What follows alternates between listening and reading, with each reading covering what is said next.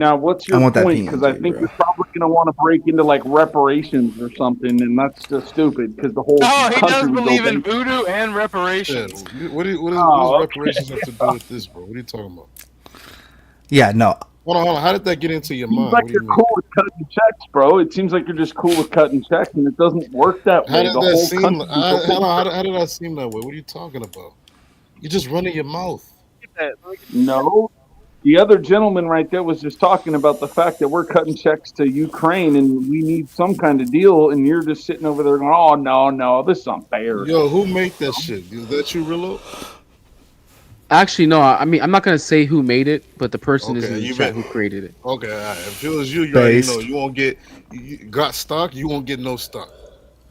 I didn't create that. Actually, someone sent that to me. I'm just not gonna tell you who. Oh, stop putting Stop. them names I on know your who sent it channel, because bro. they showed it to me. Well, It's the same they person. listen. It's the same I'm person not who gonna. made my profile picture. I don't get halted, man. Hold on. Let me just say this real quick. I don't get this. I don't even know who that is. But I think he's Oh, pissed shit. because Halted, please call it. I think he's If he mad. wants to, I'll drop the Halted. link if he wants to. It just Bro, also I think you can I crash think out. he's Just don't crash I out. think No he's hard R's on mad personal because page. I predicted the downfall of New Frontier, and he still has that logo up. Oh on his avatar. my fucking god. I predicted that. Rent free, bro. about to start charging rent. I'm about to start charging rent every time you fucking mention that, dude. You said why did you It's been like what? bro. Why did you mention About 3 months now. About 3 months? It's been Why- 3 months. Let it go, bro. We didn't think about you.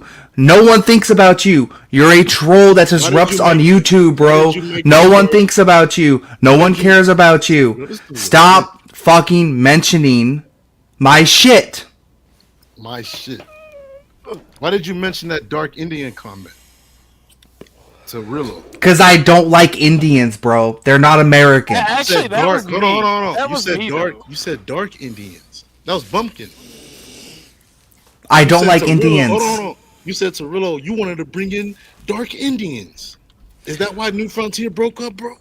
Yeah, bro. That's why New Frontier broke up. Yeah, I Actually, know no, it that's is. not what he said. Actually, what he said was you want to bring in Indian men. That's what No, he he You said wanna bring in dark- Indian he said men. dark-skinned Indians. No, he didn't. No, he So didn't. you want white? He You didn't want say that, light-skinned actually. Indians, Bumpkin? No, I don't want any Indians. No. Hey, I get mad if there's a South African in America, bro. I don't care. I'm glad you woke up, bro. I'm glad you woke up. You said dark-skinned Indians. Oh, So you're fine with light-skinned Indians, ain't it? Or white-looking Indians. No. I'm about to put my I mean- cash app up in a second, bro. I mean, Put your fucking Cash App up. You know what? I got your Cash App on rock. What am I doing right now? Why am I doing this? I'm about to Yo, put Rillo, it make some bread, up, bro. man. Make some bread. I'm trying to be cool with you, King Shinar, but like I want to play the video. Make your and bread, bro. You don't answer questions, and I want you in the You panel. tried it. You ain't getting no more Sauter, can you spice please shit. play the video, No Sauter? more. Sauter, please. Please Please redeem play the the I video. didn't even hit you up. Please play the video. Shut up, please redeem. Hold on, Please redeem. You haven't hit me with what? No, I haven't hit you. I mean, I just forgot about you. I don't even know if you even taking those plays or nothing. But I mean, I read your plays. I read your plays, Be bro. brave and be brave. It's JRillo2391, right? Yeah, Yo, don't try it, it bro. is. Don't try. I it. read your King Shinar. Don't try I it, read bro. your plays. My only thing is, I have a gut hold feeling. on, wait, don't even say nothing. I have a gut feel. You can't tell me to hold on while I'm on my show, bro. I Go read ahead. your plays. The problem is, my gut feeling is that you just want to use me as a guinea pig because you're not showing me your trades. And I don't. You haven't shown me a portfolio to know whether or not you're valid. Okay, Well, because I'm not an expert at options. Granted, but if someone's sending me stock advice, the people I follow, I see their portfolios and I see their trades. And I see what their gains are from day to day. I'm not gonna show you my money. You know, I still don't really trust you like that. Okay. Oh, well, Yeah, so you're then, all part right, of, then you can't expect me to listen to your plays. Yeah, but you can. As if your you can plays are back test it. gospel. You back tested it, right? You seen it. Anyway, it's all good. All right, King Shinar. All right, if anyone, Literally unless 10 anyone out of in the 10 chat, plays I giving you worked out, right? Besides the test, the control plays that I put okay, in. all right. Here's what we're gonna do. Okay, King Shinar. Unless you have a guardian angel in the chat, you're gonna get set. I'm gonna do Bumpkin a solid and give him an hour. Yo, just continue the video, bro. Just he continue paid. Okay, we are gonna continue the video. All right. But before we continue the video, all right, we gotta show some love to wanted to Bumpkin. ask y'all if I read through that deal. Well, hold on. You know, Okay, so the gas prices is going up. The rent prices is going up. The fucking grocery prices is going up. The prices of everything is going up. So you know what that means? The price of pussy gotta go up too. Yes, yesterday's price is not today's price. You heard me? Yesterday's price is not today's price, okay? If y'all gotta pay more for gas, you gotta pay more for this ass, alright? The price of rent is through the roof. If I gotta pay more for rent, you gotta pay more for what you gotta spend, okay? And that's motherfucking period. The price of pussy is going up. Everything going up. Everybody want inflation, inflation. Y'all want. As they say, they not like us. That's how you, bro. That's crazy.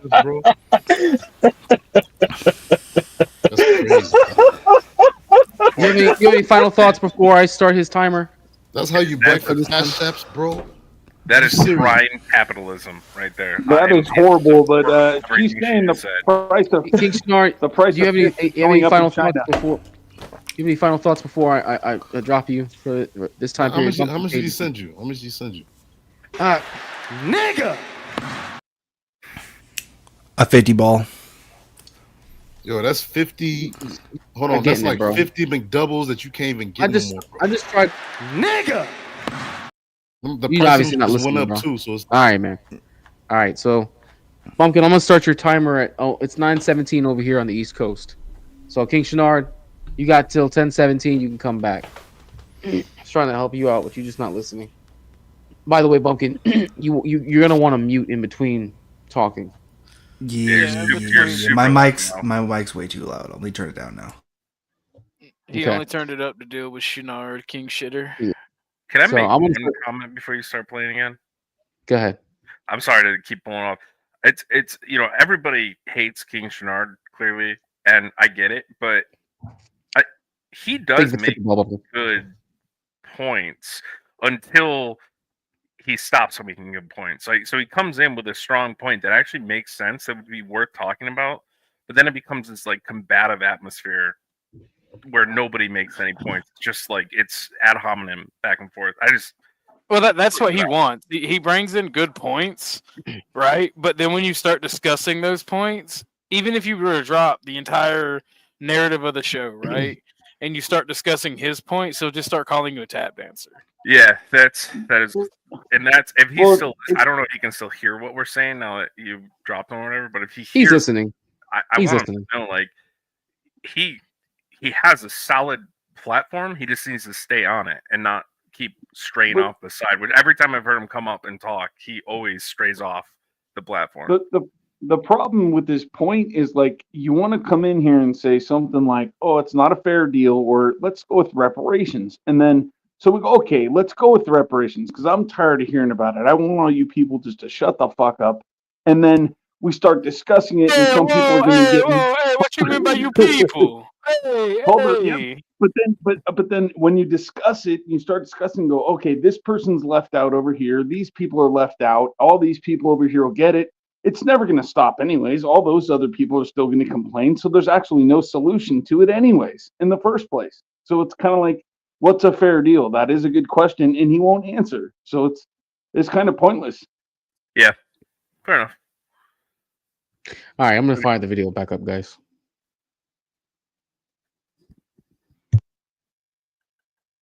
I thought that was going to work. It didn't work. And not all, I'm sure that the United States president will not stop support. This is crucial for us. It's important for us. Yes.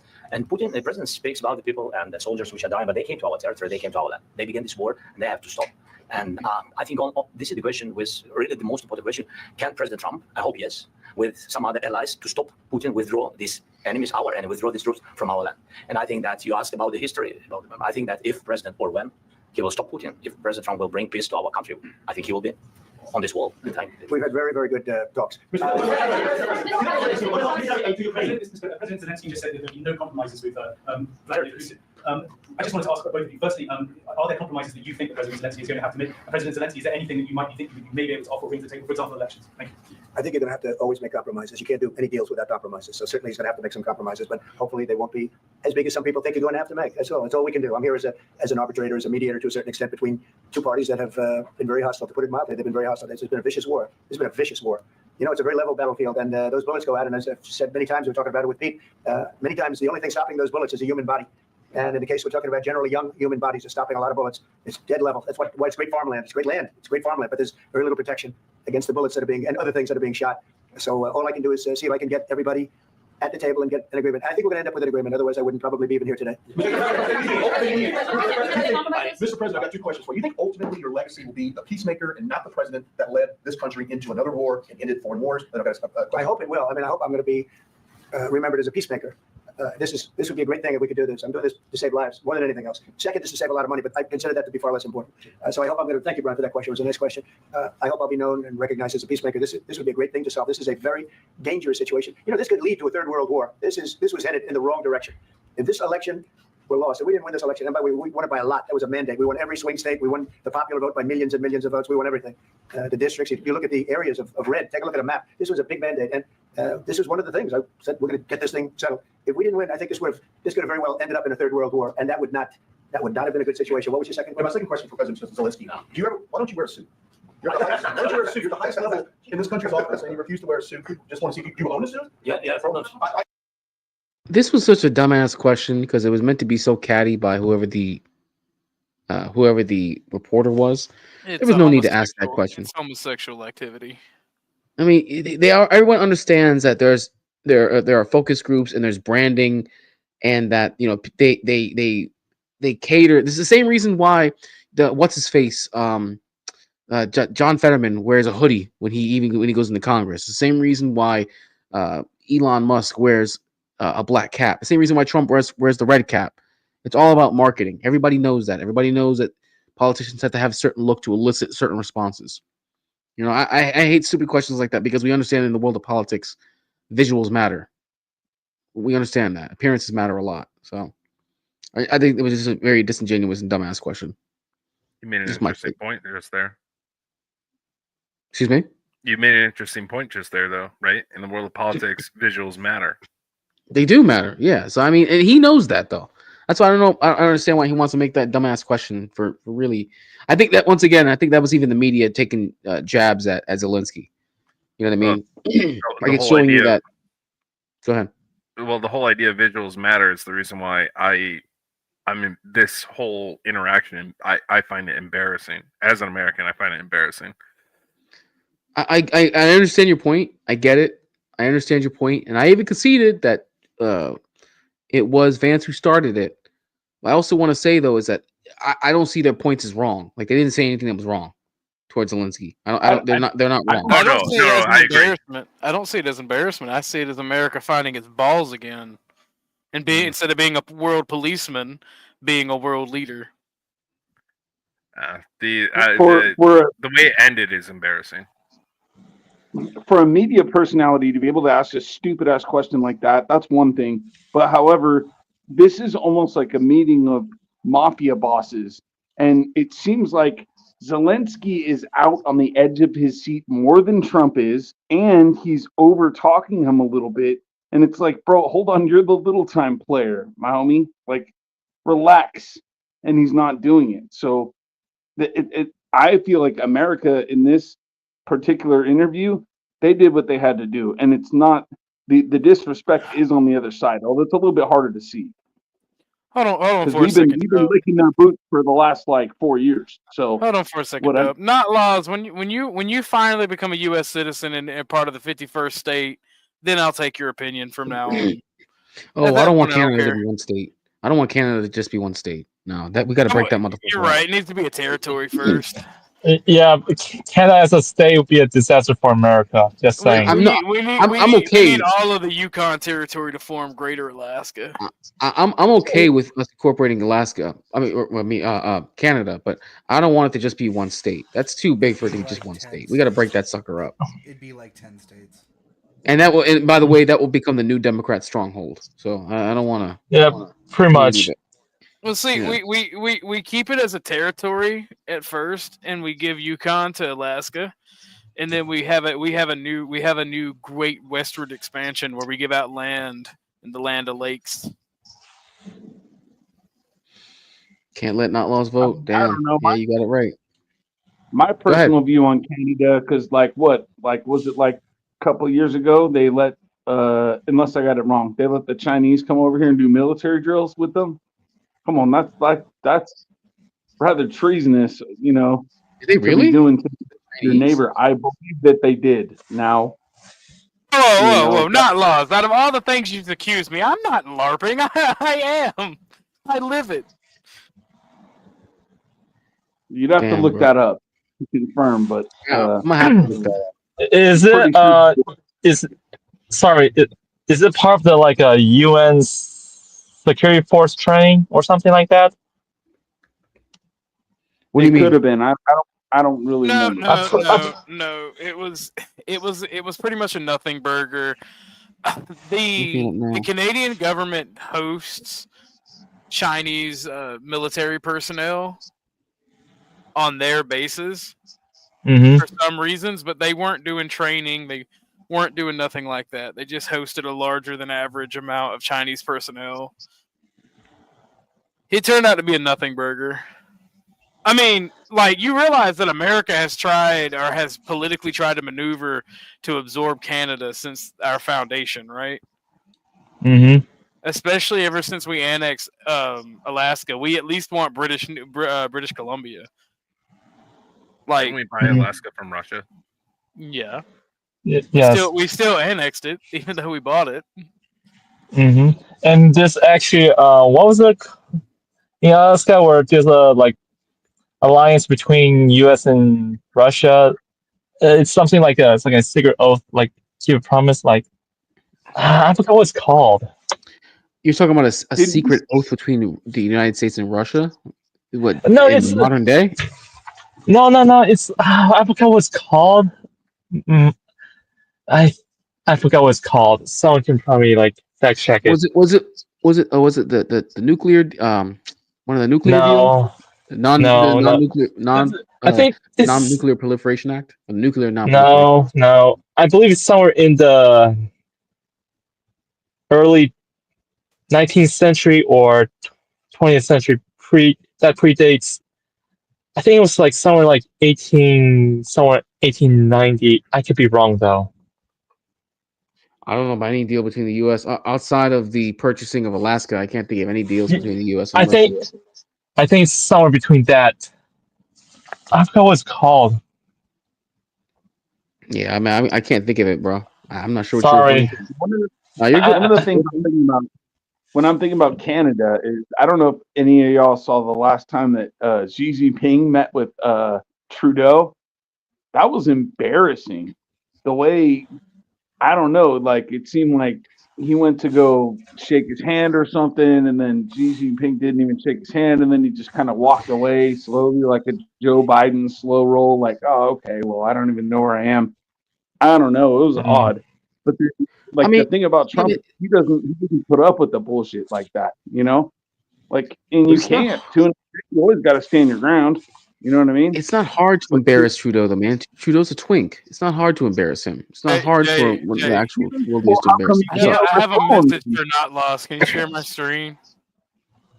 You have a message. You're not gonna whip your dick out, are you? No, Please don't do that. No, I'm not gonna do that. This is your future. When you are all alone, maybe. I hope that doesn't copyright me, but we'll see what happens. Come on, it dude. shouldn't copyright you. That is the future of Canada. All right. What were you gonna say? It didn't copyright me when I played it. Okay. No. What were you gonna say though? I actually hope not. I mean, Canada, they got some pretty strong people. At least I know their truckers stood up when they were throwing down all these vaccine mandates and all that crap. At least their truckers stood up. I was watching it for like 2 months. There's some cool ass people up there. Bro, I got nothing wrong with Canada whatsoever, bro. I'm 100% pro annexation. I got nothing wrong with that whatsoever. I think that's a great idea. Great idea, but there's gonna be more. Sorry, please continue. No, you're good, Robbie. Go ahead, bro. You're good. Now, if annexation of Canada did occur, like, what would be the long-term effect? That's the thing. Well, for one, if I saw and if we really did annex Canada, for one, you have to break that sucker up into multiple states. It cannot just be one state. Hold on. The Mm-hmm. short term benefit that would lead to long term goals are rare. We double our rare earth and uranium and oil deposits. Mm-hmm. We double our farming capabilities. We also double the land in which that we could have a whole nother westward expansion where the government just gives That's what I was land thinking and of. lets people go. Like a New Age homesteading act. Yeah, Mm-hmm. there's plenty of reason to annex Canada and have them as a territory for the first 10 to 20, maybe 50 years. Now, are people going to want to live on the edge of the Arctic Circle? I don't know about that. No, they're going to want to do that. Let's see. Free land with New Age government subsidies. Hell yeah, they would. I bet you they would. The only thing that would stop that is if they wouldn't build railroads. Oh, you'd have to. No, you got to, bro. You have to put modern infrastructure in. There's no way. Yeah. No. You would not even you. All you need is railroads. You wouldn't even need a highway system up there. Connect the towns via railway link, because it'd be cheaper and better than having to have an asphalt road like a sealed road system. In all seriousness, and somebody said on my channel, my friend King of Arkansas said annex Canada would mean leftist politicians win every year without fail. Just don't let them vote. And that's not necessarily true. A lot of people in Canada, because I speak to a lot of Canadians, and a lot of them only hold these beliefs because they feel like they have to, or because of certain Canadian politics that would go away. That would go away if Canada was annexed. Like, if you think America's racist, and I wonder if not laws would admit to this, since you don't mind coming at me. I wonder if he would admit that the racial politics in Canada are much more worse than in the U.S. because not only do you have whites versus blacks hating one another in Canada, you have the French hating everyone else, and you have to pretty much, whenever you're on TV, introduce yourself in like 3 different languages. Like, it's wild.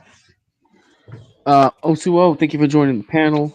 I was watching some of your previous for your latest stream. I already know that you're up to date with what's happening here. We are going through this is the full conference, the full discussion from end to end. Today. By the way, whoever's got the turn signal on, could you please turn already? Sorry, that'll be me. I'm driving.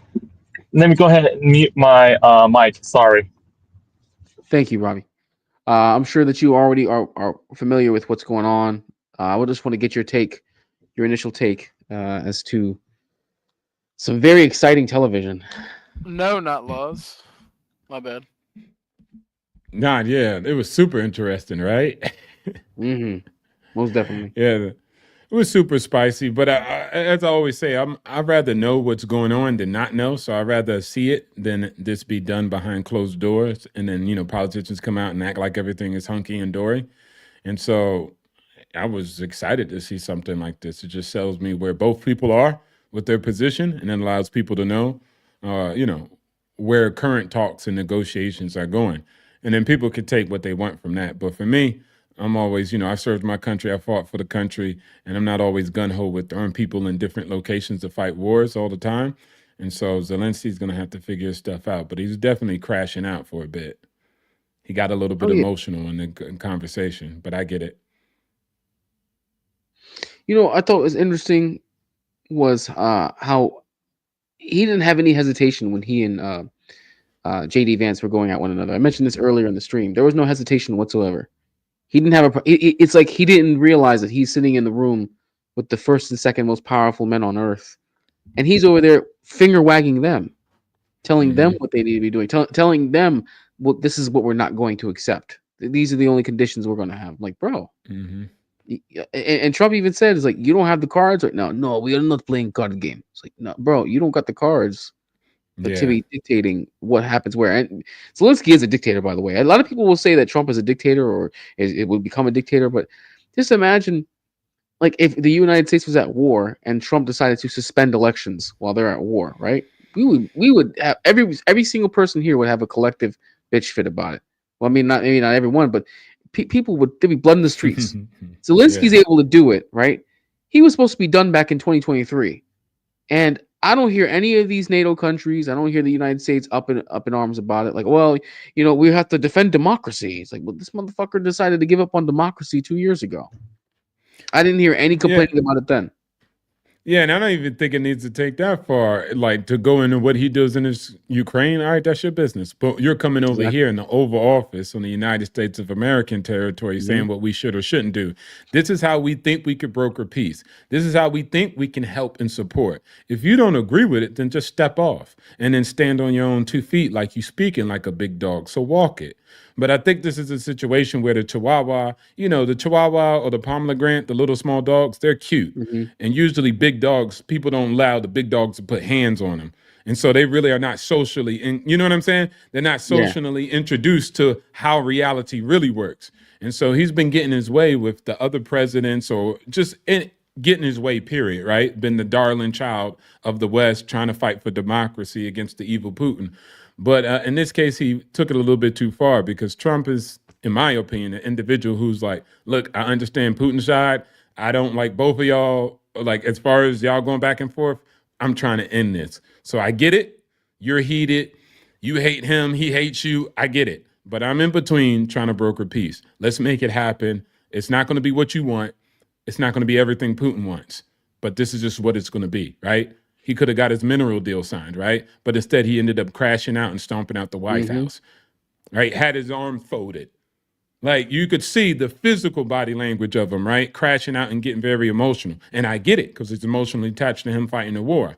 But net, you're still crashing out at a moment that's very pivotal. You came over here not to crash out. You came over here to get what you needed. You didn't get everything, right? What's going to stop you from guaranteeing that Russia won't invade us in the future? We can't give guarantees like this. This is war. Welcome to the real world. You get what I'm saying? And instead of even getting at least the basis of a security deal done, you get nothing now. Now you just get nothing, and you get kicked out. And you look. Go ahead. And if I was Putin, I'd be like, attack! I would crash out. I would go in even more after that. But go ahead. And I think a lot of people don't want to throw. They won't throw this monkey wrench into the mix. But I've looked at websites to see what like Russian Orthodox thinks about Kiev, and they think the world about Kiev. They made predictions about Kiev. They want it. They want it back because they think that's a great city for them. So somebody can correct me if I'm wrong. I don't think it's going to happen because I've looked into it. It's tough to find, but I found it, one time, and I'm like, I think that is a monkey wrench most people don't want to talk about, but it's in play. I guarantee it. Wait, they want it back. Did you say that Zelensky suspended democracy? Keep in mind, there were supposed to be elections back in 2023. He only gets a 4-year term. They didn't have elections. So they suspended elections. So they suspended elections. I said that. Switching sides, boys. Switching sides. My bad. All right, Bumpkin. Hold on. Wait a minute. You get back over on, Bob? here. Oh, you about to fly? Oh, snap! Yeah, you're kind of loud over there, buddy. I hear a lot of. Sounds like you got an engine running. Yeah, you watch your mouth, you German. You understand me? You watch your mouth, you German. It's bigger. All right, girls, you're both pretty. All right, please stop. Jay, you're just mad you don't own a firearm. I do, motherfucker. What the fuck do you mean? Jay cannot own a firearm. He is a felon. I thought we were friends. What's going on? Oh, Bob, you on the plane? Oh shit, Bob, you flying? Bob, show us the altitude. I'm not flying right now, man. I'm just waiting to take an airplane. I'm getting boarded up. Got you, man. Nice.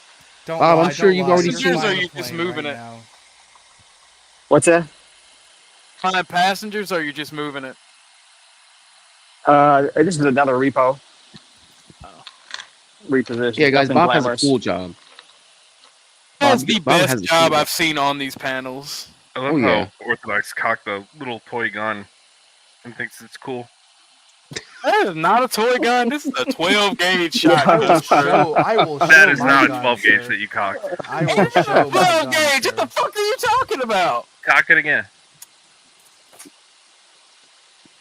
Rather, rack it again. You don't cock shotguns, you rack them. That is a 12 gauge. I can literally take a picture. Anyways. 12 gauge sounds like a little girl. Anyway. You sound like a little girl. Well, I am one, so that makes sense. No! Oh man, we got some identifiers Why here. are white people Anyways, so weird, bro? Bob, you missed it. Your boy was up here earlier, but Bumpkin decided to eliminate him. So yeah, you're late by like. Actually, it's almost 30 minutes now. He's been gone for almost 30 minutes. He got knocked out. So how much? Unfortunately, and he was up here causing chaos like you like, but you just weren't around. Look, I know this just goes to prove my point, not Luz. I also happen to love Bob. I know that he's secretly a white man, but still counts. He's a white man that puts on blackface every single day for sure. Not even. He just got the camouflage on. He's one of our deep cover for the White Empowerment Council. He's deep cover agent. The oppression. Calvin, that's council. very rude.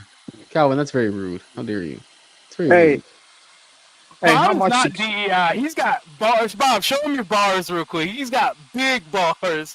Look at them bad boys. Nah, I got hired way Go ahead, back before they had the DEI stuff. I got hired, man. So no, I'm legit. Bob, think I'll show you a DEI hire. Do a barrel roll. Go ahead, Bob. Plus, if you can look, I got somebody. I got the white color next to me, so we're definitely not going to crash. There you go. That's messed up. Hey, listen. How much to bring him back? I hate you.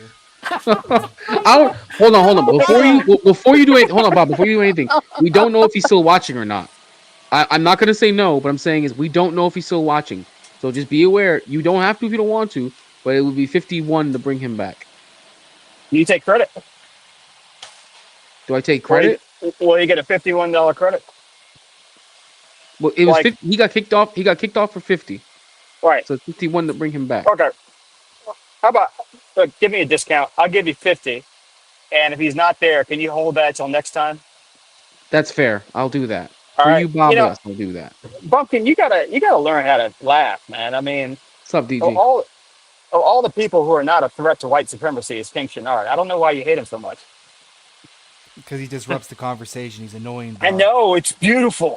Look, he's a speed bump at a NASCAR race, man. It's great. You get to see things fly around and whatnot. I understood that, and look, I want you to understand. All right, when Earnhardt died, it was like 9/11 for Appalachia. All right. By the way, Bob. Yo. I don't know how true this is. I was told King Shenard said I'm scamming you. I don't know how I would be scamming you because I've literally told you like I did right now. Don't send me money because he may not be here. So I just wanted to make that clear in the event that you thought you were getting hosed. Bob never said it. That was Shenard. That was an accusation he made on my stream. No, Jay really does strike me as the type to do that, man. King Shenard likes to cause chaos, which is what I love about the guy. I'll send over some money if he's there. Great. If not, keep it on the credit. I got you. I got All right, you. Yeah, I got you. No matter what, of course. It's important for people like him, to have a voice in this world that kind of silence the voices of people of color. So.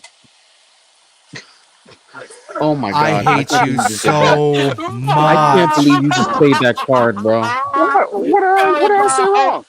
What did I say wrong? No. Bob is right, bro. Bob is right. The power of white supremacy to silence unoppressed colored voices is terrible. Look at Bumpkin throwing money to silence the black man. You're right, disgusting. Bob. It's disgusting, on Bumpkin. Black History Month too. What's wrong with y'all? Bob, weren't you just on Twitter the other day and you called CT the N-word? Like, legitimately, like 5 times? Say it. It's his word. It's their word. Oh, you saw Bob you saw that? pretending to be a Oh white yeah, man? you saw that. Some people bought it, some people didn't. It was funny though. Yeah, The fact that I was some cussing people out buy CT. that at all is wild. I was I never cussing out saw it. CT. Oh I man, think I was it's working on that day. Toronto. I think I was working that day. Oh, Jay, you got to tune into a CT Twitter Bro, I mean, I don't space. always get to see it, man. I don't always get to see all the shows now. Yeah, the Twitter Oh. space is even more wild, bro. The Twitter space is even Oh, it was more a Twitter wild. space? Yeah, it was a Twitter Oh, wow. space. Yeah, they're even more All right. wild. Oh god. CT now no longer gets to choose between who has an avatar and who has on cam. Now he's got to let everybody on now. Oh my god, bro. Shit, I should have been on there. I should have been joining him. I can't believe that kid said all I need is one white brother. Bob. Oh my god, Bob! I would if I was you, dude. I would have went on camera going, "That's right, white power." Why am I getting canceled? Why am I getting I wanted him to think that he had somebody on his side, man. That was great. I thought that was funny. So You know what though, man? I will say I don't mind having King Shinard up because when he wants to have a serious discussion, he can have a serious discussion. Troll just brought that up. It's just that sometimes, man, he'll take a great Bob, you've seen this. He'll take a great discussion that is legitimately an in-depth discussion. Everybody's involved. You're on topic. It can even be a very intellectual discussion. And then King Shinar will just show up and then just fuck it up for no reason. And it'll be a great discussion, and then King Shinar will happen. He's like a force of nature. It's like, oh, you happen. Jay, pull up King of Arkansas's comment at 9:44. I saw that. He said cancel me, and then Bob Lives Matter. No. Before those. Oh, okay. Dying was worse than the Ukraine. Oh well, damn. That was funny. That's a fact too. Raise hell, Braisdale.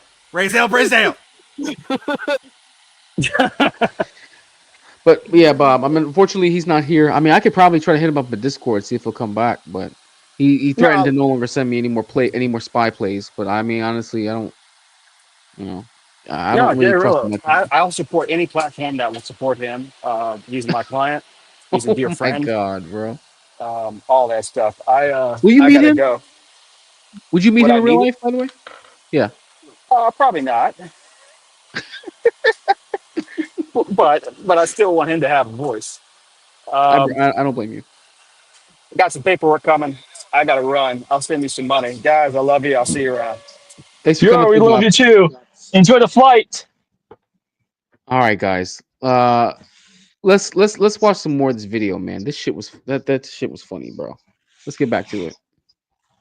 A lot of Americans have problems with you not respecting the identity of his office. I will wear a costume after this war will finish. Okay. Yes, maybe something like yours. Yes, maybe something better. I don't know. We will see. Maybe something cheaper. But yeah, thank you. Thank you, President. You said yesterday that are you going to send more arms to Ukraine in peace? There's no peace. Yeah, we're going to have arms to Ukraine. Yeah, sure. Hopefully, I won't have to send very much because hopefully we're going to have it finished. We're looking forward to finishing this quickly. We're not looking forward to sending a lot of arms. We're looking forward to getting. That was the wildest part when I heard this live was that he actually said we're going to send arms. I was like, you motherfucker. That part actually I did kind of feel salty about. I was like, how the fuck are we ending a conflict that you're going to send more weapons to?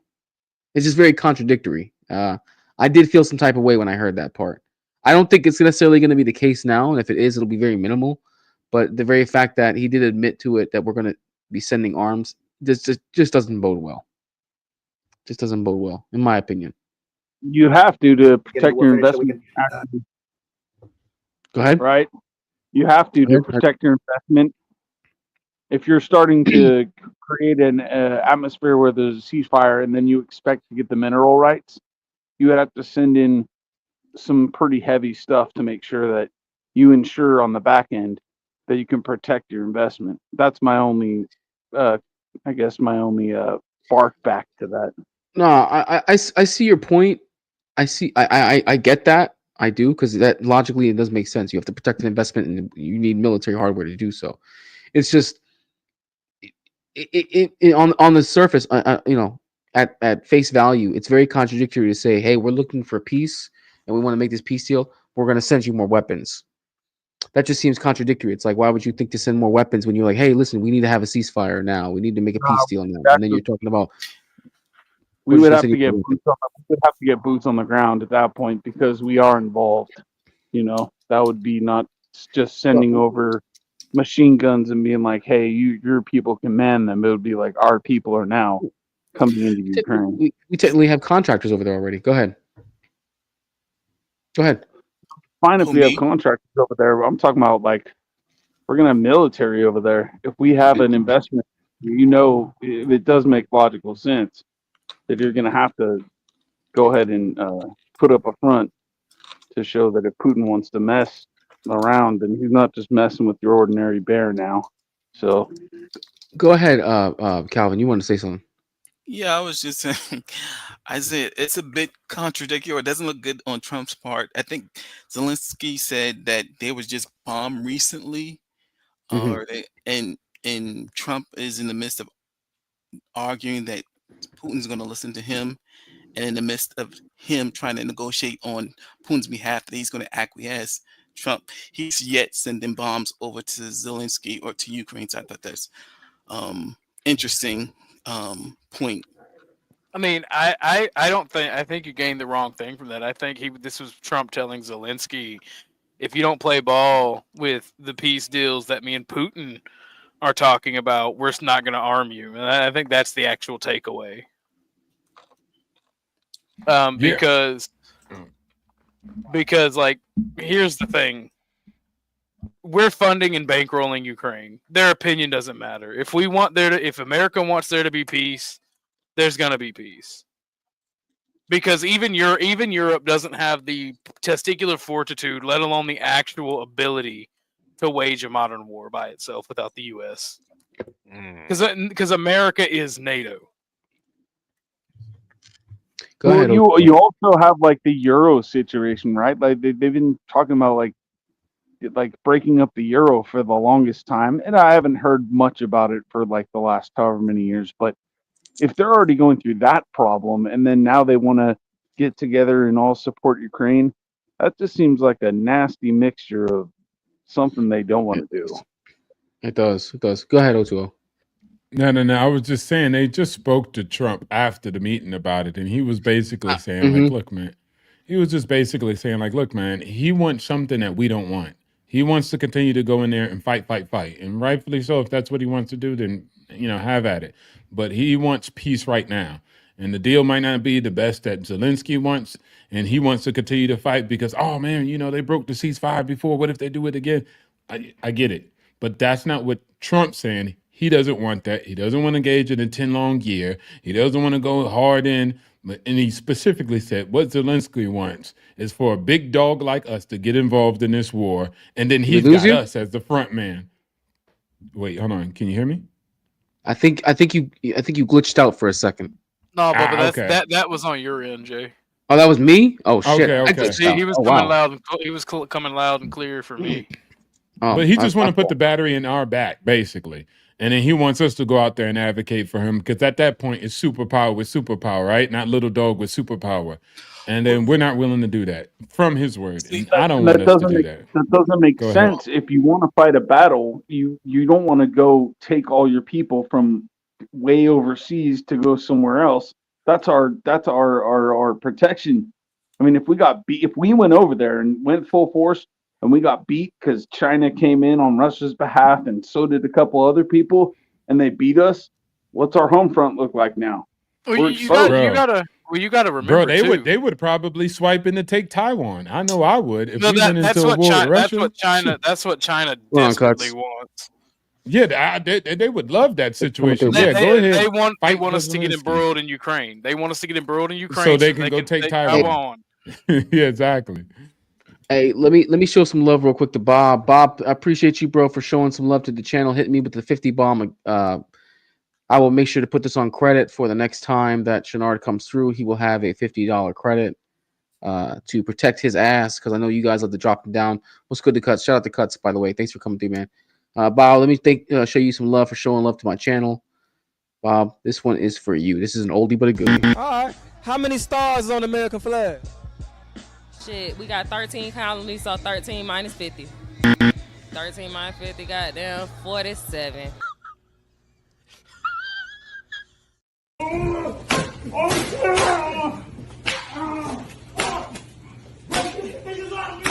Whooping his ass down. That's called whooping your ass. That's called whooping your ass. Once again, big shout out to Bob. Thank you for showing some love to the channel, bro. Whooping his ass. Goddamn 50 subtract 13, goddamn 47. That's a real, that was back in the day, bro. Well, yeah, World Star Hip Hop is GOAT, bro. I love I've World never seen that video. That is funny. You got to, bro. It's on YouTube. I'm telling you, you will not regret it. You will not regret humanity at its finest.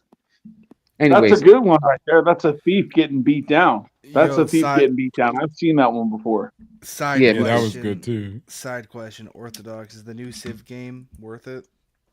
Oh no! Do not get the new Civ game. Do not buy Millennium. I mean, like, don't even play Humankind. They're all garbage. They're all the same game. Ugh. Get Warhammer 40k or Helldivers so you can play with me and Jay on the next stream. yeah, Oh my for real though, God, bro. I already have Space Marine 2. Helldivers.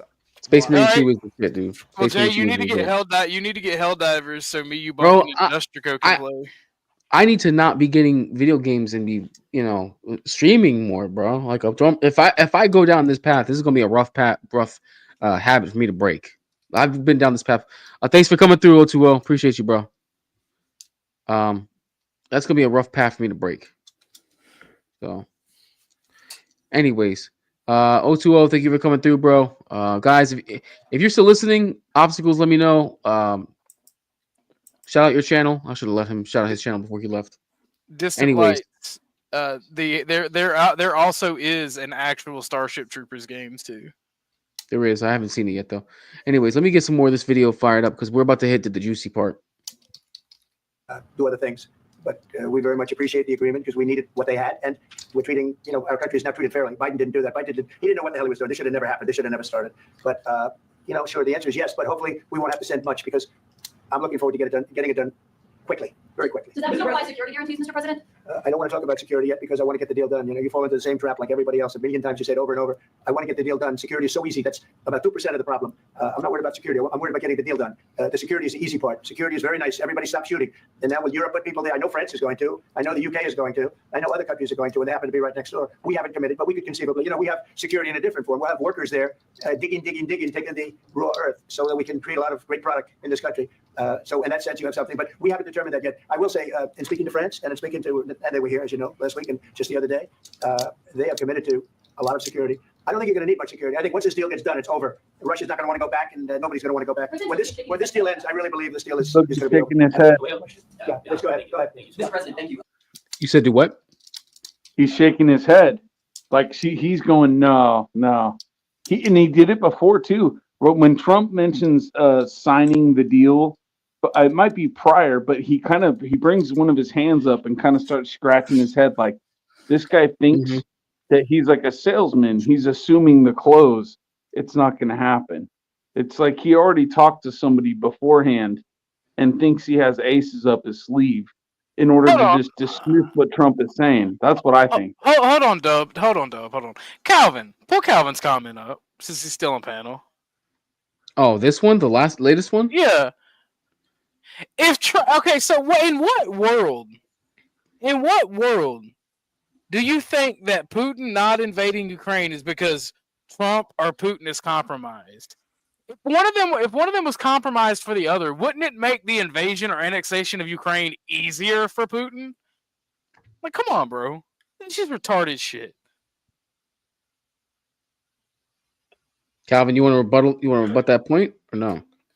No, but Trump is going to prove exactly what I say towards the end because he's going to show his card and show us just why he's Putin's puppet.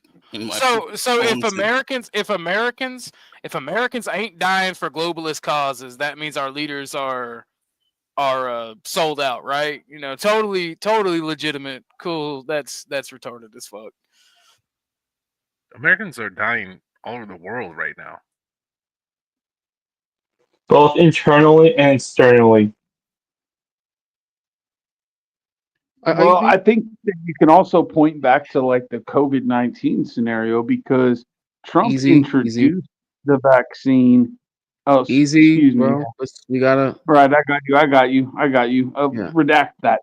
But so Trump was the executor of that, and then Biden was saying, "Don't take it." And then Biden took office, and it's like, well, take it, but not only take it, but we're mandating it. So, I mean, within all that mess, it's a little hard to see what I'm saying, but come on, man. Like, Biden's administration allowed all this stuff to happen. Let's be honest.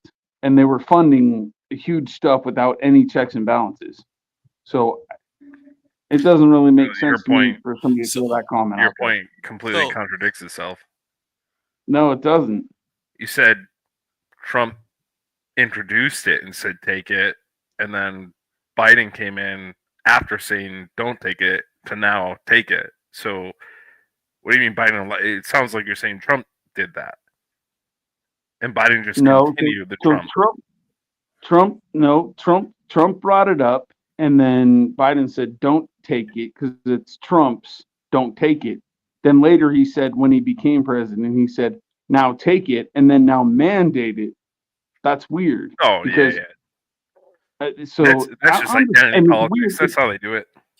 This is a stretch out. Like it's a really tough comparison to make. If you can see it, you can. I don't want to spend 20 minutes on it, right? Because that's going to throw everything off topic. But I mean, I don't see the connection between like Trump and Putin, being in bed together or nothing. I don't see it. You look at SNL, bro. They were making jokes about Trump and Putin. And then all of a sudden, Biden gets into office, and no jokes are made, and it's kind of odd because the guy was giving away free material every single day. I believe he was, anyways. But Lauren Michaels, I don't know, is leaning towards Biden's side. Isn't it odd? There's a whole bunch of stuff going on right now that's just like tough to understand what's what. We got somebody who popped up on the panel, King of Arkansas. Thank you for joining us, good sir. How's it going? Can y'all hear me? Yeah, you're loud and clear, bro. You're loud and clear. What's up, Bubba? I thought you was done with panels. I thought I was, but then people started saying dumb stuff, and I was like, man, I really got to hop on this. So, how's the weather in Arkansas? It's going good, actually. Today was actually really warm. Like, I didn't wear a jacket today. I wore short sleeves, no jacket. It was honestly really good weather today. So. That's a blessing. That's a blessing. I'm very jealous of you. This is your first time on the panel, sir, so I'm gonna give you some, show you some love, let you have the mic uninterrupted, and I would like to get your take on, today's events. It was very interesting television. We luckily had an Oval Office soap opera. Yeah, and, we did have. this is gonna be content for like the weekend right here alone. So I just want to get your initial take, bro. You said you heard some dumb stuff being spoken.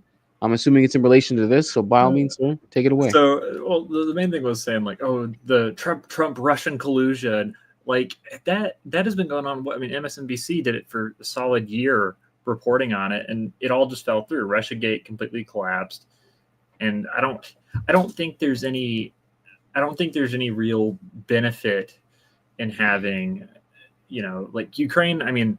The mineral rights, sure, that's probably worth it, to be fair, if you want to make a protection deal. But the issue is, let's just say we do agree to protect them, but then Russia doesn't back down from Ukraine, right? For the past 4 years, we've had basically all of NATO's stockpiles of weapons go into Ukraine to keep it afloat, right? The only reason they are still existing is because of the, the Javelin missiles. And pretty much all the American goods and equipment, right? And not just American, but pretty much all of NATO. If you look at the stockpiles of pretty much all these countries, including like artillery shells and a bunch of other things, they're all spent. They're all we have used all. NATO has used all of its resources at this point. The United States could go into like military overdrive, and we could probably make enough to continue it. But the issue here is that I think it weakens us, right? And I'm not afraid of a U.S. mainland invasion. That's never going to happen. It's completely impractical, right?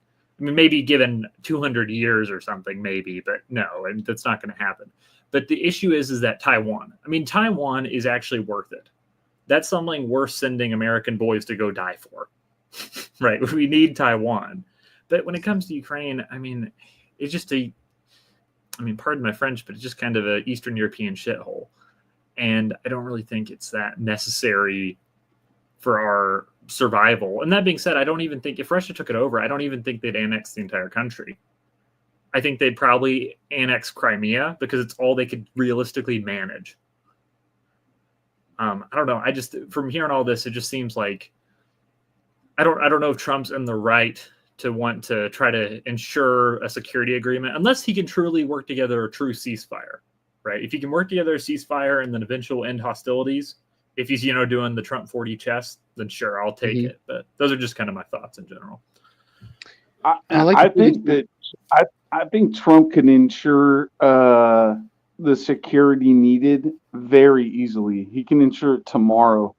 Have you seen like and the all of NATO? Have they been able to do that for the past 4 years? Well, the thing is, I mean, we look back to the past and we can look at kind of who has the backbone, and I think that everyone can agree that America does.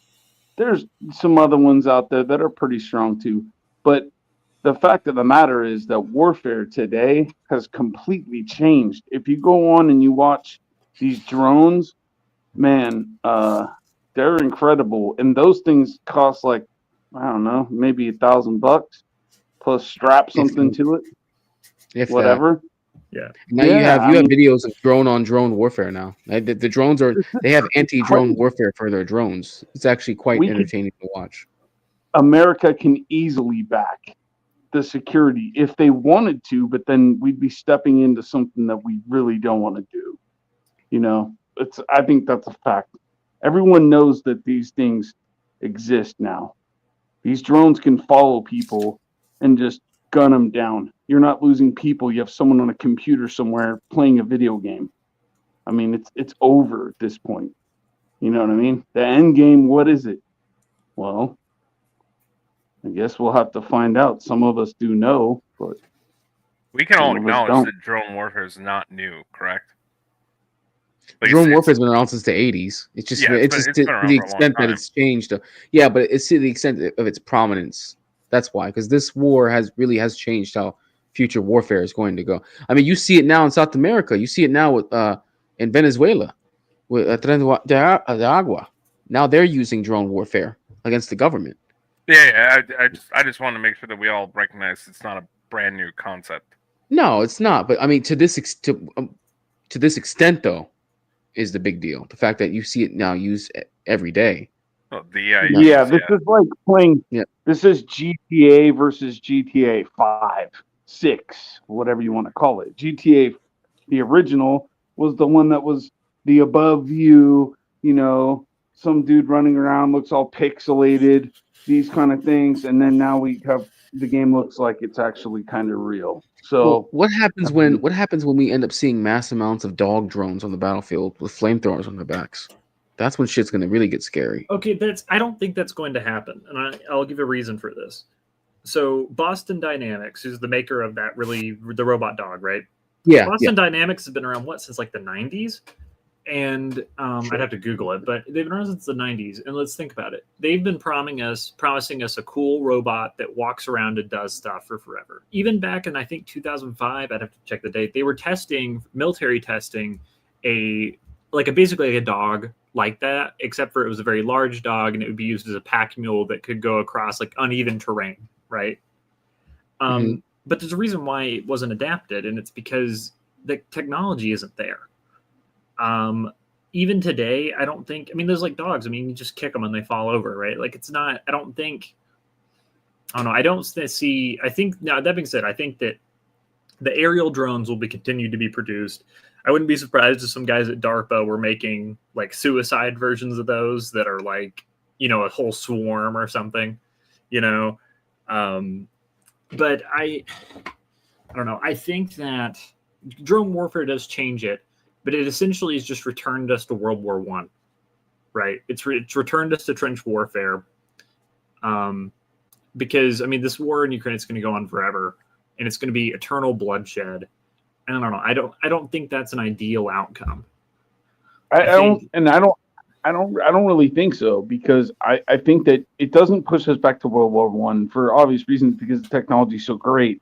However, you have to it's a neo war thing. Well, like a neo, yeah. I'm not saying it's going to be a direct parallel to World War I. I'm just saying that. Okay, but here's the problem that I'm thinking about is that if you think that this technology was prevalent or anywhere near that or made up in the 80s, you haven't even seen what they've done since the last time they set off. Well, no, we have had drone technology since the 80s. That's a fact. There's always going to be innovation. in these Right, technologies. but what do we? My point is what do we have now? You haven't even seen it. I've heard that they have like lasers that like I don't know what is really going on with that. I don't know if any of y'all have heard of something like that where they got like You mean lasers on these ships. the Dragonfire? You mean the Dragonfire laser from the UK? No, he's talking I don't about know. the anti-missile defense on naval warships, which has also been around for about 20 years. But it's Yeah. for Alright, whatever so what reason do we just really only have, though? becoming. That's What do not we an have energy now? weapon though. But that's not an What do energy we weapon have though. now? The laser you're referring to is not an energy weapon, if that's what you're thinking. No, there is weapons that will basically like heat up whatever's coming towards the whatever's coming in an enemy craft. Let's say you can shoot the Yeah. laser at it, it'll warm it up and blow it up or whatever. And if that's been around for 20 years, my whole point is just like think of I mean, they've been working on these things and spending money for the last 20, 40, 50, however many years. What do we even have that has not been revealed? Because they got, you got hypersonic missiles. Okay, well, what else do we have? I All don't the think stuff under the cover. I think a lot of that gets to, not that I'm not a conspiracy theorist either, but I think a lot of it goes into this idea that we have a lot better technology, but we're really just hiding it. I mean, I think if the technology is to such a point that it's super viable, then we would already be using it. Yeah. Because if I don't think so. and by the time you're producing it and making it in the factory, I mean, enough people see it, somebody's gonna say something, right? Well, but the problem is this. And the reason why I disagree is because then it will really start hitting people. What's the point of life at this point? If somebody introduced the biggest weapon ever, then everyone else would know that they basically have to bow down. And so what's life worth at that point? Because one country or one person is going to be able to dictate to everyone else what it is they're allowed to do, so on and so forth. If you see where I'm going with that. I mean, what kind of a weapon? I kind of agree with that. I mean, what kind of a theoretical weapon could do that? I mean, nuclear bomb is already what we have, and I don't think there's anything stronger than that, right? Unless you're talking about something like shielding at that point, bro. You're talking about like energy shields at that point. During that time, but because nuclear bombing, that's dirty though. So if you blew that up and that was your, let's say, U.S. fired one at Canada, well now we have this nuclear fallout problem that the wind blows from the north to the south and we got an issue. Well, shit, I don't want to do that. That would make no sense. Here's my problem with the nuclear question. If someone's typing very loud, whoever that is, please, if you wouldn't mind. Here's my problem with the nuclear question is that every time we bring it up, it's like, well, okay, well, what's more powerful than a nuke? And then we start talking about nukes being utilized. It's like that becomes untenable. It becomes an untenable argument because nobody on either side, whether they have a small amount of nukes or a large amount of nukes, wants to use them. Nukes are bullshit because everything now is all about. I mean, I want to use them. You get what I'm saying, though. I don't. Okay. When nukes start flying, everybody starts going. It's just not tenable because no one wins in that situation. Even people in bunkers who have like Fallout style shelters to live in, you're not really winning. You're just surviving at that point. So when we talk about like weapons that would be like destructive, we're talking about something along the lines of maybe like an EMP weapon, maybe like energy shielding. Honestly, biological would be the way to go because you'd be able to destroy your enemy without destroying the infrastructure. That's probably something you could think of. Neutron bomb, baby. That's like 12 Monkeys style. They already have most of that stuff, though. I'm sure they do. I don't doubt that. But what I'm saying is like it doesn't make any sense to bring up the nuclear question because there's so much destruction that comes with it that it makes no sense to use those weapons. If you wanted to use a quote unquote nuclear option, it would be something that would be less destructive, so to speak. Let me pose this in a kind of a funny kind of way, right? Why would I want to destroy like all of Russia? They got some pretty hot chicks. Be like, why don't you guys just lay down your arms? I want all your hot chicks. They can come over here visit me. You know what I'm saying? Whatever. But I mean, so I don't think people are in the business of destroying other people. They still find value in, Russian chick. She's hot. Whatever, right? They're not in the business of doing that. It is a business of like somebody wants to fucking rule the world. That is what's going on. You know what I mean? And it's eventually going to pile up to there is a weapon where it's not going to be, the nuke and then because no one wants to do that. If the wind blows from north to south, all of a sudden my people have problems. Why would I want to do that? That's stupid. And honestly, it might just be that the new quote unquote nuclear weapon is some form of AI that they're able to I don't know, let's say plug into that country's stock market or plug it into the mainframe of major tech companies and then let it just kind of chew up digital infrastructure inside that country and destabilize it. It could be that. You know, I mean, right now we're theorizing a lot of things, which makes the future sound more terrifying than it actually probably will be. But I've lost the plot of this tangent we're on. But you know, I mean, at this point, we're just talking about so many different wonder weapons that don't exist, or maybe they do exist. Listen, long story short, nukes are off the table because no one's going to fucking use them. If anyone's using them, then the world's over, and none of this shit matters anyways. Mm-hmm. Nukes don't make any sense. Mm-hmm. They're just there. Countries who have nukes have them mostly to say, "Don't invade me, or I'll use this shit." Essentially, super weapons are a deterrent. That's all it is. It's a deterrent. It's more like checks and balances. Like keep each other an eye, make the world stable, pretty much. All right, let me dig into some more of this video. All right, continue. Oh, my fault, Robbie. Go ahead. My fault, Robbie. Sorry, please continue. You sure you want to say what you wanted to say? I already did. He literally just said like, go ahead and start the video, and then you asked him what he said. So. Oh, my fault. We're good to go. Yeah, I think I already praised your courage and conviction to lead the pathway towards peace. Part of that involved, though, re-engaging Russia in diplomatic relations. Something the previous leaders lacked the conviction to do so. What gave you the moral courage and conviction to step forward and lead that? Well, I love this guy. Who are you with? Well, that's why I like him. One American does a great job. I like the question. I think it's a very good question. It's a pathway to peace. It's a pathway to getting something solved. And I feel that as the head of this country, I have an obligation to do that. Plus, we're very much involved. We got involved. It's too bad we got involved because there should have been no involvement because there should have been no war. And there shouldn't have been October 7th. That would have never happened. As you know, Iran was broke. They had no money to give to Hezbollah. They had no money to give to Hamas. They were stone cold broke. And then under Biden, they became rich as hell. They went from no money. He doesn't even care. His body language. 4 years. And they gave a lot of that money. What was that? I said you could tell by his body language. If you rewind like a couple of seconds, probably like 10, look at how when Trump mentions October 7th, look at he's bouncing around and like going, who cares kind of thing. Look at it. Watch. Tell me if I'm wrong. Right, let's look. They had no money to give to Hezbollah. They had no money to give to Hamas. They were stone cold broke. And then under Biden, they became rich as hell.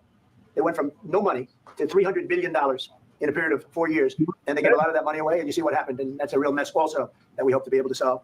But no, I appreciate your question very much. I feel I have an obligation to try and do something to stop the death. If I can answer. Yes, if I can answer. Sorry, please. And I do like your clothing, by the way. Even though I think he's a great guy, by the way. But I don't know if you two like each other, but you know what?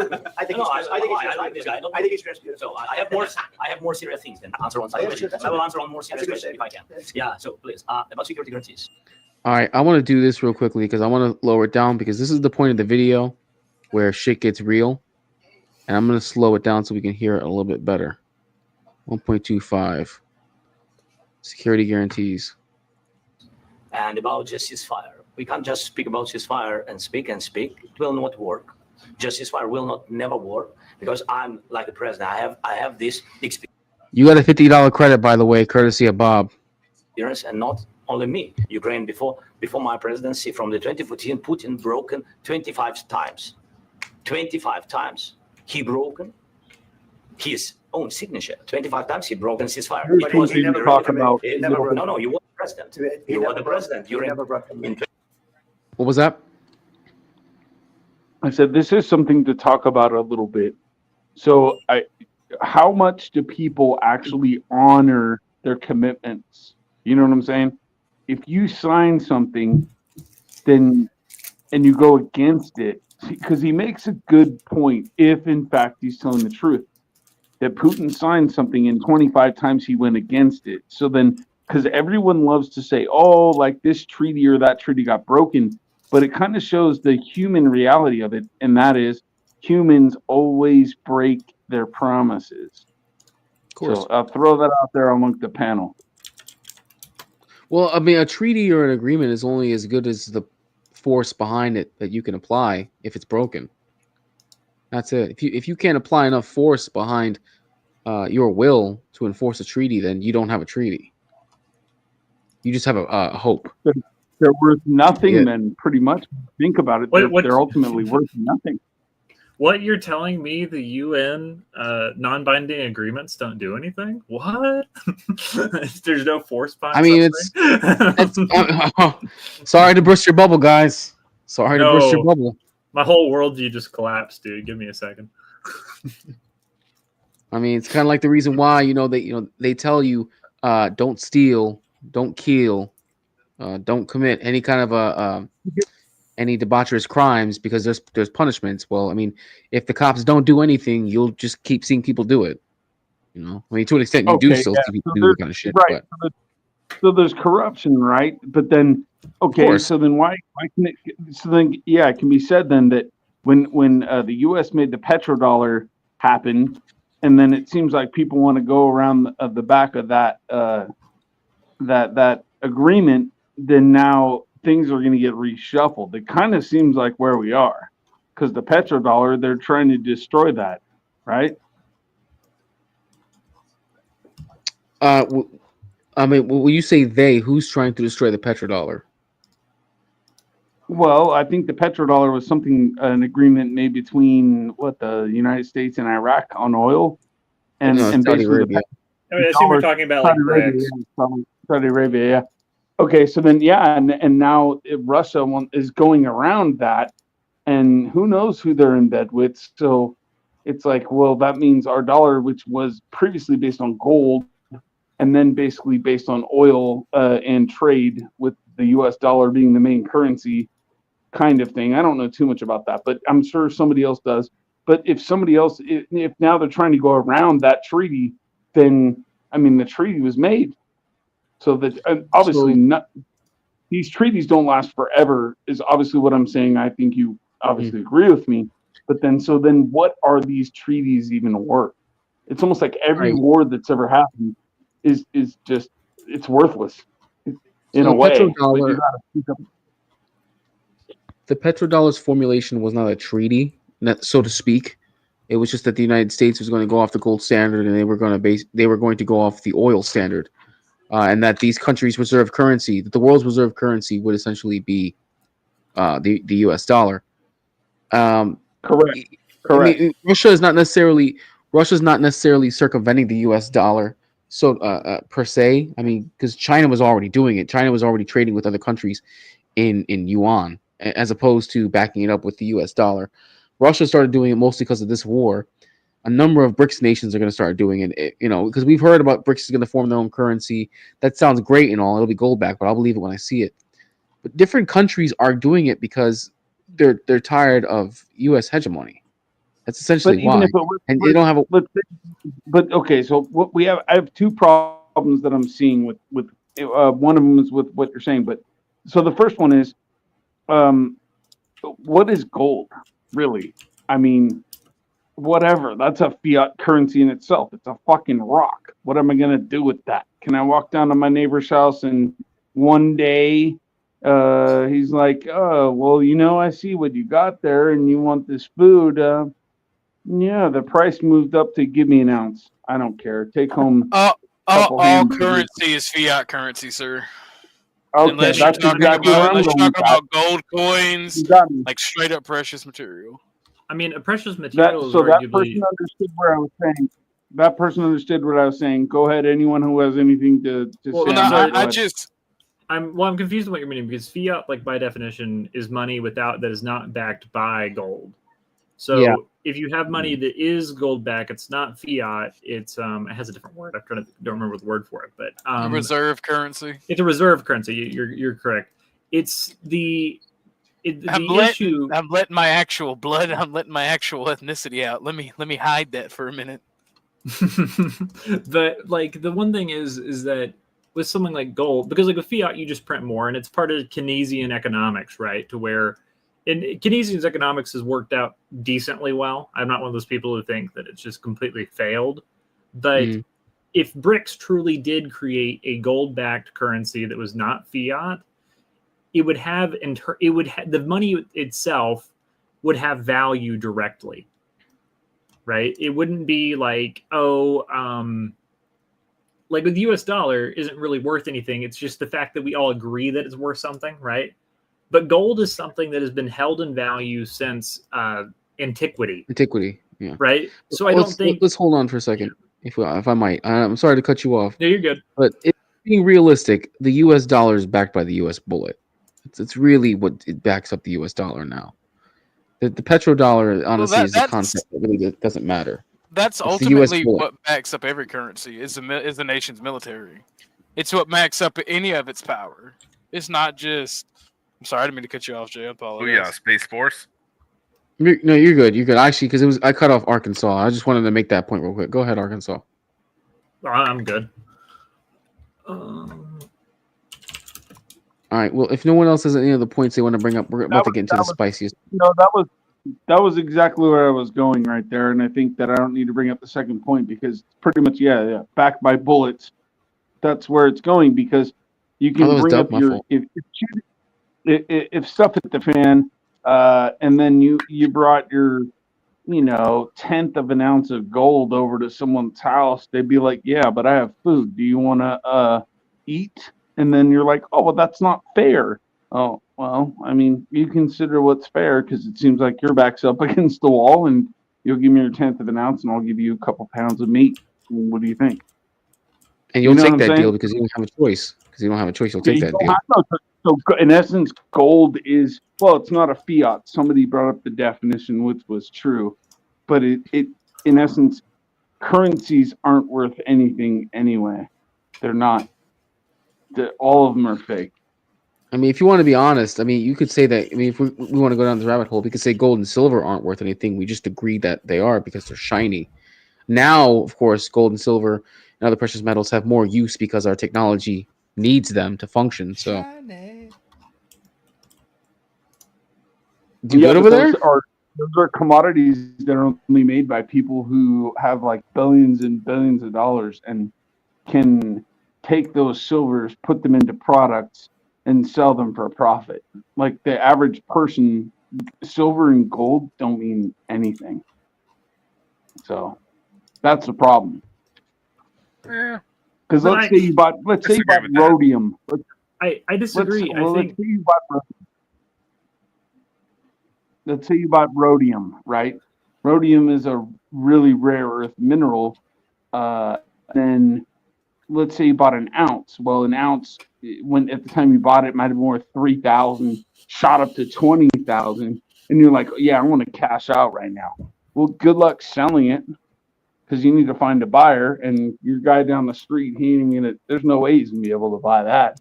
And as a matter of fact, your local metal dealers won't even buy it either because they're like, there's no way. I mean, I don't even know where to. Most of them probably don't even know where to turn and sell that to. That a person's making, I don't know, whatever. It's using cars. I know that for the what do you call it?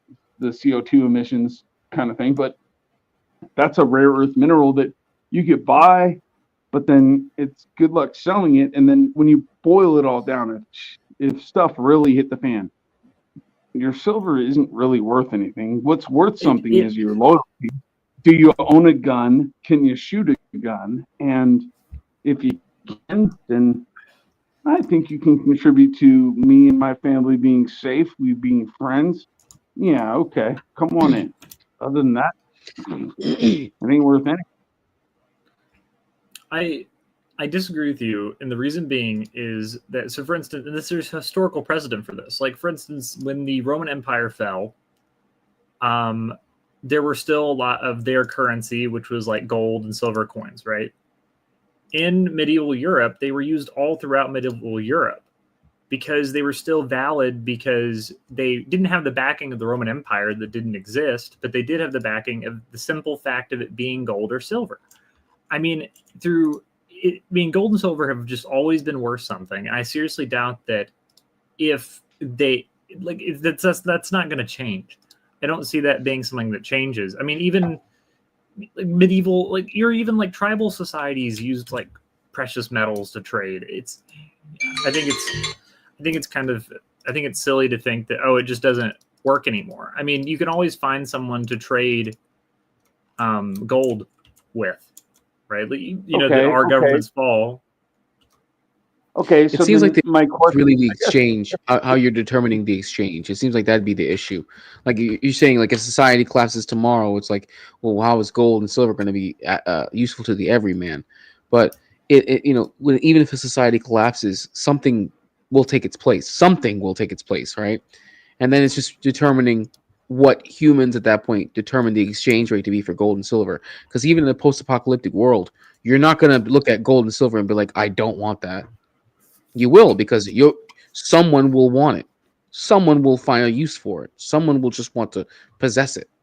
And you can here's the thing about human society too, Jay. I didn't mean to cut you off. You're right, because the first thing that humans are going to try to do in a huge collapse, like a Fallout style of collapse, would be rebuild society, rebuild that power structure, reignite industry. And you have to have gold and silver to do that. Accumulate wealth is the correct terminology, because what's your day worth? Oh, give me 3 peanuts. Well, now I'll make a whole collection of peanuts. Everybody who knows in levels of 3, I've accumulated however many days worth of work, right? It's the same thing gold is, but I don't know. I find it hilarious. And what I wanted to pose as a question is, because this is current day stuff, it's in the news. So what if they went to Fort Knox and found out there is no gold there, or it's fake, or whatever? The U.S. dollar would I don't think it would fully collapse, but it would have the value of the U.S. dollar would go down substantially.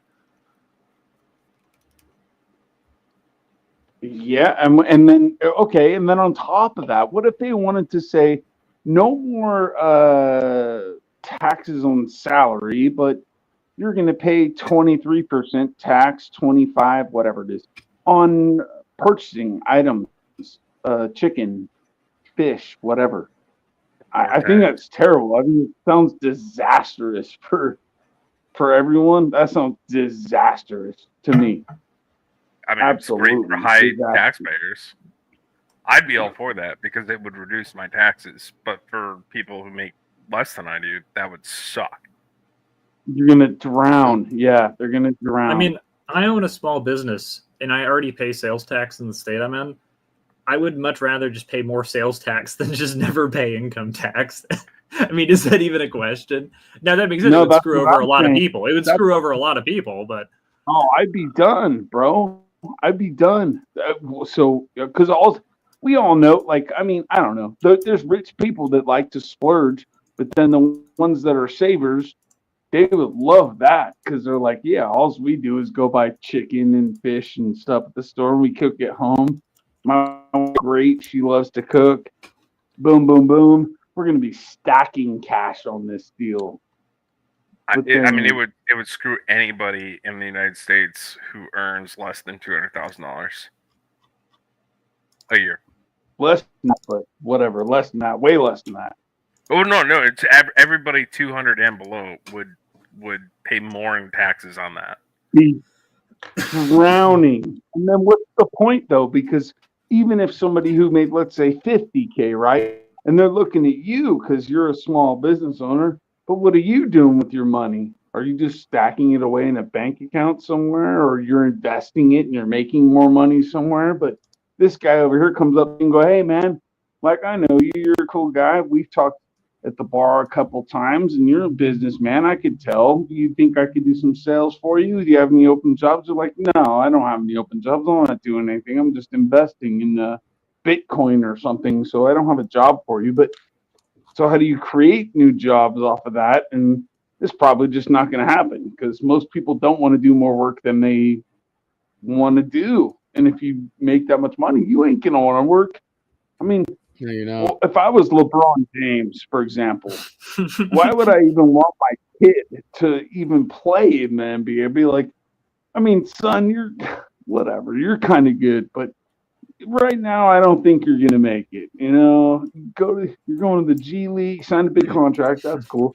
But I mean, come on over here. Like, you know, do this business right here. Let's start something new. Not everyone wants to do that. So, I mean, I don't know. That's why money's a funny thing. It really is. Because what are you going to do with your money? Hookers. That's what I All do. right. Let's get some more of this video in. 2016, you won't be in the president, Mr. President. You've been the president, but he had, of course, not with you, but he had during those periods, he had conversations with our side. And we had Normandy format, you know, the France, Germany, Ukraine, and Russia. And he broken 25 times. That's why we will never accept just ceasefire. It will not work without security guarantees. Security guarantees, maybe President is right about this document and other, but this document is not enough. Strong army is enough because his soldiers afraid, Putin's soldiers afraid of our soldiers when we're strong enough. If we are not strong enough, if we are empty, if our storage is empty, we can't defend our land. Today, you know, he knows that we have, all the world knows that we have meeting, yes? Why he's using ballistic? Putin today using ballistic on our hospitals, schools, and etc. Ballistic. So he knows that we are here and that President Trump is really have goodwill to stop this war. And you hear now the president. So why he's using? So he doesn't want to stop. He doesn't want. But I hope that we will do it. Really, we'll do it. Security. When we speak about security guarantees, when the Europeans are ready for contingents, they need USA backstop. If there will not be United States, we will not never have any contingents, strong contingents from the Europeans, because they don't want to divide alliance connection between the United States as the main and strongest ally and Europeans. And this is crucial. This is important. That's what we want to speak about very much. This is very important. And air defense. We're back. So air defense, really, we have big deficit with all these systems, and we need to provide this. We need it very much. Otherwise, Putin will never stop. And we'll go further and further. He doesn't want. He hates us. You know, it's not about me. He hates Ukrainians. He thinks that we are not a nation. He thinks, and he shares these thoughts. I think maybe with your team also. I don't know. But with all the Europeans, in media, officially and not, he always said that there is no such country, such nation, such language, and such life like Ukrainian. No, he really doesn't respect all the Ukrainians, and he wants to destroy us. And you are right, Mr. President. That's 2%. This document, maybe other documents, it's a very good start, very good, but it will not enough to stop this person. Should Russia pay to rebuild Ukraine? They have to pay. This is the rule. This is the rule of the war. This is the rule of the war. During all the centuries, all the history, this is the rule of the war. Who began, those pay. This is the rule. Putin began this war. He has to pay all money for innovation. He has to pay. Of course, some Russian assets, what we have in Europe, about 300 billion, we can use them. We can use for innovation and buy military support from the United States also. We can do it, but it's not enough. It's not enough. Because I wanted to know. Wait, one second. I asked this question that you didn't like because I wanted to know if you want to position yourself in the middle between Russia and Ukraine or on the Ukraine side. No, I'm in the middle. I want to solve this thing. I'm for both. I want to get it solved. And it's wonderful to speak badly about somebody else, but I want to get it solved. If we can solve it, great. If we can't solve it, they're going to have to fight it out, and who knows what's going to happen. But I want to see it get solved. May I follow up? One more question about U.S. troops in Europe. After Russian invasion of Ukraine, your predecessor sent additional troops to Eastern Europe, including Poland, my country. Yeah. Are you committed to keeping these troops on the eastern flank of NATO in the future? I'm very committed to Poland. I think Poland has really stepped up and done a great job for NATO. As you know, they paid more than they had to. They are one of the finest groups of people I've ever known. I'm very committed to Poland. What about Baltics? Poland's in a tough neighborhood, you know. What about the Baltics? The Baltics, they got a lot of. It's a tough neighborhood too, but we're committed. We're going to be very committed, and we're committed to NATO. But NATO has to step up, and the Europeans have to step up more than they have. And I want to see them equalize because they are in for far less than we're in, and they should be at least equal. You understand that? Why is the United States? We have an ocean in between.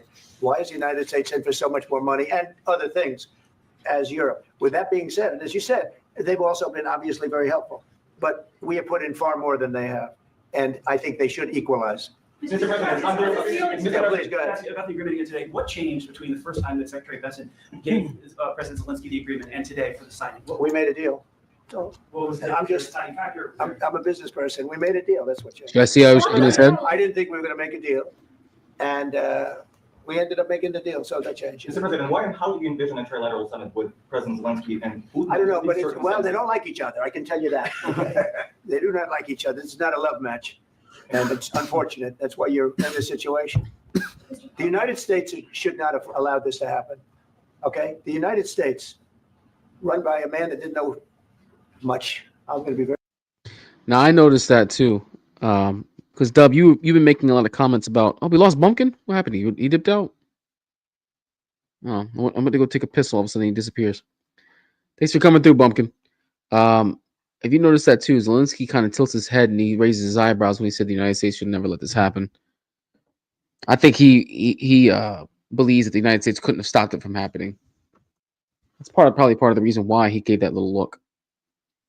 There's a big problem here because he's asking for security guarantees, but the problem there is if we own 50% of the mineral rights, do you not think immediately that we're going to want to protect that? If you don't think that we're going to want to protect that, I think you're stupid. So he's wanting to have it announced amongst the entire world in the media. So it's like, oh, the U.S. is announcing what they're willing to do and all this stuff. That can't be announced. That's just stupid. So it's kind of a trap in a way, I believe.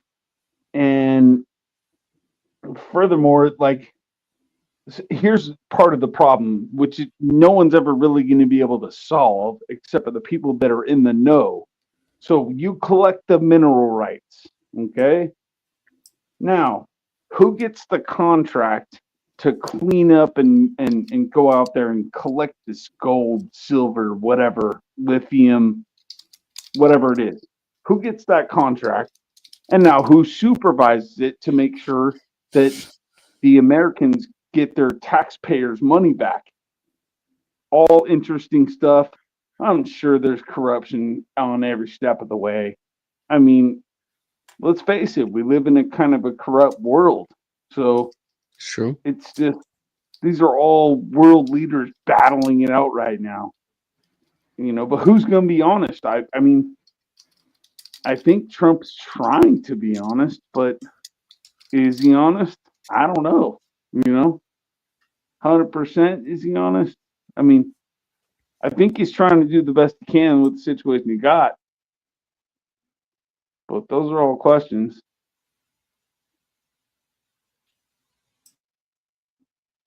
Anyone else before I start the video back up? Because I'm mostly just picking on mannerisms right now, but I'll start it back up. Muslim, you still there? What's up? Is Bumpkin good, or he just dipped out? I don't know if you were still talking with him. I don't know. I'm not his keeper. All right. Well, I don't know, man, because you. Hold on. Wait, I have to address Calvin. All right, look. If protection is guaranteed, then why can't Trump say that? Because it's not guaranteed to Ukraine. It's guaranteed to American infrastructure in the region, bro. What is so fucking hard to understand? Trump does not want to be put in a position where he has to defend this shithole hellhole. He doesn't want American lives to be wasted on it. But if there's American infrastructure mining out materials, of course that's going to be protected. It's fucking simple. For liberals always talk about being highly educated and intelligent, but basic concepts and fucking context clues really escape them. It's interesting. There's been a lot of instances where America has not protected its assets, but go forth. Look, this is a very you're just big mad deal. that we gave the Taliban equipment. All right, I agree with you. Well, I mean, there are other instances. I mean, there's a lot of situations where they've done that. I mean, America propped up what would become the Taliban regime. Mujahideen. Look, man. But there's a very big difference between military assets and gold. Those military assets are depreciating every day. Gold goes up. Well, gold goes up in response to the dollar. Rare earth minerals, yeah, but okay. Gold goes up in response to everyone's fragility in their belief in a dollar, basically. Yes. If somebody Yeah, exactly. thinks that the world's in trouble, ouch, where do I run to? Well, I know I can go to Egypt and sell them my gold because they all love gold. They worship it. So whatever. Basically. Yeah. No, yeah, you're right. Yeah. I mean, even fiat currencies are in a way backed by gold, even though they're not technically backed by gold. You're right. Hall said, "You know what liberals want? They want more dead Americans. That's all they want. I mean, like, what do you expect us to do at this point? Like, do you want us to go to war with Russia? Do you want World War III? That wouldn't help any. No one would win. No one wins in that situation. No, but that's what it seems like they fucking want, bro. That's what it seems like they want. I get that. It's just that no one really wins in that situation. I mean, like, what do you want, Calvin? What do you? I know you're being pissy and you're acting like my ex, sitting with her arms crossed on the counter and shit.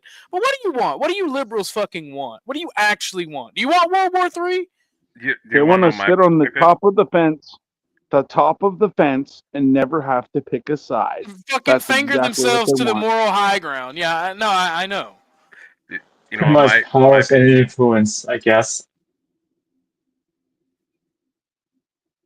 All right. Well, Calvin, since Calvin, wait, trollage. I don't even consider you a liberal, but if you want to answer, you can. I'm not a liberal or a conservative. I actually am pretty politically apathetic, but my position is I want gay people to defend their marijuana plants with their guns. That's my perspective. We get it. You're a gay libertarian. It's okay. Sure.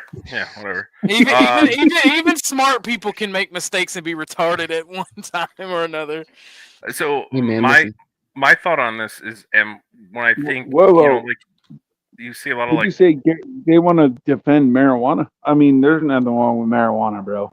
Sorry.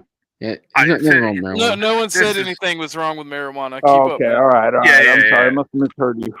This is he was quoting libertarians, and I was ribbing him for quoting libertarians. Although I mean, I'm starting to have some conflicting views about anarcho-capitalism. The more I think about it, just saying. So my point of view on like all the people who are like protesting like freedom movements, whatever, pro-Palestine, whatever, it's the more I pay attention to it, the more I think it's here in America, we have our political system, our views, our kind of ideas on what is right and wrong. And the people who are then outwardly projecting that onto other countries and how they view Israel, Palestine should be, or Russia, Ukraine, they're projecting their personal views of, well, here in America, I have this freedom, therefore everybody should have this freedom. And they take their own personal experiences to create a worldview that they then believe applies across the entire world. But that's nonsensical. Like, every other country in the world has their own politics, their own culture, their own traditions. Just because they look like I do. But the problem with that is going to be running into when places expand. When countries expand, take another country, now they believe the same thing, and then they expand again, and then now everyone believes in this other thing that China does, and none of them believe in what America believes. Now you have a serious problem, right? We can agree. Well, I mean, yeah, that's the whole anti-red. What was it, the Red Scare that they had, right? It's we went to the Korean War and I think the Vietnam War over the issue of the expanding red beliefs to prevent that. And and you could be right. Let's say you're right on that. That's fine, but it does pose a significant problem because we all, I have no problem sitting here saying I've been to a couple of different places, and I kind of do feel like I got the silver spoon being a United States citizen. However, that needs to be protected because that shit can be lost, and especially amongst lefties today who just believe we should put tampons in a boy's bathroom. There's no point in it. There's none. And like, you want to protect the little guy. I get you. Like, come on. Like, There ain't nobody out there that don't have sympathy for little people who, you know, you shouldn't harass them. Let's get over it, right?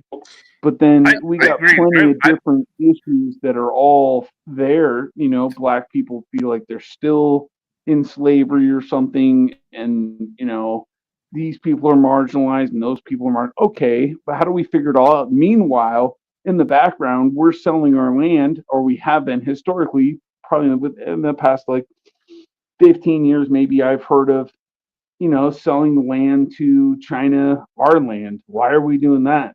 We have no reason to do that. I agree with you. Who do we owe this money to? To be clear, my point was anti-left wing, right? So the left wing extremists who are like, oh well, you know, I deserve these rights, and therefore so does everybody across the world. My point is that they're being dumb by thinking that their view of the world is so much better than everybody else in the world. They're projecting that, right? So they're saying free Palestine because Israel's oppressive, just like I was oppressed as whatever class they identify as. So like I think that's stupid, and I think they're calling other people dictators, or they're calling other people like oppressionists, but what they're also trying to exploit is an oppressionist viewpoint on somebody somewhere else in the world. So yeah, okay, I see what you're saying. You compared two things where it makes me want to get biblical a little bit. Now the land over there belongs to Israel. Doesn't faze me one bit.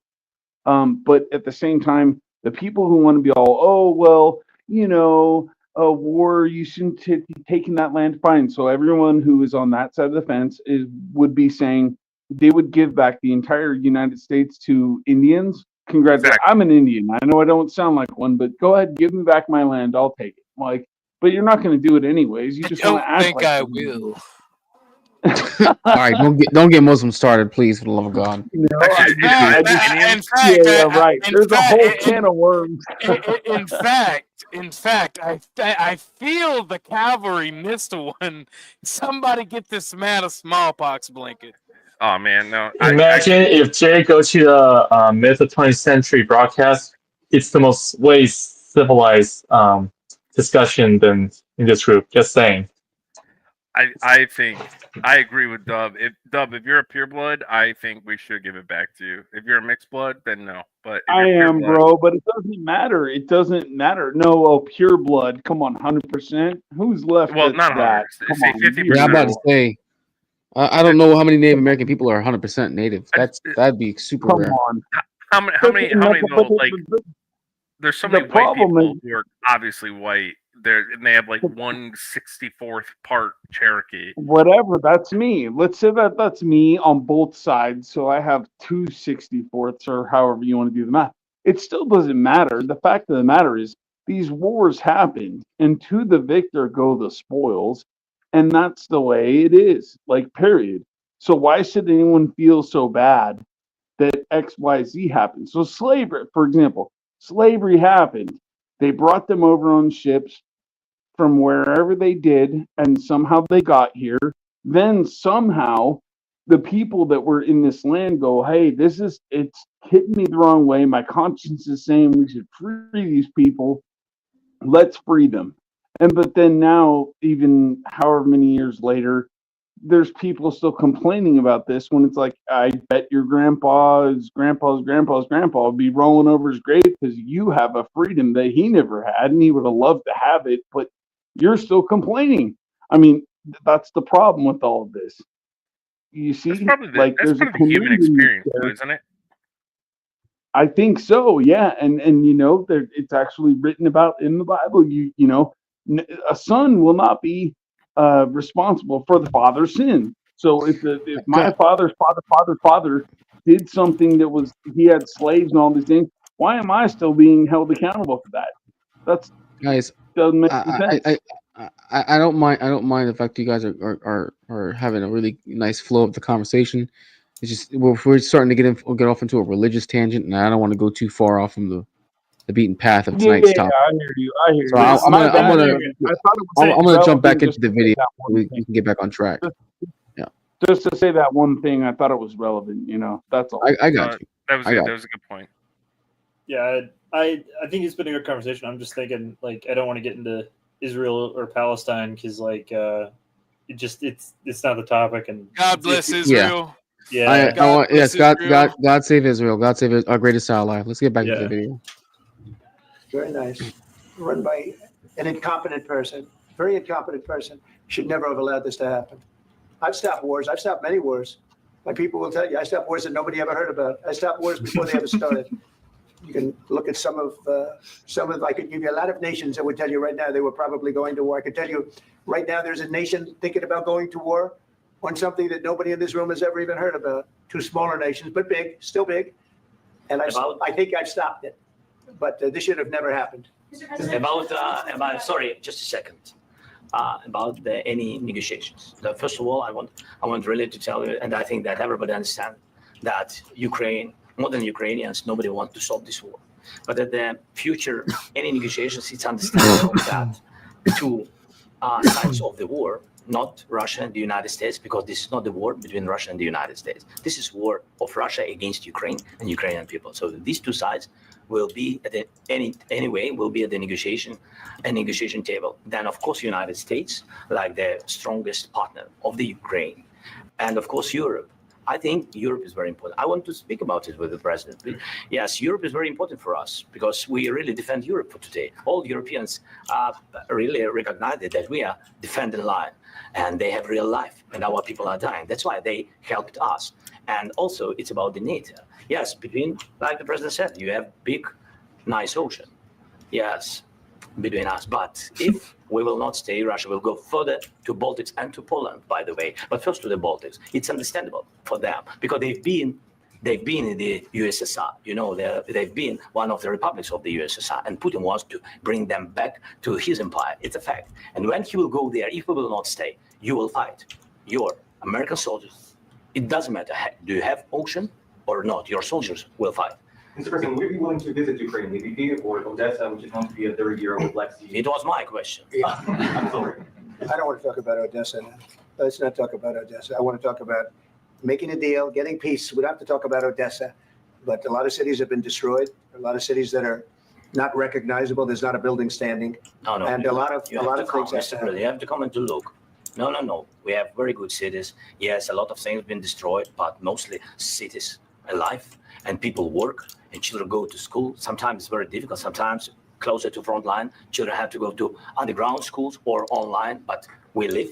Ukraine is fighting and Ukraine lives. This is very important. And maybe it's Putin is sharing this information that he destroyed us. No, he lost 700,000 people, 700,000 soldiers. He lost everything. Yes. So, Mr. President, skeptical of that number. When did you last speak with President Putin? And what did he say? A couple of days ago. And what did he tell you that gave you the assurance that he wanted peace? Well, that's what I do. My whole life is deals. I know pretty good. And I've known him for a long time. I've dealt with him for a long time. He had to suffer through the Russia hoax. You know, Russia was a hoax. It was all Biden. It was nothing to do with him. So he had to suffer through that, and he was able to do that. I think that he wants to make a deal, and he'd like to see it end. That's all I do. That's what I do. My whole life, that's what I do is make deals. And I'm in the middle of a mess because this is a real mess. It's a very dangerous one. If this doesn't get solved now, it's not going to get solved for a long time. So I hope we're going to get it solved. In the back, please.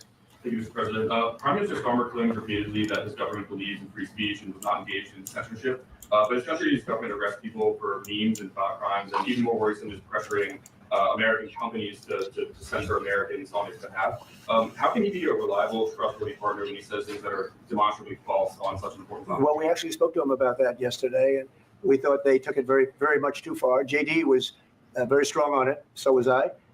So was Marco, and we've been speaking to him about it. Marco, would you like to say something about it? We have concerns, obviously, with the conduct of theirs, particularly as it impacts Americans. And there's real concern that American speech, which is online, could fall into the hands of British or any country's jurisdiction. And so this is a point the Vice President made at Munich, and I think it's a very compelling one that what unites us with Europe, as much as anything else, is these shared values, and one of them being free speech. And so if Americans are threatened by it, we're going to need to take action in that regard. Mr. President.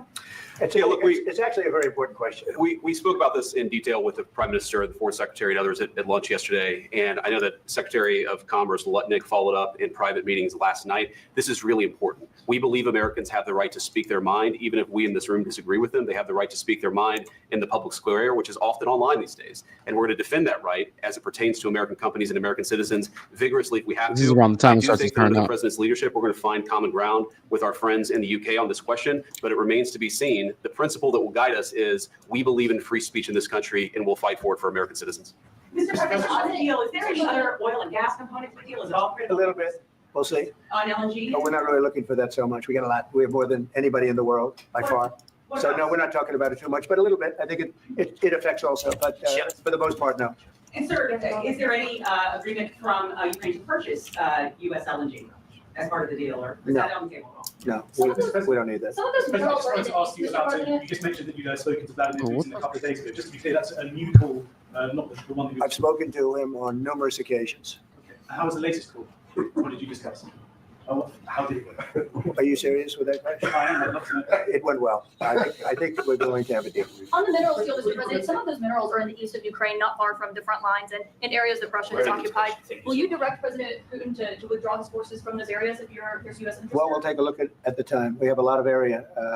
It's a very big area we're talking about. So we'll take a look. I'll study that and I'll see. And who would protect those minerals if they are U.S. interests? Would that be Ukrainian They'll be forces? protected. The agreement will protect them. U.S. The agreement, yeah, we're signing an agreement. Right, but what if Russia tries to invade or there's Russian aggression in their spot? I just told you, I don't think that's going to happen. And if that were going to happen, I wouldn't make a deal. If I thought that was going to happen, I wouldn't make a deal. Some people may wonder You know, why. they ought to focus on CNN on survival, not asking me these ridiculous questions. Focus on surviving because CNN's got such low ratings. I don't think they're going to survive. He doesn't believe it. I already mentioned. Was that? He doesn't believe it. Zelensky does not believe that the treaty will protect the land. You see his face? Yeah, I mean, Rewind it. nor should he. He doesn't believe it. He does. Nor He should he. Reasons for it though. Go ahead. Well, he has reasons to not believe it.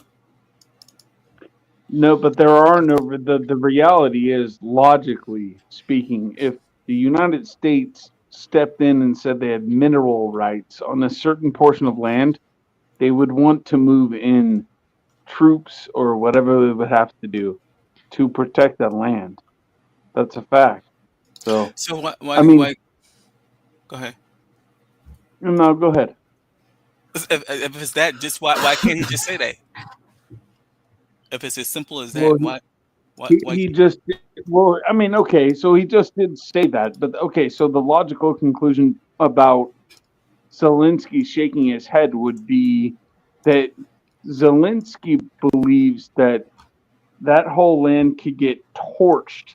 Like, if it was a bunch of forests, they will torch the whole thing.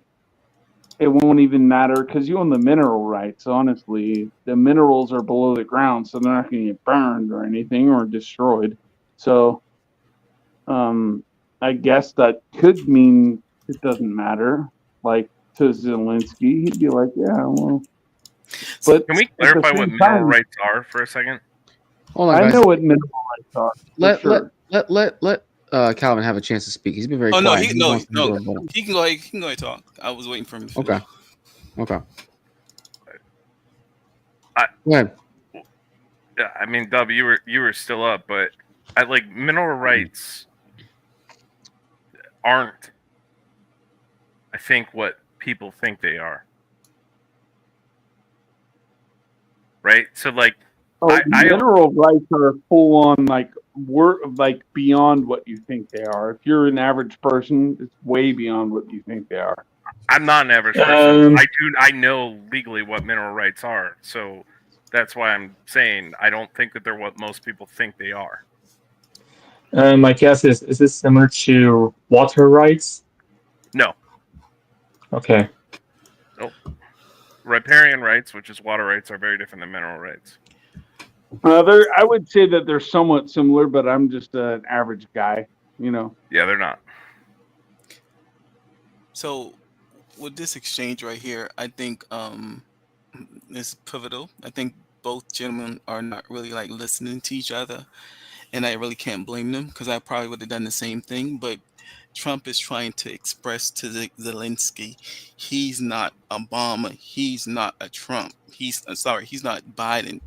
He has a special relationship with Putin where he really doesn't have to put so much thing, I guess, in paper or whatever. They have an understanding that he won't go past a certain bond.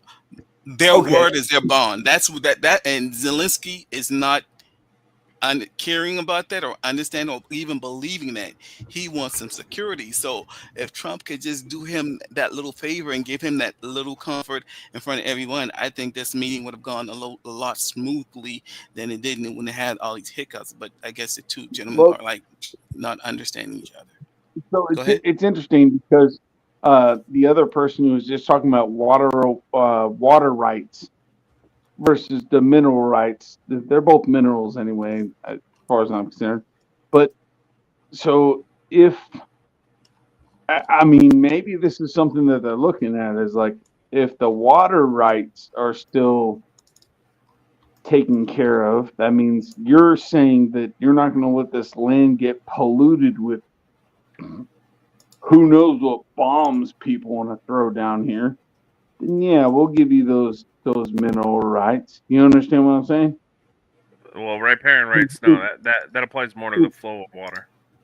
But wait a second, yeah, okay. So if the land gets destroyed, the minerals, i.e., gold, silver, will still be there, obviously. But if the land gets destroyed and polluted, and the water gets messed up, then that's a whole different story. Now, those are different guarantees. Now, so how would that could be valid in terms of saying, well, what kind of deal are we getting done? Because nobody wants the water to get destroyed. If that happened, no one could live there. No, so that's not. Yeah, I get what you're saying. That's not what water rights are. Again, it's riparian rights is the technical term. So mineral rights. If I sell you right now over the stream, we enter a contract. I own land, and I sell you my mineral rights right now for $1, and you pay me $1. What rights do you think you have? Depends on probably how deep, but the mineral rights, as I would understand them, is if I were to sift out all the dirt or anything like that, I own all the rare earth minerals that would be within that land. So you think if I sell you my mineral rights, you have the right to come onto my property? This would be debatable now. No, it's not debatable. No, that's not debatable. I'm telling you right now, if I sell you mineral rights, that does not give you the right to come mine on my land. Yes, but in essence, you own the earth underneath my land. So if my land got destroyed in a flood or something, my house is no longer there. I would easily want to sell it to somebody else because I'd be obviously under a bind, and I would do that, and you'd probably be the buyer. Wait, what? How does that have anything to do with me selling you my mineral rights? Well, I have owned a property that has had mineral rights. Okay. Unfortunately, every time you buy property, you own mineral rights, unless you, for some reason, foolishly exclude that from the contract. No, that's not true. Depending upon which state you live in and the local laws, but it's close. Well, it depends on what you sell. It's depending upon a lot of things. Now, I am aware that mineral rights, sure. Obviously, if someone owns the mineral rights versus you just owning the straight up property, I don't know. There's weird situations that can come up, like North Carolina, right? All of a sudden, there's a big ass. Yeah, things come up. So there's this big hurricane that comes through the territory. Somehow they've already mapped it all out, and they know that lithium's under there or whatever. So those were your rights? No, they're not. You sold them, or somebody else bought them, or however it worked. So then that land actually becomes worth a ton, and your house just got blown down. So it's like you're up shit creek without a paddle. Yeah, okay. So long story short, though, my point is just that buying the mineral rights doesn't give you the right to mine. It doesn't give you the right to dig for those minerals, right? Those are separate. It gives me I'm entitled to those minerals, right? So if you own land that was sitting on top of an oil field and you sold me mineral rights, if you then go and drill the oil, that oil belongs to me, but I don't have the right to drill the oil for you. I don't know. You sound like you're going to wind up in court. You sound like you'd wind up in court on that, but I don't know how to figure that out. That's beyond my scope. Why not buy court on what point? If I sell you the mineral rights and you come and put a mine in my backyard, you are going to end up in court, and you're going to because they would be trespassing because they don't own the right to be in your land. It's just they have the right to. If you extract any value out of the minerals under your land, then those profits are assumed given to. Exactly. Yes, they're different That's rights. fine. Yeah. So someone would come up and make you an offer you can't refuse, because they'd be like, "I'll give you $1.5 million for your $200,000 house property. It's an acre long, whatever." They would do that. No problem. Well, but that's my point. Being more so is like, if the U.S. takes mineral rights over in Ukraine, like the assumption that we're going to automatically put United States military on the ground to protect that, the answer is no, because mineral rights really don't mean that much. What would probably happen is Ukrainian owned or based companies would then get the mines. They'd have U.S. federal government money coming to them, and what would happen? Like, they get paid to build and work and operate. In exchange for that, the U.S. gets those materials, or we're entitled to the benefit of those materials, which would then go get processed somewhere else. That's right. That's fine. So what you're saying is they would basically lease the land. Anyone who had a house on there, they would be bought out. Then we'd lease that land, which, let's say it was a one house on 100 acres. We're going to buy you out. Then we're going to lease that land, and we own the mineral rights. So now we're all of a sudden putting up a mining plant on 100 acres of land. And then once we get that 100 acres of land mined, we can just leave because our mineral rights are useless. That's kind of what you're saying. Yeah. Okay. We would pay for a Ukrainian-owned company to do it. So that would be the benefit. So people talk about like, oh, well, it's not an even-sided deal. I mean, it is kind of an even-sided deal because that U.S. money would eventually flow into Ukraine by virtue of the fact that, I mean, maybe it's an American-owned company, but it's going to be Ukrainian workers who are involved in building and maintaining this oil structure that U.S. federal dollars would pay for. I mean, that could be it, but again, like, there's no. It also just depends on the terms of the contract. If I'm not mistaken, those aren't public yet, so I'm not sure what the point of conjecturing over that is. I mean, I think it'll be dependent on whatever contract is, or if a contract happens after today, that might not be going through. But I mean, you're right. It depends on what it says. And I will say because then we're dealing with international law, not U.S. federal law, right? So And one real quick point I want to say on that is for everybody listening, especially those on this panel, because I know you're all kind of vested in this sort of thing. If that deal's ever made public in writing, we should all read it. We should all understand it, because international treaties, have a very high weight of law in the United States.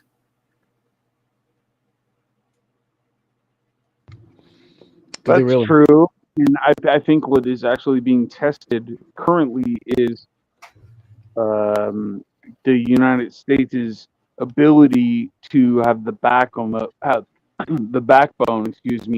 to enforce international agreements. And it's always going to be that way, because we've made agreements based on us basically winning World War II. Along with a couple of other countries, right? But that the strength encourages backbone, and we never wanted to kind of own the whole world, or else that would have All you got to do is make a couple of treaties at that point, and it would have been done. People would have been Yeah, it would squished. have happened already. Yeah. It would have happened Well, already. Nobody. I don't think America wants to do that. This is what I'm saying. That's not America's game. We just want to have Anyway. our own freedom, our own little piece of life, and move on. But there are other players in this game, in the world, that want to own all of it. Not just what they want to do. They're sick people. What can I Hey, let's say? get to some more of this video. We're almost done with it. We're in the home stretch now. I think personal post that last statement. Poland was under Russian control for decades after the Second World War. When I was a kid, I looked at the United States not only as a most powerful country, richest country in the world, the country that has great music, great movies, great muscle cars, but also as a force for good. And now I'm talking with my friends in Poland, and they are worried that you align yourself too much with Putin. What's your message for them? Well, if I didn't align myself with both of them, you'd never have a deal. You want me to say really terrible things about Putin and then say, "Hi, Vladimir, how are we doing on the deal?" That doesn't work that way. I'm not aligned with Putin. I'm not aligned with anybody. I'm aligned with the United States of America and for the good of the world. I'm aligned with the world, and I want to get this thing over with. You see the hatred he's got for Putin. It's very tough for me to make a deal with that kind of hate. He's got tremendous hatred, and I understand that, but I can tell you the other side isn't exactly in love with, him either. So it's not a question of alignment. I'm aligned with the world. I want to get the thing set. I'm aligned with Europe. I want to see if we can get this thing done. You want me to be tough? I could be tougher than any human being you've ever seen. I'd be so tough, but you're never going to get a deal that way. So that's the way it goes. All right, one more question. I would respond to this. So look, for 4 years in the United States of America, we had a president who stood up at press conferences and talked tough about Vladimir Putin, and then Putin invaded Ukraine and destroyed us. Here we go. Country. The path to peace and the path to prosperity is maybe engaging in diplomacy. We tried the pathway of Joe Biden of thumping our chest and pretending that the president of the United States' words mattered more than the president of the United States' actions. What makes America a good country is America engaging in diplomacy. That's what President Trump is doing. Can I ask you? Sure. Yeah? Yeah. Okay. So he occupied our parts, big parts of Ukraine, part of East and Crimea. So he occupied it on 2014. So during a lot of years, so I'm not speaking about just Biden, but those time was Obama, then President Obama, then President Trump, then President Biden, now President Trump, and God bless, now President Trump will stop him. But during 2014, nobody stopped him. He just occupied and took. He killed people. You know what the contact 2015. 2014. 2014 is 2014. Yeah. So I was not here. Yeah, but That's exactly right. Yes, but during 2014 till 2022, the situation the same. The people have been dying on the contact line. Nobody stopped him. You know that we had conversations with him, a lot of conversations, my bilateral conversation, and we signed with him. Me, like a new president in 2019, I signed with him the deal. I signed with him, Macron. What's that? He makes a good point there. However, it's just a point of division because our presidencies typically will only last from 4 years, but from 4 to 8, right? So we know that it's always going to get renegotiated and all that stuff, but he's trying to say, oh, this was happening for a very long time and no one's going to come help us and this and that. Well, there are people in different countries in Africa where no one gives a shit. I mean, at the same time. So, come on now. Like, so your country's so special. Why? Tell me. Because of Russia. It doesn't. That's why his country's so special. Because of Russia. That's the reason why. Ukraine. But, come on, tell me why you're so special. Everyone's been dying everywhere over in, like, Sudan or whatever, and you never hear about it on the media. But, so tell me why. Why is it the specialty behind Ukraine? The specialty behind Ukraine is the fact that it has. It's a very weird nexus point of lots of raw materials, very, very rich raw and useful raw materials. They have infrastructure. They have industrial infrastructure. They still, you can still go there and get apps made and get software made on the cheap. And also, if you have high-end backdoor dealings that can make you a lot of money, a lot of dirty money in the millions, you can do it in Ukraine. Ukraine's one of the most corrupt countries in the world. Dude. I don't doubt that, bro. I don't doubt that at all. But that's kind of what or part of what makes Ukraine so special, though. That and its proximity to Russia, because the United States has never stopped in its foreign policy of trying to box Russia in, and this is a great example of that. You know, I mean, even this.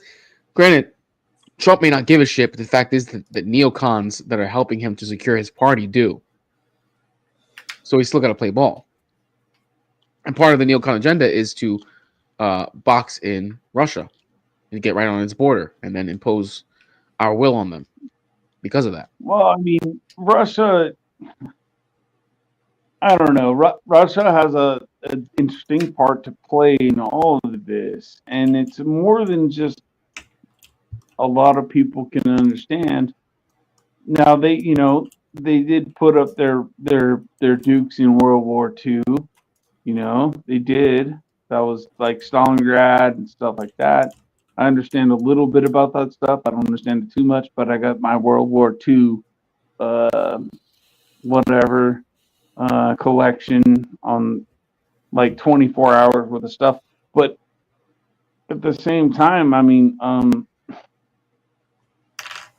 like Russia can't act like they're the center of like the universe, bro. Like they're, and they're trying to take back some stuff because they claim that Ukraine, there's people over in Ukraine that are they're in the same families of people of Russia, and so why shouldn't we just go ahead and take over that land? Okay, well, I mean, whatever. Anyone who wants to take over land can make any excuses they want to. It doesn't matter. Like, oh, we have 3 relatives over there. Let's just go take it over. Who cares?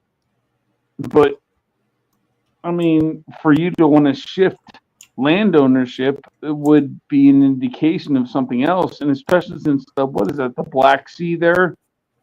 Oh, you want more seaports. You want more access. You want to cut off access from other people so that they don't have access to it for strategic movements. I kind of get it, but you kind of can't do that in this day and age. Like, people aren't so keen on letting anyone take over anything, if you understand what I'm saying. I see what you mean, bro. I'm gonna let this run for a little bit longer because we're getting into the hot spot now. And Merkel, we signed ceasefire.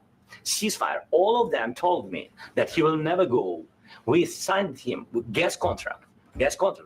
Yes, but after that, he broken this ceasefire. He killed our people, and he didn't exchange prisoners. We signed the exchange of prisoners, but he didn't do it.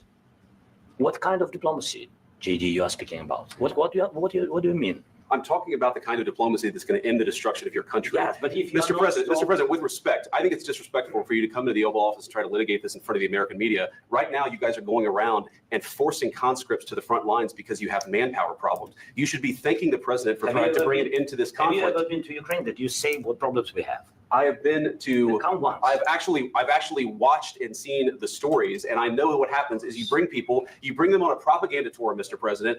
Do you disagree that you've had problems bringing people into your military? And do you think that it's respectful to come to the Oval Office of the United States of America and attack the administration that is trying to prevent the destruction of your country? A lot of questions. Let's start from the beginning. Sure. First of all, during the war, everybody has problems, even you. But you have nice ocean, and don't feel now, but you will feel it in the future. God bless. You don't know that. God bless. God bless. You will not have war. Don't tell us what we're going to feel.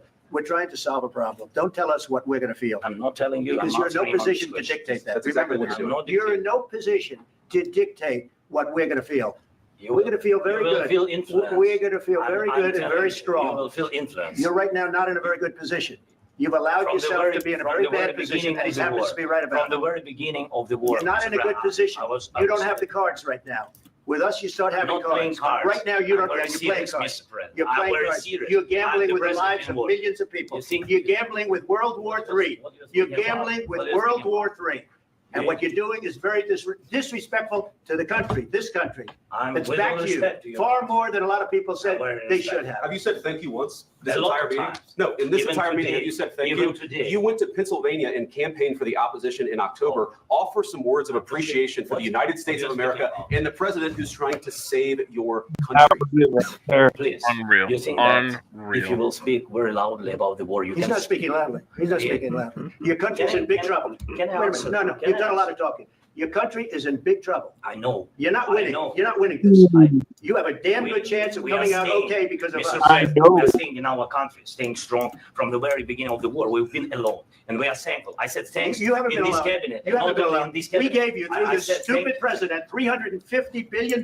You We voted gave for you your military president. equipment, You and you voted men for are your brave, but they have used our military. This is amazing, bro. If you didn't have our Invite- military equipment, I know. if you didn't have our military Trump has equipment, had this enough war would of have been his over bullshit. in 2 weeks. Do you see how he subtly shoves him too when he puts his hand out? Oh yeah, yeah. But replay that. I wasn't watching. Give me a sec. Yeah, I'm gonna show you. yeah. You'll see the exact moment. We'll show Okay, it okay, again. okay. Okay, right about. He did. Military equipment. You And voted your men for are brave, but they had to use our military. What about West? If you didn't have You our invited military me- equipment, Right there. if you didn't have our military equipment, this war would have been over in 2 weeks. In 3 okay? days, I heard it from Putin. In 3 days, this is something Maybe new. less. In 2 weeks, of course, yes. It's going to be a very hard thing to do business like this. I tell you. Just say thank you. I said a lot of Accept times. that Say there, thank accept that there are disagreements, and let's go mitigate those disagreements rather than trying to fight None, it out. none of these guys are acting like adults at this We know moment. you're wrong. But you see, I think it's good for the American Yeah, people. they are, dude. It's a Yeah, but see, this pecking could have order. ended a lot worse. This really could have. I feel like this was on the verge of turning into a real shouting match. What if Trump? What if Zelensky would have popped Trump in the jaw? You think that would start a war? No, I wouldn't start. It would start a war. actually I'd thought say right that now. might happen. Go ahead. I thought that might happen. I did. I thought of it when I was watching this. I was like, wow, this is crazy. But the reality is like Zelensky is pushing, and he's this tiny guy admitting that his country does have a problem. He said that about 2 minutes ago. And then Trump's like, bro, you're overstepping with what you're saying here. You're revealing a ton of stuff that just be quiet, man. We can take care of these things behind closed doors. And it didn't happen. And I thought that's why this was an amazing media interview, personally. I didn't get that sense at all. Go ahead. I mean, like, there was nothing that Trump said, like, hey, we can handle this behind closed doors. So JD Vance started with the whole, like, you should be thanking us kind of thing. This we're superior. Zelensky responded. Mind you, I mean, JD we Vance are. is a vice president, and Zelensky, regardless of how you feel about whether it's a dictatorship or not, he's a wartime president because he's in a war and he's commanding his country admirably, right? I mean, by all accounts, everybody thought that Russia would steamroll Ukraine in like 2 days. They didn't. We're now what? Was it 3 years? I think into the war, 2 or 3 years. Yeah, Troll, we're a there's little a over 3 difference years. between fighting goat herders with AKs and a near-peer competitor in urban and trench combat. And I don't think anybody actually thought that they would steamroll them in 3 days. Okay, well, 3 days may have been a metaphor, and also I'm not sure what that goat herder comment was because people thought we were going to steamroll in Iraq and Afghanistan 10, 15 years later. Well, Iraq was All a right. steamroll. I don't know what you're talking Troll. about, dude. And Troll, you might need to rethink because did Russia have to come up with? We have supersonic missiles now, so they introduced a new technology that they claim they have, and then so now things are moving forward. Even though that's an awful way to think about it, and maybe the U.S. is complicit in something like that, but who knows what we actually have? I have no idea what your point was there. Like My- my point was Ukraine they have mounted an admirable defense. Yes, with support, which mind you, like one of the biggest American wars was the Revolutionary War, which we had significant support from foreign allies too when that war was fought. Okay, and now my point would be, well, the last presidency, which hopefully is not really directly involved with this presidency, wanted that to happen so that Russia can unleash the weaponry that they claim they have, and they claim they got supersonic missiles or something, and so now we know what they have. Maybe they played their cards. That's what I'm saying. So you think what do we the have? U.S. allowed the war to make Russian show what its military capabilities are? That could be correct. You can't prove it wrong. I can't prove that theory wrong. You are correct. I don't think you can either prove that very true, but in the same vein, I mean, our spycraft is sophisticated. We've known that Russia has missizzles for quite a while now. Yeah, I do have to say this. I do have to say this, and this comes from a friend of mine, and the people we were talking about earlier with the analysts and whatnot. Like, there's some validity to that, but it's not to see what Russia has. We've known what Russia has. It's so that we can test our equipment, we can get rid of the old equipment, and we can restockpile. We can justify investing into new equipment, and then we can field test that equipment. Same. I'm going same. No. I need to buy some military industrial complex stocks. Guys, what new equipment have you seen on the battlefield in this war from NATO? What equipment have any of you seen? Javelin missiles. That's not new. Tanks. What new tank? You're able to field test this stuff like it's Abrams been around since the Cold War. You're able to field test it in combat conditions, right? Like it's never been field tested before. That's what I'm saying, though. I'm hearing the argument that they're field testing new technology, new weapons, but what are they? So here's the thing. There hasn't been anything new. Yeah, here's the thing, though. If you have all this stockpile from the Cold War that you've never actually been able to field test against anything like a near-peer competitor, this is a fucking bum rush.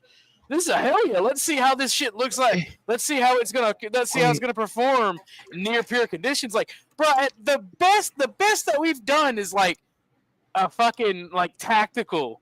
Like, Jesus Christ. These are not near-peer competitors. This is the best testing that you could have asked. Yes, I understand. But what I'm asking, though, is what piece of military hardware is being tested in Ukraine that is giving us vital information? Okay, Jay. That's been around for decades. Do you think that's going to be something that we're allowed to have the answer to? What they're field testing? I understand. No, but I'm saying, well, what have you seen though? Like, I'm just because you guys are bringing up that point. I haven't seen anything that's been outside space laser. Okay, outside of drone warfare and the advancement of portable drones, of man-portable drones. There hasn't been anything that the United States has sent over. The command and control networks using Starlink and shit. Okay, but Starlink came from a private company. Okay, Jay, come on now. All right, well, the private go ahead, Arkansas. So my point, Jay. So you're saying that we haven't tested it, right? Or the stuff? Oh, it's already been tested. It hasn't been tested against Russia. That's the main thing, right? In that, our question has always been, if America and Russia ever fought, who'd win? How did the tanks compare? Yada yada yada. Right? Sure, we were fighting the Iraq War, for instance, and sure enough, that was cough Soviet technology, but it was Soviet technology from the World War II, right? These were like T-34s we were fighting against. And now we can test our equipment against, for instance, we can test it against, like their I forgot, I don't know what their tanks are called, but their specific tanks. T-72s. There's T-72s, T-82s, T-90s.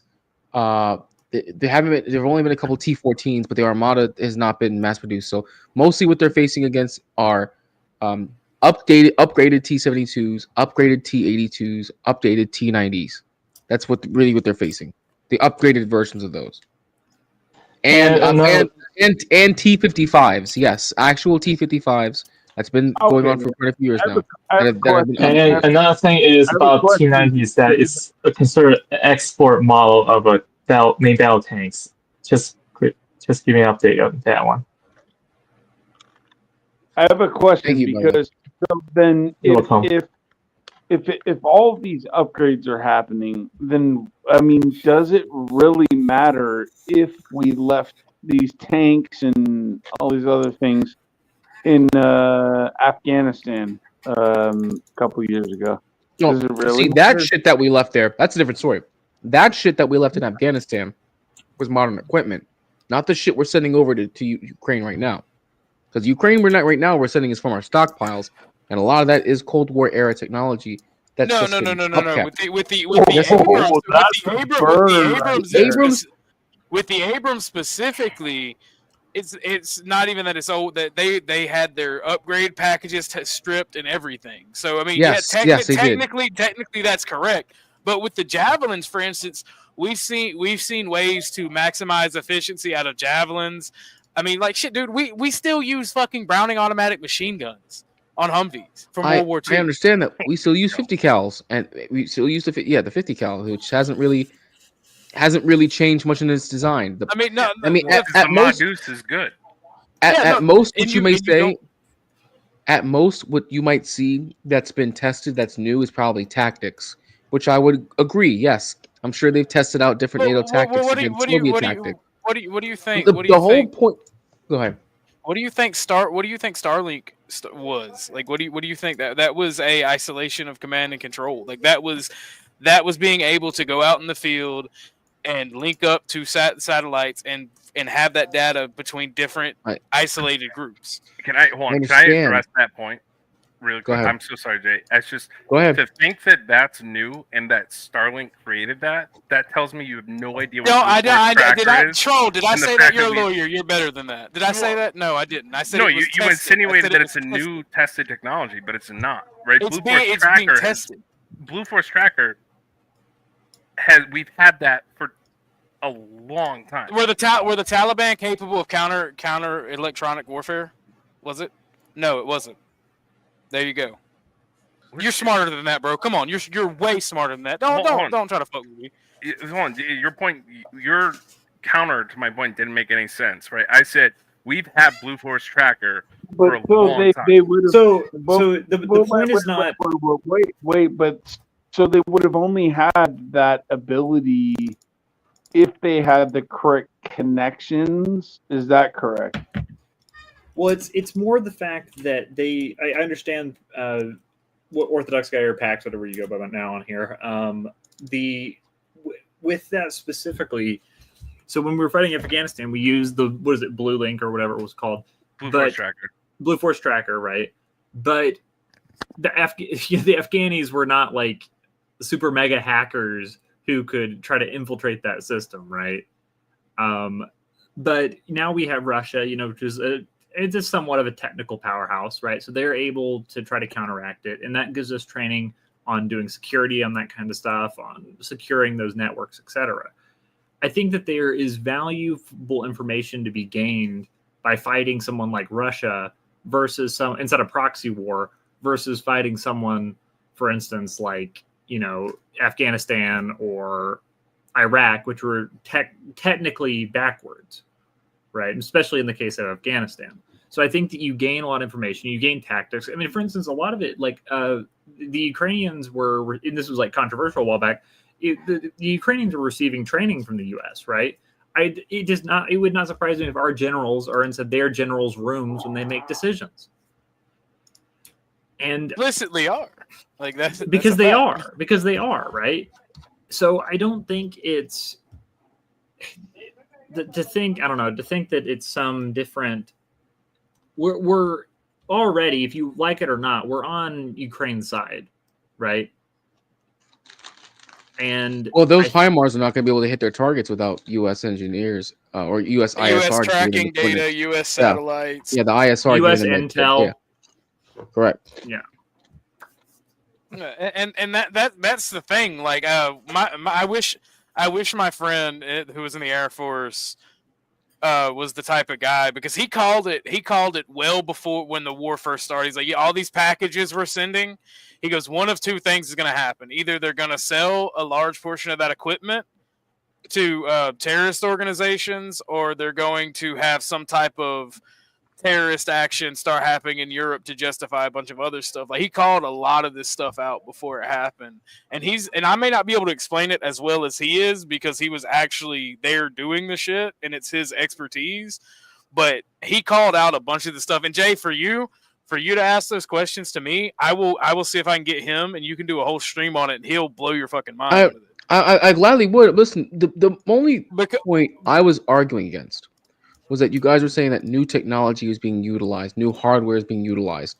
And when you look at the aid packages that have been sent from not only the United States, but all the NATO countries, a lot of it is late Cold War tech, which means it was being designed designed in the 70s and then produced in the 80s, which is around the same time period that the tanks and the vehicles and the aircraft that were being used by Russia at the start of this war that Russia was getting shit on. And then our media, or Western media, went and gassed up, oh my God, they're sending the Leopard. Oh my God, they're sending them, Caesar artillery pieces. They're sending HIMARS. They're sending them F-16s. Oh my goodness. It was like, yeah, they're sending them fucking Cold War era weapons, Cold War era technology, Cold War era aircraft and vehicles. Bro, this you have to understand, the United States and all of NATO still can't even produce the same amount of shells that Russia can. That's a fact.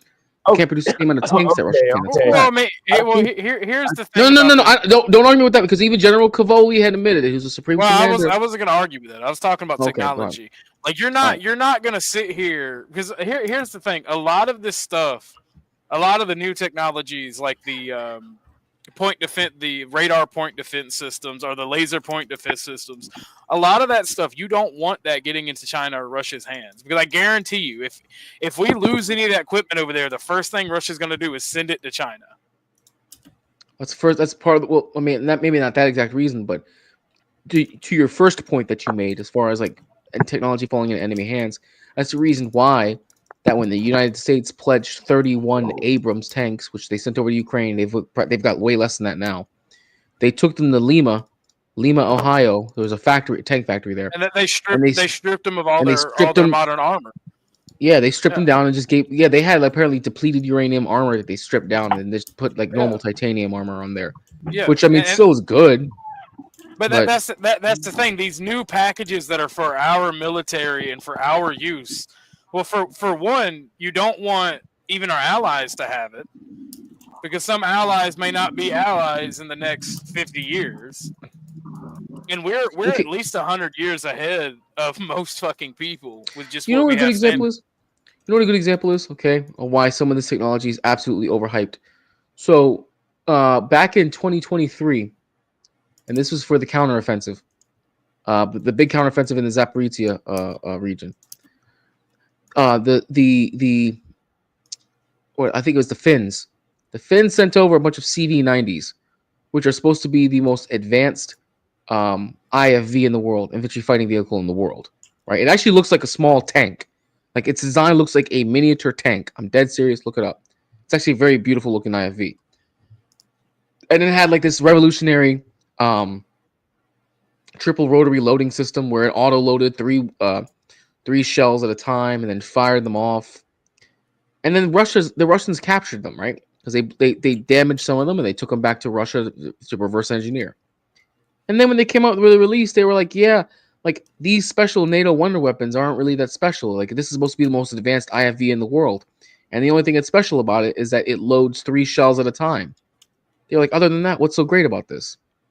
And I've said this beforehand. It's like NATO has all these expensive different types of weapons and missiles and ammunition that they can send over to Ukraine, right? And it costs a shitload because it's better quality.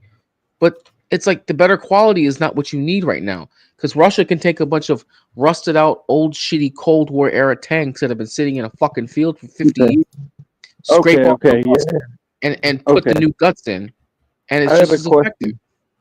Go ahead. I had a question. All right, so let's say like Elon sending up all these space thingies, whatever, you know, his satellite thing, right? I've seen it before personally. So, you know, gone across the sky. Oh, me So too. what Yeah, I if thought it was they a had UFO. little like no, that wasn't it wasn't UFO. I saw it, but I somebody no, else I'm did saying too. I I saw was it like, too. holy I know what shit. you're talking about. I'm saying I Yeah. thought it was a UFO first time I saw it. Yeah, but that was like a string of like 10 things. I knew it was something weird. But okay, so then let's say that they can have a little tiny, just go ahead, we'll deploy some firecrackers. All right. And we deploy these firecrackers. Oh, let's say they're M80s, M1000s, whatever. We can go as high as we want. And then be like, we'll just shoot those out. Somebody's going to be managing it, shoot the boosters that way, shoot the boosters that way. All the Russian satellites are done. All the whoever satellites that we don't want to exist are done. Who's to say that that couldn't happen? I mean, like that, and that would be some crazy warfare because the lights will go up. We have plans for that. You know what I'm saying? Right. I mean, I'm sure that probably already exists. How does somebody just come up with that idea? And I'm not the first person to think of that. I'm sure. Hey, I want to dig into more because we're almost done with this video. I still want to show some other shit, even though we're pretty far into the stream. I still want to show some other shit before the night's over. So let's finish this out. We're almost done. People to see what's going on. I think it's very important. That's why I kept this going so long. You have to be thankful. You don't have the cards. You're buried there. Your people are dying. You're running low on soldiers. Listen, you're running low on soldiers. It would be a damn good thing. And then you tell us, I don't want a ceasefire. I don't want a ceasefire. I want to go and I want this.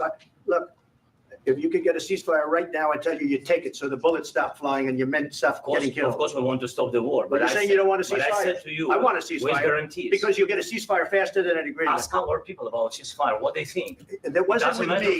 That wasn't with me. That was with a guy named Biden who was not a smart person. That was with Obama. It was your president. Excuse me. That was with Obama, who gave you sheets, and I gave you javelins. Yes. I gave you the javelins to take out all those tanks. Obama gave you sheets. In fact, the statement is Obama gave sheets and Trump gave javelins. You got to be more thankful because let me tell you, you don't have the cards. With us, you have the cards.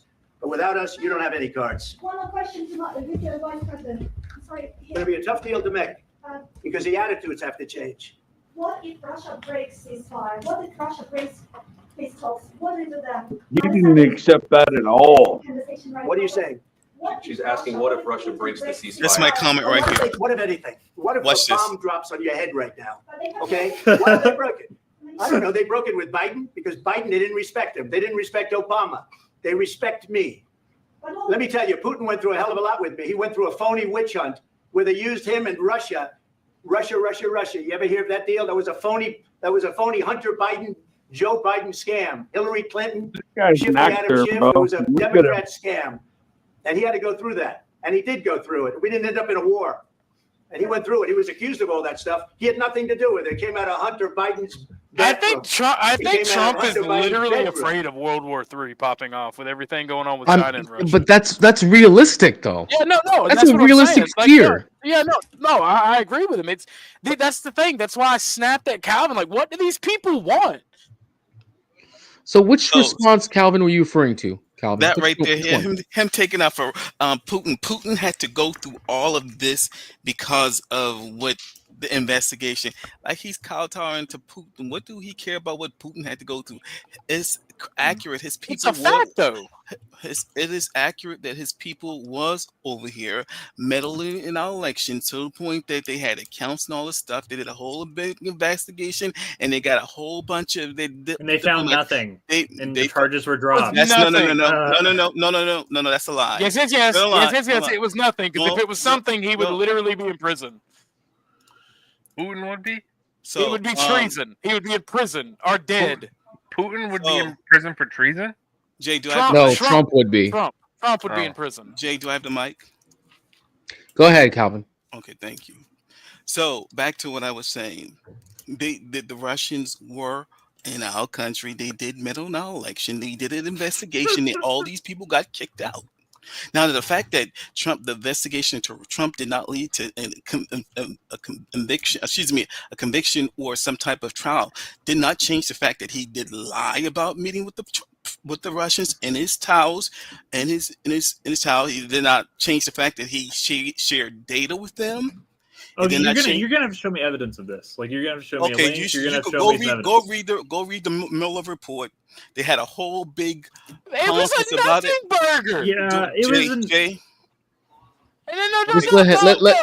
I know, but listen, Mix. I don't want to mock him because he's the only one. I can't even get him out my points. I don't mind. He's the only one who's going to argue this point, and there's no one else is going to help him. I don't want to mock him. He's the only one who's going to argue it. Go ahead. Yeah, you go read the Mueller report. It's factual. I'm not lying to you. He did. His kids did meet with the Russians in Trump Tower. It is factual that they did share polling data with the Russians. So all these is things that he lied about going into his presidency. So the fact that he did not get convicted of the things that he did does not change the fact that he did these things. But this is the why he's always been compromised with Russia, because they worked together. They had communications together to work to undermine the election. And that's why he can't speak negatively about Trump. And that's why he always kowtowing to Trump and defending Trump. Defending Putin at every point in his communications with him. Here. And I yield my mic. Is there anything else, Calvin? Is there anything else? Yes. Okay. So the Now, Mueller anyone wants report to was a respond? nothing burger. Okay. First and foremost, the Mueller report had nothing substantial. Time and time again, every point you bring up about Trump, like, polling data is public information, for one. A Russian can Google it if they have access to Google. All right? So that's dumb. Two, okay, so what? So what if Trump had some dealings with Russia? He was a businessman before going in. So fucking what? So let's talk about USAID then. Let's talk about that. I know you would like to change the subject. No, let's not change the subject though. How many corrupt politicians? How many corrupt politicians have dealings with enemies of the U.S.? The facts show that Trump was a liar. The facts, where they at? Deal with the Russians, and the Russians knew that. So where they at? They know they talked to them. They know they shared polling data. They know that they did all this stuff. This is why Trump gets on stage. Where they at? How to Putin, because Putin has all this dirt on him. They patoomy pots. I feel like by your voice, your Trump derangement syndrome is showing. Well, so talk to me about the facts. Like I am. Let me, Pax, you can be quiet for a second. I'm going to talk to him. I pulled up the Mueller report's findings. I skimmed it real quick, and one report is true, right? For instance, that Russia bought $50,000 worth of Facebook ads during the 2016 election, which is nothing, by the way. And they also found, and that's like it. Now, you are correct. It was alleged that, for instance, that Trump was directly in communication with Putin, but that there's no evidence of that. And if you can show me solid, concrete evidence of that hasn't been thoroughly refuted, for instance, like proving that like Russia had something to do into the American election, sure, right? But we have things to do in everyone else's elections, right? That's not like a new thing. I mean, if I went to, let's say I went to China. Well, China doesn't have elections, but let's say if I went to like Afghanistan and I bought like ads for an election, I as an American would be interfering with that election, right? If you're just not reading the Mueller, no, report, I know. If I will, you're already behind the 8 ball in this whole topic. Like I said, Trump initially lied and said he had no contact with the Russians coming out of his wing. He said he had no contact. We found that he had all these different type of contacts, and he gave them polling data, so that he was helping them out in their attack against our 2016. Okay, all right. So I'm reading from the Wikipedia page here. Secondly, the report details a meeting at Trump Tower in June 2016. The intent of the meeting was to exchange dirt on the Clinton campaign. There was speculation that Trump's Jr. told his father. However, special counsel did not find any evidence that he did. Repeat that. It said specifically that apparently there was a meeting between a Russian at Trump Tower with some person, but it was not Trump. And there's speculation that Trump knew about it, but there's been a special, the special counsel? The special counsel, sorry. Found Yeah. no such evidence. So they found that wasn't true. So I don't. So what you're just making yourself aware of that you did not know before is that prior to that, John Jr. went up on Sean Hannity, or was it not Sean Hannity? It was the other guy that was big on Fox at that point in time, and then he sat down, had a full interview. He's no longer. He's like Tucker Carlson. At No, the time, it would have been before him, before Tucker Carlson. It's the older was it guy. Glenn Beck? Oh no, Hannity. No, it was not Hannity. It's Bill O'Reilly. Riley, yeah, I think he was on Okay. Riley, one of Sean and whatever the case would be. Did a full interview. Never met with the Russians. Never came to whatever. They found out that they came up there to the hotel, met with him and Kushner. Lied about that. And remember when Trump said next week they played the clip where Trump talked about next week we're gonna have this big announcement or whatever, because that was after the planned meeting with the Russians. They were going to get some dirt, and that's when it was going to come out more dirt on Hillary. It never happened, but they weren't able to prove that. But they did prove that they did meet with the Russians in the hotel, something that they categorically lied about. So my thing is, they lied about the situation because they were meeting with the Russians and they were conspiring to share data to work and undermine the election. That's what Putin's always had on Trump in his whole ordeal. This is why Trump kowtows to Putin and defends Putin against So you have big answers to come, because when the election results came out on Biden's victory, and then to now where Trump won, where did all these 10 million supposed voters you're changing the topic. I'm telling you, explaining to you why Trump treats Putin as he does, why he And I'm just trying to relate. He does not say anything negative about Putin. Hold on, man. I'm just trying to relate. What I'm trying to relate to is, because it's very logical to think that if certain people voted a certain way, they would vote a certain way the next time. Now, there are a bunch of voters that are missing. So why the big discrepancy is what I will ask you. And my response is, how does what you're saying change what I've said? There's 10 million people at least. How does what you're saying address my comment or my statements? I mean, hold up, I could ask you kind of the same. Like, what does you bringing up the Mueller investigation have anything to do with, the Mueller investigation goes to prove Trump's behavior or his ties with Russian and Putin. But what are his ties? So I already explained it. No. What are his ties? I'm gonna hit you like Andrew hit the gematria guy. What are his ties? The ties Calvin, are. I'm sorry, Calvin. Before you go, I want you to answer that question, but I have to ask. Orthodox, do you not believe that Trump and Putin are kind of buddy-buddy?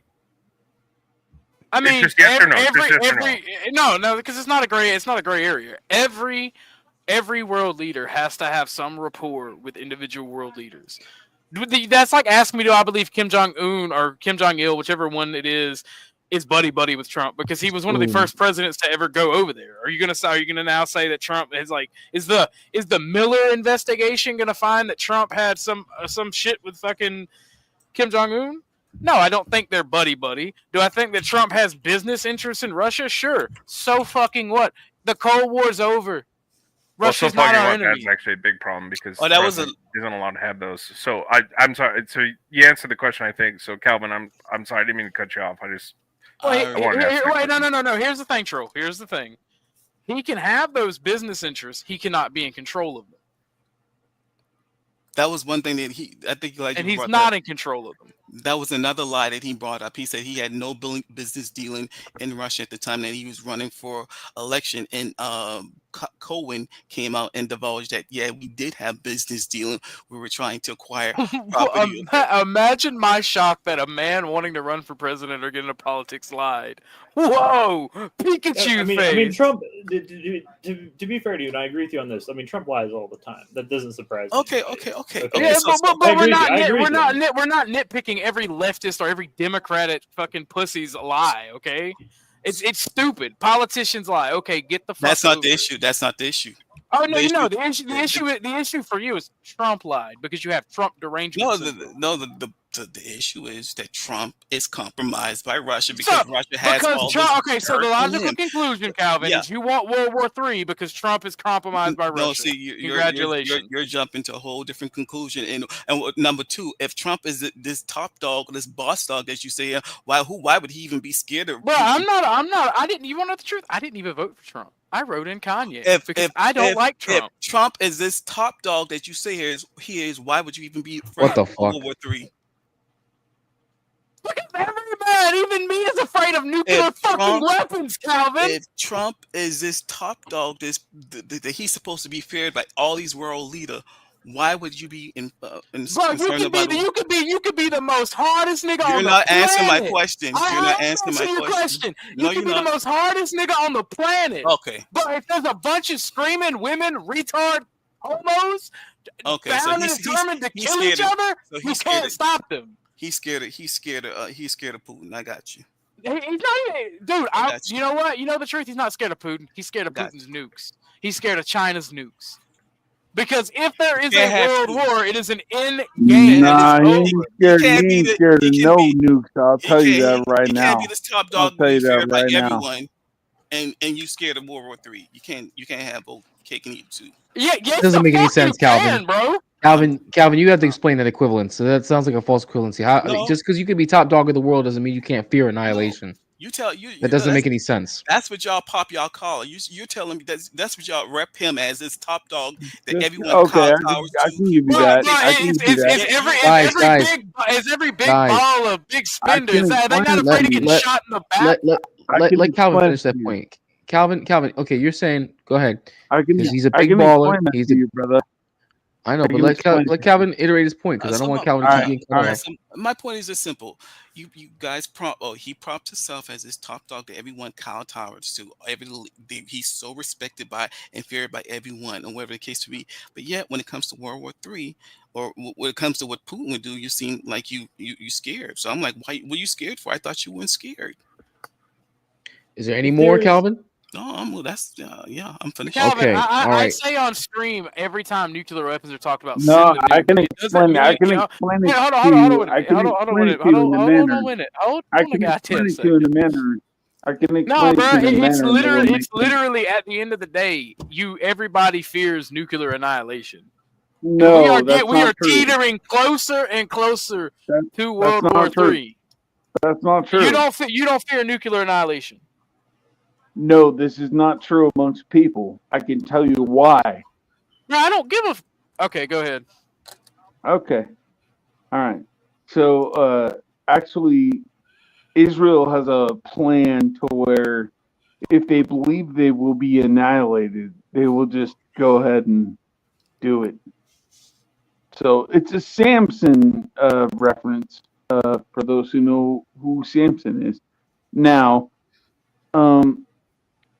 most people don't believe in that, and I don't believe in that either. So I would tend to lean towards not believing in nuclear activities. That's stupid. But they do, however. So that's kind of a game over scenario amongst at least a certain people. And that's a people that is held deeply amongst multiple different belief systems. So there I'm not you trying are. to be mean, but you said a lot to say nothing. Look, I ain't trying to be mean. Nah, I didn't say a lot. What did I say? You can steel man it, brother. Go ahead. No, well, the thing is, the Samson option is what it's called, and it is an absolute real thing. If Israel falls, they will deploy the Samson option. It's called a deterrent. All nuclear weapons are deterrents. If you are a nuclear arms, what'd you say, Jay? Hold it down. All right, if you are a nuclear armed state, your missiles are deterrents. That means if enemy, look at the French nuclear policy, right? Hold on, France just hold on, wait a minute. If you look at the French nuclear policy, it states that if one boot of a foreign army touches sovereign French soil, they have a nuclear warning shot. That means they will nuke you one time. I'm not trying to deal with anything else. I just real quick. Israel we're not going to talk Israel on this panel. We're not going to talk Israel on this panel. Jay does not like it, and he is not here to moderate it. Okay. So you can wait till he gets back. Well, it is what it is. Like I mean, it can be what it is, but we just ain't gonna talk. We just ain't gonna talk Israel on the panel without the host here. But the fact of the matter is, no, stop. We are not talking Israel unless the host is on here and gives his okay, because that is a fact. It's a fact, though. All right, it's a fact. That's all I wanted to point out. Jesus. Have you guys ever had Russian candy? I've had a Russian named Candy. Good for Russian you. Candy is so good. I highly recommend everybody try it if they get the chance. So I think, and this goes. I can't mog Calvin, so this would be his time to speak. Jay asked me to hold it down, but I will say this. Trolly, I can't say his name, but he was in my panel earlier today with you, Troll. Y'all were talking about the military. He brought up a point about a Times of India article. I don't know exactly what it, but it was addressed to Calvin, something about owing $10 because apparently Trump had told Vladimir Putin, if you go after Ukraine, I'm going to hit you so hard, you're not even going to believe it. I'm going to hit you right in the middle of frickin' Moscow. According to Trump, Putin responded with disbelief, which Trump reaffirmed to start saying, you're going to be hit so hard, I'm going to take those effing domes right off your head. Like, the fact that he would even counter signal the invasion of Ukraine, like, that disapproves your point.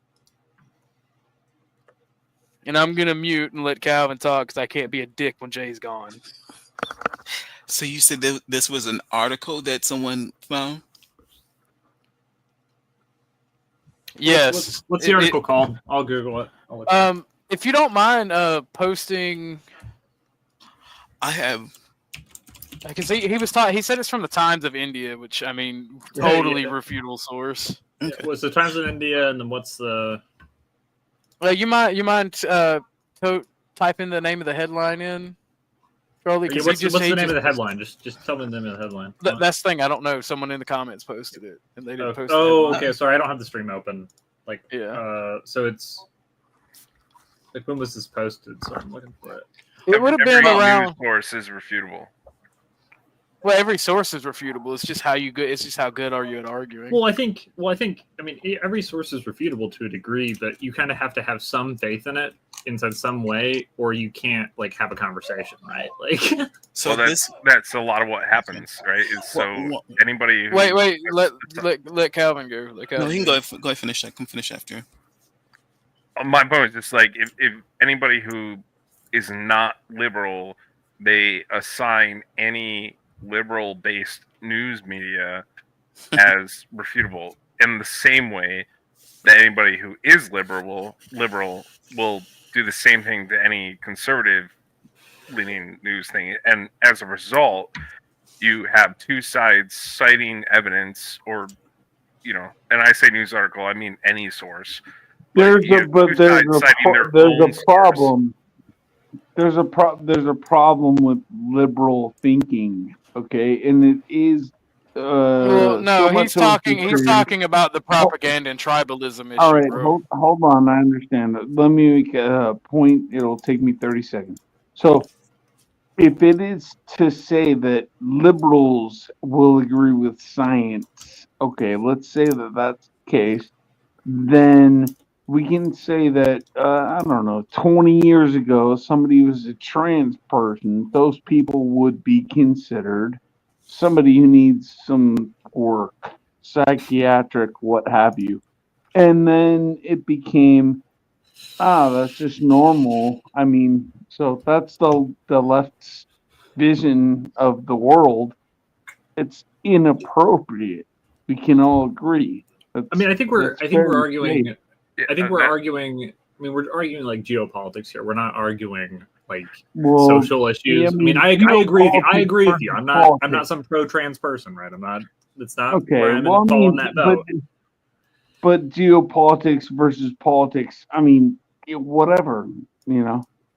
My point It being is is, what it is, regardless of 'cause what you it's believe, you're going to cite it's sources being- that support your position and argue that they're correct, and the other side's going to take an ideological standpoint to say your sources cannot be true, because you know if a left wing media company says 2 + 2 = 4, the right wing mindset's going to be, well, that can't be true because they're liberals and they're disproven because they support trans or whatever. And the same way, if Fox No. News says 2 + 2 = 4, No, you're that's a false equivalency, I think. No, that is a verifiable fact. It's called tribalism. yeah, 100%. Look, I know how evidence works. I'm a big fan of it. So, all right. Well, wait, hold on. Jay's back. All right, look, Jay, I don't like you. We're good. You made me be nice to Calvin and Bob. He all was right? nice. He was. Why? Nice. I was AFK, bro. I told you to hold it down. You literally made me He be was nice. I know he appreciate was. Guys, I had the headphone with me the entire time. Okay, I could hear the entire stream as I'm gone. But I know right now, you need to let Bob know if it's okay or not to talk about Israel, because he really wanted to go down Bob, that rabbit hole. why does he? I mean, bro, if we go down that, no, because if we go down that rabbit hole, bro, we're gonna go completely away from this topic. We will go absolutely completely away from I this mean, topic. in all seriousness, I have had. they just want the Khazarian Empire back. Okay. Yeah, I And get it. that's I mean, great. yeah, but you know why? Because we start having an Israel. If we start talking about Israel, that's very quickly going to turn into a JQ stream, and we are on YouTube. We are not on Rumble. And I'm not going to have a whole First JQ off, stream. we don't have the JQ. All right, Israel is based in God's chosen people, and hell, Yeah, Gimpy. the God's chosen people. Yes, God save Israel. Yeah, I don't want to talk about Israel. It's just not. it's we've all, me neither. at least Dumb. I've talked about it a million times. It's like after a me while, neither. it's like whatever. What I do want to bring up, however, is that back this to where we were just talking about. You're right. Well, and that's what we're about to do right now. We're about to finish out the rest of this video right now. Okay, sounds good. Let's finish it up. It was disgusting. And then they said, oh, the laptop from hell was made by Russia. The 51 agents. The whole thing was a scam. And he had to put up with that. He was being accused of all that stuff. All I can say is this. He might have broken deals with Obama and Bush, and he might have broken them with Biden. He did, maybe. Maybe he didn't. I don't know what happened. But he didn't break them with me. He wants to make a deal. I don't know if you can make a deal. The problem is I've empowered you to be a tough guy. Observant facial expression. I don't think you'd be a tough guy without the United States. And your people are very brave. But you're either going to make a deal or we're out. And if we're out, you'll fight it out. I don't think it's going to be pretty, but you'll fight it out. But you don't have the cards. But once we sign that deal, you're in a much better position. But you're not acting at all thankful. And that's not a nice thing. I'll be honest, that's not a nice thing. That's All not right, a nice thing. I think we've seen enough. What do you think? Huh? This is going to be great television, I will say that. All right. We'll see what we can do about putting it together. Wait, Jay, I had the perfect follow-up video for you. I sent I've you a al- telegram a little bit ago. I've already got the actual press conference he has after, or the Times Okay, the one- media after okay. that. Okay. Outside. I didn't know if you had it. Yeah, I had that, and also, guys, I have a bonus video tonight. Wait, You before know, before you play a bonus video, Yes. can I show you something that my dear friend Arkansas posted in a Discord that is absolutely hilarious? It's related. I don't even know what I posted. Is it? I don't even know what I posted. It's JD Vance. It's the JD Vance thing. I don't even remember. All right. Well, posting first, before we do that, let's go into the new video first, because we don't have much long on that video. That video is only about 3-4 minutes long, or at least the pertinent parts of it are. And then the bonus video, guys. I don't know if you know this, but apparently Zelensky was on Fox News with Brett Baer after this. Ooh. I saw. Yeah, and apparently he was explaining the future relations between the U.S. and Ukraine. I don't know it. I haven't seen it yet. I haven't watched it, but that's a bonus video that I have for us tonight. So I do want to get to this part, this second video by Trump, because this happens following the events of Zelensky being quote unquote kicked out of the White House. Dollars, not only on an endless war. Oh, wrong one. But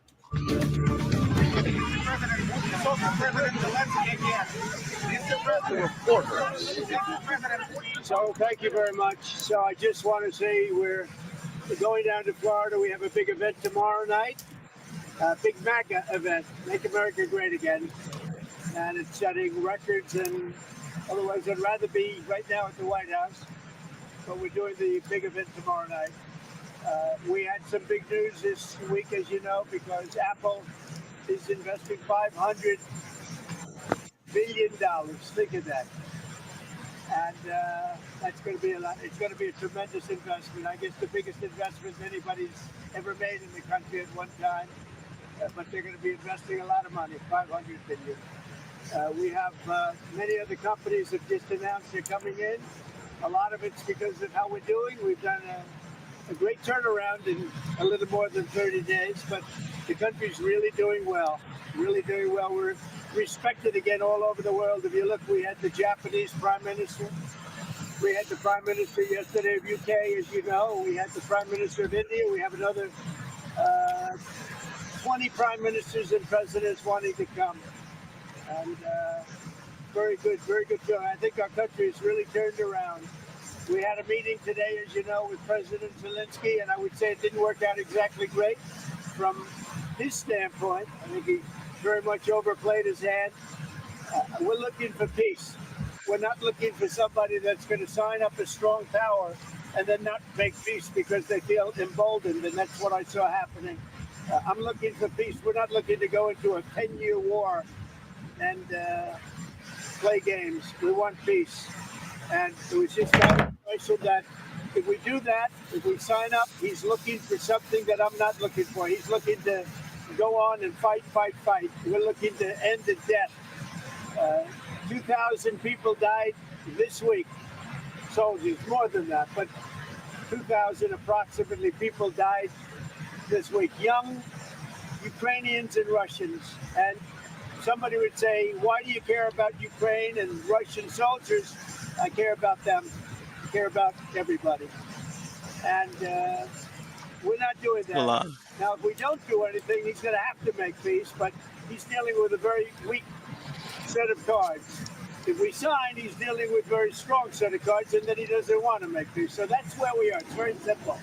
I'm not looking to get into anything protracted. I want immediate peace. President Putin is going to want to make, and he wants to end it.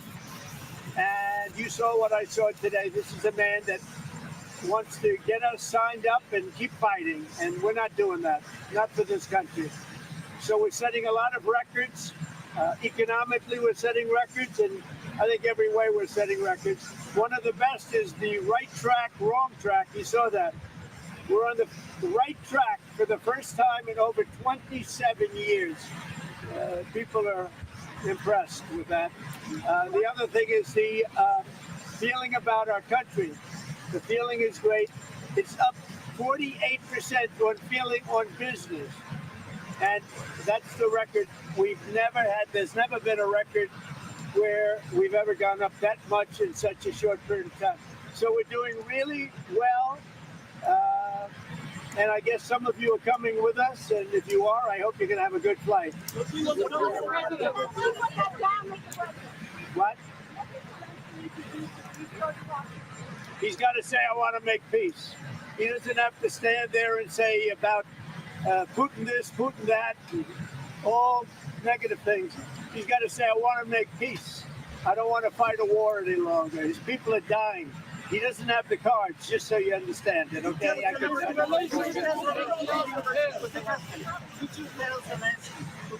So what does Putin want? I have to tell you that. Go ahead. I think you know the answer to it. Wait. What does Putin want? Look, I don't trust or distrust anybody. I just want to get a deal done. And if the deal happens, good. But you can't embolden somebody that does not have the cards, and all of a sudden that person says, oh, well, now I can keep fighting. We're not going to keep fighting. You're going to get the war done or let them go and see what happens. Let them fight it out. There it is. I want anybody that's yeah, going I to make want to peace. know what If Putin he's wants. capable of making peace, which he may or may not be, but I want somebody that's going to make peace. Again, he doesn't have the cards. When we sign up, he's got all of the cards. That doesn't mean he can fight. He's got to stop the fighting, stop the death. He's losing hundreds of thousands of soldiers. It's time to stop the death. Say it.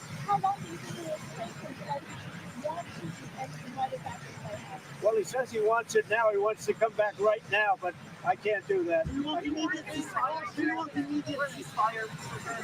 They should have an immediate ceasefire. That was the other thing. He didn't want to do about ceasefire. A ceasefire could take place immediately. A contract, if you want to end the war, you sign up an agreement. That's going to take a period of time. It takes time. I want it to end immediately. And I think if you had a ceasefire, it would be a ceasefire, a real one, that would end it. But he doesn't want to do that. That's fine. Do a better deal. I want it to end immediately. I want a ceasefire now. He says, oh, I don't want a ceasefire. Well, all of a sudden, he's a big shot because he has the U.S. on his side. Either we're going to end it or let him fight it out. And if he fights it out, it's not going to be pretty. Because without us, he doesn't win. Let me tell you.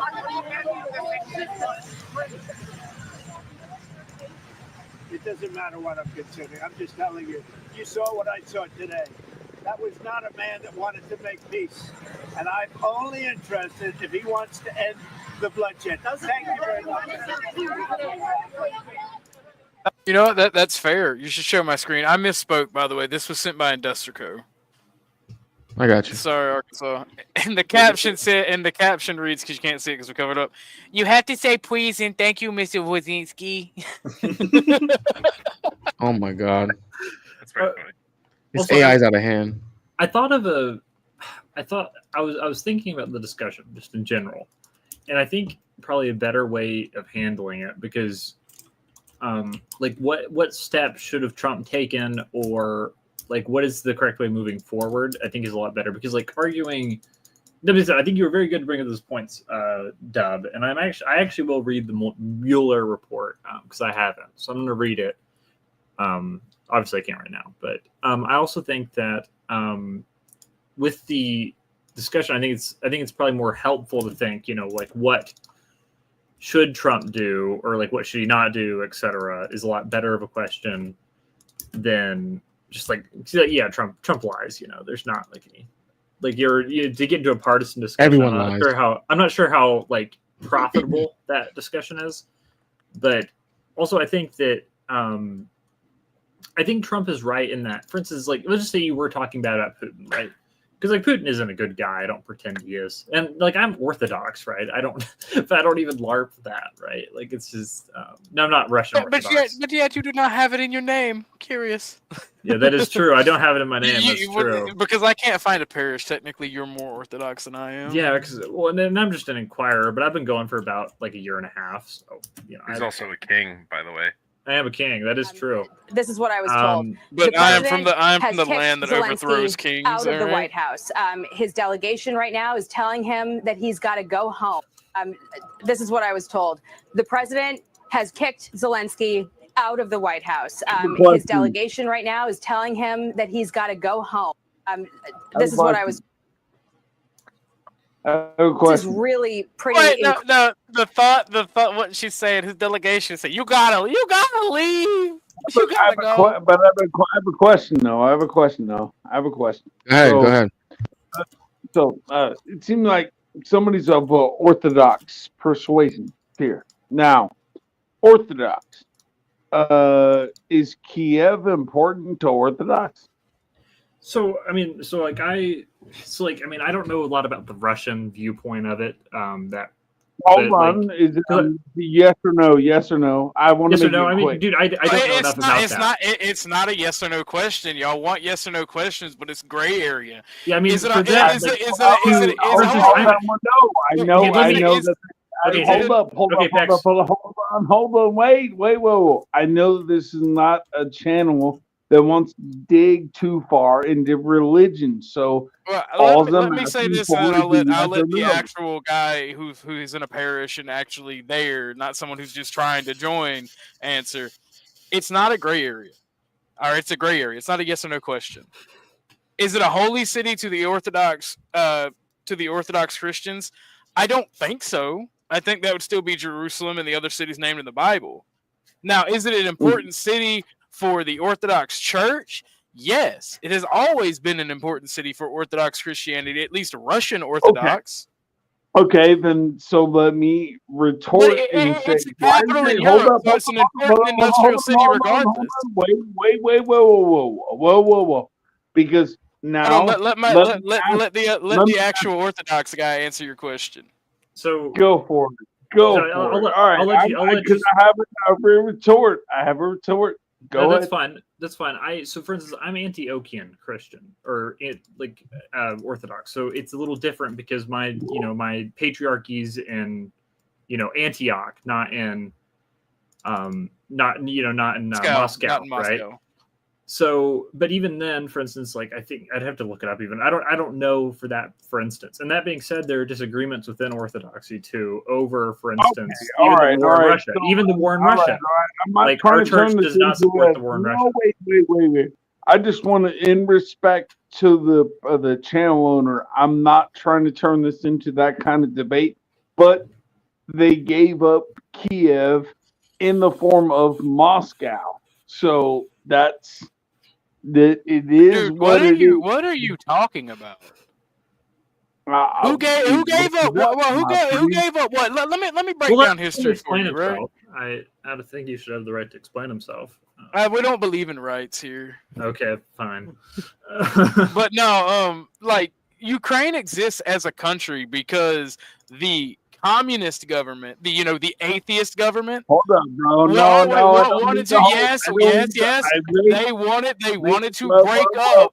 They wanted to break up the Russian Empire into Soviet Socialist republics. I don't need the whole breakdown. All I need to hear is my point is it has nothing to do with the Russian Orthodox Church. Is something special about Kiev? Yes, it's a magical city. It's at fucking Atlantis. Okay. And did you give it's that? Literally Hyperborea, but for Orthodox people. Hold on now. So now I view y'all as false prophets because you're going back after it. After you said that it's moved shut the fuck up. This is just Kiev. retarded. Hold up. Okay, Hold up. It's not the original church, the original Christianity is a false prophets. Let me give my full explanation here. So that's why I don't believe in freedom of speech.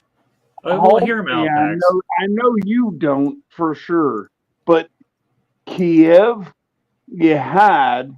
Then you gave it up and you said that's Moscow. Now Moscow is coming back and saying we want Kiev. That's Dude, what the they're doing. fuck are you talking about? Okay. For instance, it was never an Orthodox Christian decision to fucking give up Kiev. Okay, and so first to off, clarify, the patriarchy the patriarchy in Russian Orthodox has always been in Moscow. The fuck are you talking about? Okay, so let me listen here. All right, so like as a person who's Orthodox, right? So how Orthodoxy works is it's certain churches controlled by like certain areas, right? That meet at the they meet and have decisions at synods and stuff. Every single patriarch of every other of basically every other jurisdiction within Orthodoxy has condemned the war in Russia on the Russians' side of it, right? The Antiochians, which is what I'm part of, so I know the most of, they specifically believe they've kind of taken a middle stance and said, like, they maybe have the right to do it, but it's probably not great. I'm Catholic. I'm Catholic, by the way. So That's fine, and that's whatever. fine. I'm not, dude. I have lots of Catholic friends. I'm not trying to get into a Catholic versus Orthodoxy debate. Okay, Good stuff. but Good stuff. Good stuff. but I think that a lot of it is. Well, I think you guys are false prophets because you splintered from the original church and your pope tried to murder people. But that's Okay, beside the point. I'm not. I'm trying to tell you, you think Kiev is worth something, so It's not. I think no, Rome is no, worth no, no, no. something. This is my point. Is that Kiev is, of course, like to the Let's Russian read government it is Daniel worth 9. something. Daniel In religious 9. Let's read it. in religiousness, it's not Jerusalem, right? It's not it's not Antioch, it's not Constantinople. It's not like a serious jurisdiction that is argued against. It's not a holy land. Kiev isn't. I think that a lot of the Russian patriarchs have used religion as an excuse. Go through the. If you could do me a favor and go through the real thought pattern on Kiev, please do. No. So the holy. No religious argument for the war other than Russian Orthodox priests doing what their government commands them to do. Yeah, it's not. Drop it. Like a lot of it's retarded. Well, calm down, Pex. But so what I'm trying to say is dude, that we let these stupid fucks talk too much. It's derailing. What, bro, Raggy? Raggy, I'm dealing with a retard. I mean, I think that a lot of it is that, for instance, the Russian church has taken. Not to mention that there's actually two legitimate churches within Russia. One that is more highly controlled by the government, and there's one that is truly more independent. You've got Rokor, and you've got the Russian Orthodox. Rokor is Russian Orthodox outside of Russia. Yes, but for instance, it's a lot of it is specifically when it comes to the religious aspects of it. I think Kiev is mentioned. For instance, Patriarch Kirill. This is who you're really talking about here. Is Patriarch? If you know anything about this, you're talking about Patriarch Kirill. Patriarch Kirill has been highly criticized by the Orthodox world and by other patriarchs for basically just being a puppet of Putin, which is probably true. I'm not even debating that. And the statements he makes are sometimes insane. But Patriarch Kirill used to be ex-KGB. He used to smuggle cigarettes. He's not like this great guy. He's not. He's more of a political institution, in all honesty. I don't think that Kiev has any real importance to the Orthodox theology. I think it's really only a matter of that. Being said, there are issues within Orthodoxy within Ukraine, right? On the onset of the war, there was I had to pull it up, but there was a specific group of Orthodox churches have been kicked out of. There's been a lot of discrimination in Ukraine. Hey, will you share my screen, please, so we can stop this bullshit? I'm sorry, Arkansas. I've got annoyed by this. So here is the list of the holy sites according to Russian Orthodoxy. You've got this fucking Slavic shithole in Russia. You've got Novgorod. You've got Jerusalem. You've got this shithole in Ukraine. You've got Valim Island. You've got Greece. You've got another place in Greece. You have a place in Egypt. You have a place in Montenegro, and you have a place in another place in Greece. You have hold the fuck on. You have all of these holy sites, right? Those are the sites. Those are the shut the fuck up. Those are the sites that are the sites that are important to Russian Orthodox. I'm not gonna drink with some. I'm not gonna do this with some drunk Catholic. Right. They should declare war on. I wasn't gonna say anything, but so there are multiple points that we can look at. That's the point, and one of them's going to be. Oh, hold up! You can answer for it because we can go to Daniel 8:21. Go ahead. Are you gonna make me send you $50? Listen. I don't want to kick somebody for no reason, just other than they just want to talk. The reason is a dumbass religious derailment. You want to go back to the video? Because I have definitely. Okay, so I have a list of videos that do pertain to the topic that I'm about to show. Brother, put the drink down. I answered your question.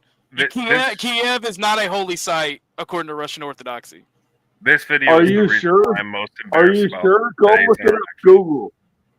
Well, hold on.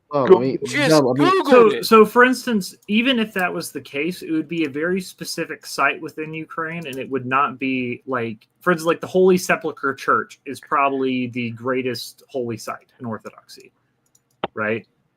There you go. But for instance, it is a hyper-specific place within. I think it's in Israel. I could be 100% mistaken there. I think it's somewhere. It's somewhere in Israel, the country, right? It could be in Jerusalem. I'm not sure. Concentrate on Kiev, though. Let's just concentrate on Kiev, and let's concentrate on how. Check your Cash App. Check your Cash App. Oh no. Yeah. Literally no fucking reason. There's literally no fucking reason to keep hashing that. I just showed you the holy sites in Orthodoxy. Bro, you're literally derailing the conversation because you're a fucking drunk Cathar. Hold up, bro. I just told you that. Can we, Jim, are you still watching? Will you please come on? Will you please come on so I don't have to shit on Catholicism, so I don't have to start another fucking holy war? All anyone has to do is regulate their own. Kiev is a holy site. I'm not. Yeah, Jim, you come on. You come on and talk to this guy, please. All right. Jim is the go-to man besides the Pope himself for me. Yeah, most definitely. Jim is definitely Catholic. But let's dig into some of this video. Catholics I won't shit on either because he actually knows his faith. But this is a video of Zelensky actually leaving the White House when right after he was kicked out. They actually caught it on film when he was leaving, the initial moment. Incredible. We see the Jackie, SUV, hang on with us one Zelensky's moment. If you SUV. look to your left, you're going to see him. Let's watch. Mr. President, is the deal off? President Zelensky, can you tell us what happened? Right.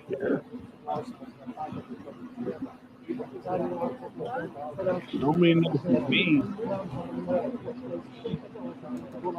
This is really pretty incredible. That's a photo of Marco Rubio. Jim would also like the link. I can't post it in your chat because I don't have a wrench. Oh shit! I thought I already posted the link. But you did, but you didn't pin it. Because unless you kick this guy or unless something happens, because all Jim's gonna do is come up here and ask the Orthodox, like, what's your liturgy or what's your sermon, who's your patriarch. He's not gonna be a dumbass about it. Hold up, Orthodox. I'm asking you what it says. So it's simple. Are you Vatican I or Vatican II Catholic? No, I'm not. I don't. Oh God, Jay. This is the savior of Ukraine, bro. So true, bestie.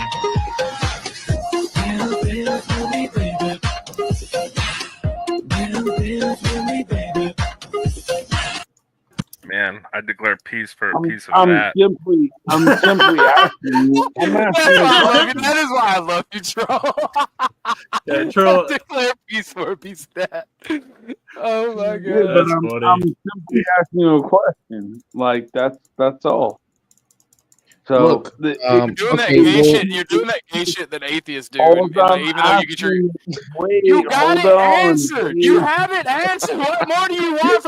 I am a Catholic now. Oh my God, I see it now. The Pope is a god amongst men.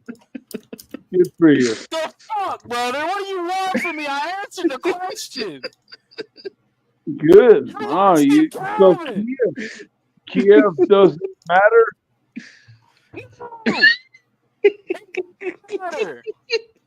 Right, then you're false getting in real life. All of your false prophets. That's the point. You're false prophets.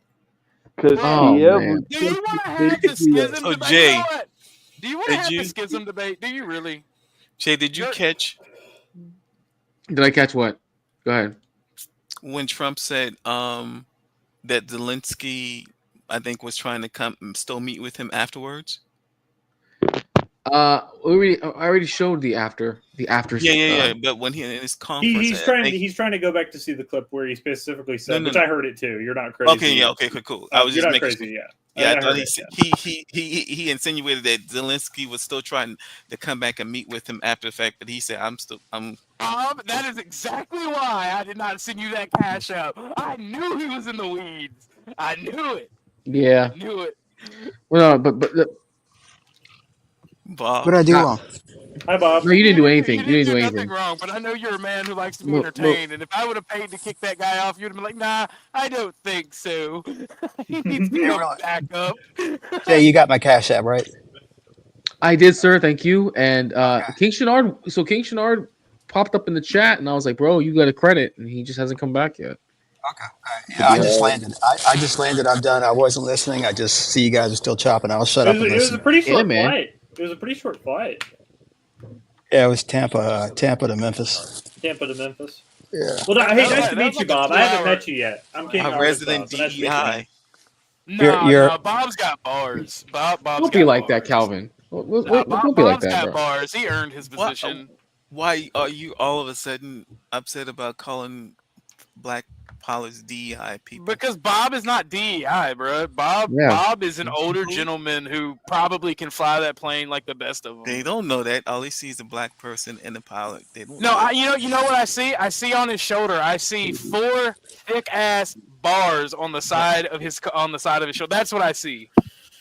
But Calvin, I'm kind of confused by the fact that you're coming after him, though. Like, I don't understand what the issue is. Well, I don't have a problem with him being a black pilot. It's just your side that has a problem with black pilots.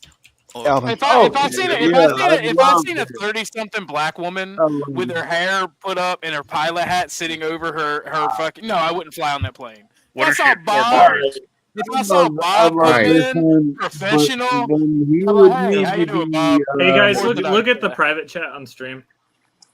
He would need to be. Let him speak. Let him speak. Let him speak. You would need to be muted. So Hold on, bro. Hold on, bro. Calvin. Go ahead. Calvin, not that I'm trying to prove myself to you, but I was hired way before DEI became an issue. Way. And just to let you know, I know a guy who was a Naval Academy grad, black guy, who didn't get hired where I was because his attitude was shit. I know 7 black guys that applied to my airline that didn't get hired. Why? Because they didn't study for their interview. Just something to think about. There was a gentleman that introduced himself to me, and I wasn't able to respond. Which guy was that? My friend Arkansas. Okay, what's up, man? That's all. Bob, I don't doubt your qualifications. It's not me that's doubting your qualifications. It's not me the one that's going around prejudging black pilots, women pilots, whatever the case may be. It's your side. I mean, I'm sure you recall that after that unfortunate plane crash that happened, the immediate talking points were assuming or blaming everything on DEI hires or whatever the case may be. So, if no one knows, like everyone has a personal relationship with your place of business as a black pilot, most people are going to, if you're on that side, associate you more than likely with as a DEI hire. But the DEI people, DEI was instituted by the left. It wasn't instituted by the right. And mind you, if there were a pool of black pilots that you could hire from, you would not need to implement DEI. You could just hire strictly on the qualifications of the person. What DEI does is essentially say, we want to have minorities as people in our airline, but since we can't find enough, we are effectively going to lower the standards to increase the number of minorities. So it's the left that looks down on people like me, not the right. Well said, No, Bob. that's not correct. That's not correct. That is empirically correct. No, it's and not. That's why I respect Bob over you. No, what Bob says is not correct. Bob is giving a logical explanation to who he is and where he at and how everyone else got. So Bob's merit doesn't matter. But that's when the people that I listen to on your side, they don't do that type of deep diving. They just look at your skin and they look at your position. No, and maybe it's the history of DEI that they think about. They see on the media, and that's what they think. They just look at your skin and they look at your job, and it's your DEI. That's all. You have because But Calvin, I'm just telling you that's the environment that we live in. I'm not saying you're not. I'm not saying you're not educated. I'm not saying that people who not excel to your role did not deserve it. I'm just saying when people on your side, that DEI or anti woke group, when they look at you, you as a black pilot, you're automatically grouped or associated as a DEI hire without even looking Calvin. at your That's credentials. because of you Calvin, people. Calvin, listen. Can I? DEI does not look at me as a pilot. It looks at me as a black pilot. It puts me in a category that I didn't look for. It is the left. It is the left that separates people based upon group membership and then assembles them into some array where it can make certain white people feel good about themselves. DEI undercuts people like me because it assumes that I was hired based upon lower qualifications. When we didn't have DEI and you just saw me walking around, you had to assume that I was qualified. Jim, go ahead. I know you want to speak. BTFO'd. Yeah. I just want to say, as an old timer, a few things about our culture. We're all influenced by our upbringing, our initial surroundings, where we were born, what continent, what country, what race, what religion, what socioeconomic position in the world, and we must recognize there is innate diversity that's the wrong word. There's a hierarchy of things. There are beautiful people, there are ugly people, there are clever people, there are stupid people, there are tall people, there are short people, there are fat people, etc., etc., etc. Whether we like it or not, this is the left's argument. If, for example, I go for myself, as you know, I'm a Catholic, I'm a traditional Catholic. When I say traditional, I said it so many fucking times before, pre-Vatican II, my beautiful Latin Mass, which I shall attend tomorrow morning here in Sydney, Australia. Hey, Jim. Anyway, getting back on the things, I'll tell you what it is. We've got perceptions, we're discriminatory. The worst thing which happened to the Western world in terms of history, again, I harp on history, is the Freemasonic French Revolution of 1789. And what it did, it destroyed the social fabric, the political fabric, the hierarchy of Europe. Now it's all, the worst thing is fraternité, equalité, liberté. Equality, fraternity, brotherhood, and what? And we are operating. So I'm going for myself. I'm not going to critical. If I was on a plane, hypothetically speaking, and there were all female stewardesses, including the fucking pilots, I'll tell you the truth. I don't care. I'd be fucking not comfortable. Let's put it that way. And that's being honest and fair income about it. Let's go in terms of that's sex. That doesn't mean I'm right. That doesn't mean I'm a racist or a misogynist. I love women. I love pussy. For a record. But you know, you can misrepresent me and misquote me or whatever. Let's go on to race, which is very touchy. And what the left is saying is blacks. For example, I'm from Australia. If I had Aboriginal pilots, I'll be shaking in my effing pants. I'll be shitting. I am sorry. Now you can say I'm a fucking racist. No, I'm not. Let's pick another group. I don't know. Macedonian mountain fuckers, goat fuckers. I'm sorry, they're white. I'll be shitting in my pants. Okay? So, you know, Macedonian mountain goat fuckers. True.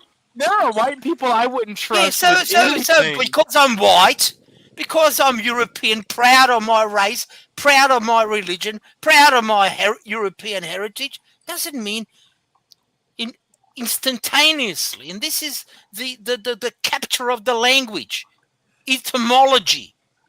the root of modern language, and George Orwell expresses it. Left has captured our institutions, high schools, universities, the way we talk, the way we speak, and what are the buzzwords? If I don't want to talk to you, I want to neutralize you or dox you or whatever, what's the key words? Sexist, racist, misogynist, Nazi, fascist. What's the other word? Anti-Semite, bigot, homophobic, xenophobic. Okay, All these buzz fucking words. I'm trying to establish that Kiev is something that the Orthodox Church. I don't understand. I'm feeling such rage right now that I want to say something that'll get me locked up. Okay. Oh shit! Oh, no. What the fuck did I walk? There is a not-based gay Vatican II liberal Catholic, and he keeps trying to conflate Kiev as a holy city for Orthodox Christianity. Look, just on that point, I'm not an Orthodox, but look, you're a based Vatican I Catholic. Can I just say on that, on Kiev and Moscow, Muscovites in Kiev? Look, it is a sad indictment on the Western world. Give him a moment. A brother fighting a brother. You know what I call First and Second World War? First and Second European Civil War. White Christians, heritage decimated themselves. Look, over 100 million for no effing reason. No reason. On the other side that's going to be able to have any kind of pushback. Jim, can you get your brother in faith, please? Please, Jim. Kiev. Bless me, Father, for I have sinned. Come on, let's start the confession. As someone who has just joined, I would like to ask, and I know I have no context for this, but I do feel everyone on this panel is entitled to civility. So I would at least ask that everyone not. No, Joe, no. Some people are not entitled to civility. I don't know. Some people need to be choked. Look, some people just get humiliated, bro. I don't care. Take that I'm like everyone PT's channel, bro. I don't care. Like that's a smut channel. We're not on a smut channel right now. What we're trying to establish is does Eastern Orthodox does Eastern Orthodox claim that through the Russian Orthodox, Kiev is a holy city, but what are we talking about? Be quiet.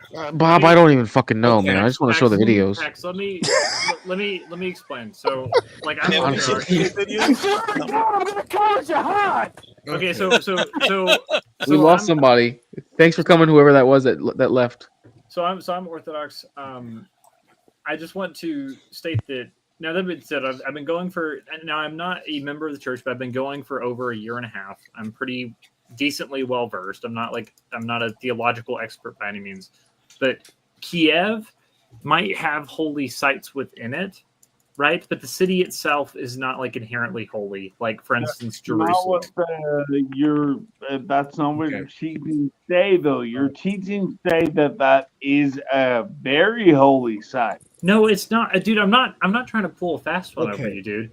I'm saying that, and even if it was, it would only be to the Russian Church. It would not be to the whole of Orthodoxy. For you to try to condemn all of Orthodoxy that's interesting. Interesting. You're trying to separate yourself now from the Russian Orthodox because it's a very legitimate difference. I'm Ethiopian. If I may ask, or if I may say, I would like us to detente to some degree. Because who does Jesus, the one man ever without sin, ask us to say? I want to talk about pussy and fucking up in NASCAR crashes and cops Yeah. beating up people. That's what I want to talk about. We can back to the DEI if you want. I can settle the DEI issue real quick. You got in on the theological autism. I'm sorry, bro, but this is what we're going on now. This is an autistic VC. But this isn't a VC. This is a panel, sir. We don't do VCs over here. So back to the DEI thing. If I may, any accusations against Bob for being DEI, Bob, this is to you.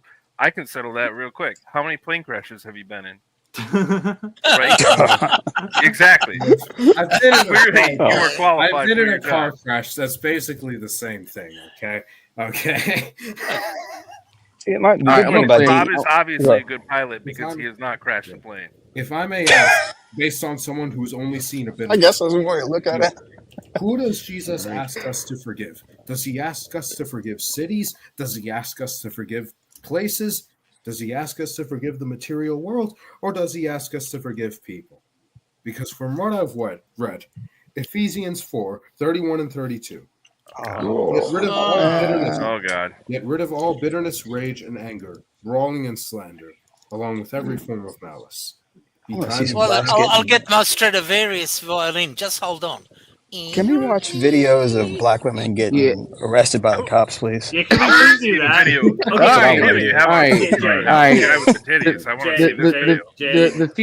The theologian argument is gonna have to wait for another day because when people, That's fine. I don't know what it is. I don't know what it is, man.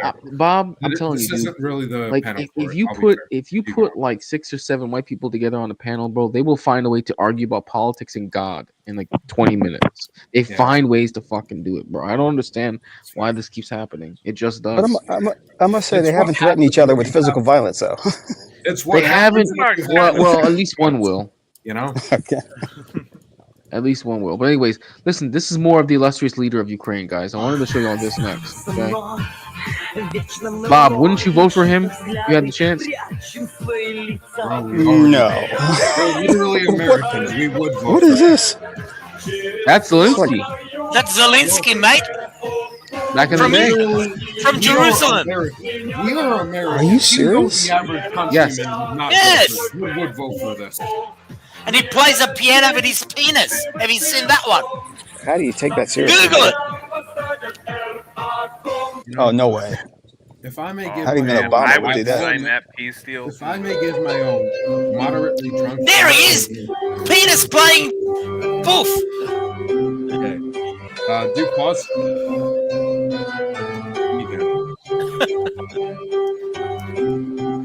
Guys, help me, please.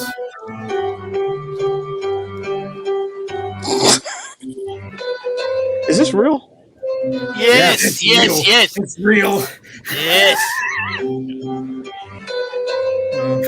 Lord, help me.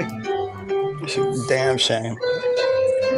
I mean, Okay. it's That's real. If I may, It's not. They're not actually playing with their penis. Just it that's is not in real. part staged. It is in part audio played over it. I'll be Well, honest. yes, of course, This but was the stunt. That this was the stunt presented to people is inherently telling to at least some degree. Even There's if it was in no part white penis on this planet that is big enough to play the piano that well. Speak for yourself, sir. Can I add to that? Wait. Can I add to that? Specially circumcised one. If I may, No. Jim's comment. Zelensky got a second circumcision today was peak. By the way. Okay. Okay. If I may, I do want to also add this because it was a bit too loud to add this earlier. Jim, it's very good to see you again, and it is good to talk with you again. Also, hello, Jay, and to the rest of you all, it is very good to meet you. I am Jero. I don't think I've met you all before. Generally, hello, You know King of me. Arkansas. I've certainly met you before. They are strangers. Don't lie. Joe, what's up? So true. No Yes, fucking it's way. good to meet you this evening. Back that What ass the up, hell are you shouty. doing, bro? Bro, Oh, that's not true. Lass is That can't- more that fat than cannot be fucking human. What do you even do about that at that point? Just let them die. How did she wipe her ass?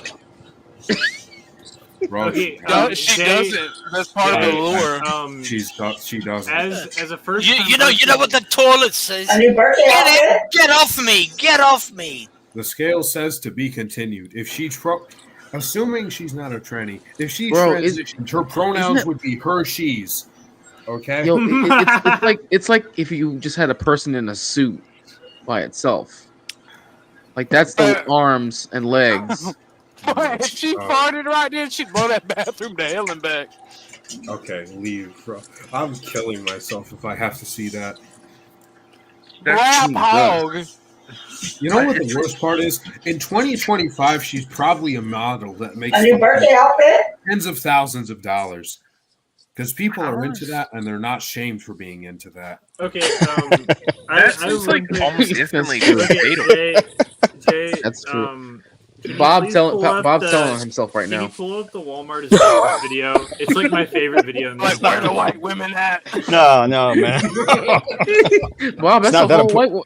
That's a whole white woman right there. It's not that important. It's not that important. All right. I was like, actually, I don't like white women anymore. Okay, all right. What were we gonna say, dude? What were you asking for? Because I just pulled this video up. I just pulled this video up for Okay. fun. I have a video for you to pull up. It's very important and very pertinent to the conversation. Which I put it into conversation? the private chat about Ukraine and all this. It's Okay. very important. Before we do that, I have a video that we haven't seen yet. Okay, let's play it. Yeah, we haven't seen this video yet. This actually was tonight. Bob, how you're still somewhat caught up, right, on what's going on between Trump and Zelensky? I'm sure you're pretty much caught up. You saw enough of it. Yeah. Okay, saw I some figured more you of it saw earlier. enough. So apparently, this happened like during the stream. This drop. Brett Baer apparently had Zelensky on today. I haven't seen this yet, so this is fresh to me. I've seen it. I don't know It's if the rest. fucking, bro, it's fucking faggotry on America's part, I'll be honest. Are you serious? Oh I am. man. It's like Zelensky. Okay, I'll say this. In part, I can't hate Zelensky because I know we just watched all the fucking faggotry of him. But imagine being a normal guy, or at least a somewhat degenerate guy, thrust into the leader of his country in a war for its survival. You have seen mass graves be uncovered. And regardless of the geopolitical implications, what is a normal man supposed to feel about that apart from unrelenting, uncompromising hatred and unrelenting, uncompromising will to stand against that? There is no other option, especially when you have seen the friends of your family suffer through that, you know? Does he have the most rational response? No. But does he have the human response that, I'll be honest, anyone in this chat would commit to? Yes, he does. He is not a perfect statesman, but he is certainly I'm feeling human, that which way you over the can't say- Orthodox talk. Yeah. He is not a perfect statesman, but he is certainly a human, which you cannot say of most statesmen nowadays. And I don't blame agree. him for committing so hard, even if it isn't the best for him. How else I are you agree. supposed to how else are you supposed to respond to the fact that your countrymen are being slaughtered, regardless of the reason behind By it? not sending even more to be slaughtered. Come on, Drew. Yeah. There if I is may, that I- situation, but that's not a situation where any of Well, us. that's the can take it. tragedy. We cannot. We as Westerners who have no involvement in this war besides money can say that, hey, he's being irrational. But as a man who's been on the front lines himself and has seen his countrymen suffered, I can disrespect him for being irrational, but I can't hate him as a person because he has responded as well as the average person could. And honestly, with Fox as well, I saw the whole interview. He's being a fucking faggot about it by only asking this non-question effectively, like, oh, ignore everything else he's saying. Let's just ask this one fucking question and see if he committed to providing Trump a fucking safe space. You know? Does he owe Trump an apology? Huh? Does he deserve to be civil with Putin? Huh? I think he does. I would argue. I would disagree. He with does you here. deserve to be civil with Putin to some degree because he is taking the position of the head statesman of his country. Okay, do you But want me owe to call Trump you? an apology is just a non-question because I'll be Do honest. you want me to call you? Was it Jags? Zro. Zro. Okay, I won't call you by the name I know you as. Okay, that's Yeah, fine. don't worry at Alright. all. And Okay. honestly, bro, I trust you. to feel free, and this goes for all of you as well. Throw anything at me, even if you're quote unquote uncivil. Well, I so let your friends jump you first. Me and Arkansas will go. Let me jump you a little bit here. Go ahead. My thinking is not, for instance, so he owes it to his country to be a good leader. You would agree with that, right? Yes, absolutely. Okay. In him being a good leader, you have to have somewhat of civility, even if you're talking to someone you don't agree with, right? And I think that's something Zelensky lacks. And that, for instance, like, now that makes sense. If he talks bad about, like, what is it, Putin, yeah, that's completely rational, right? But for instance, trying to start a fight when your country is inside negotiations, right? I think that, for instance, I think Trump is inside a position in which he can get not everything Ukraine wants. I'm not, like, pretending that, but getting more of what Ukraine wants, right? Or a better deal for it. Or just to where, men are not dying, right? Yeah. And I don't think that doing that is just super, and him just kind of being like, oh yeah, like trying to start a fight right in front of the media, that's not going to help your negotiation. And I don't think that helps your country. So even strictly from their point of view and not like a, America on top point of view, right? I think that's fair. That it makes sense that he should try to be civil, even if he believes Trump's being completely irrational, et cetera, in order to try to get a better deal for his people. And I think that's a rational viewpoint. I don't think that's irrational to think. Like, for instance, if I was like a diplomat and some guy and Kim Jong-un walks into the room and I'm like, I disagree with you. It's like, no shit, dude. Yeah. Right? But I think that you have to have a level of civility in order to reach something like a peace deal or something like that that's productive. Listen, hold on real quick. MC Nemesis. Hold on, stop. MC Nemesis.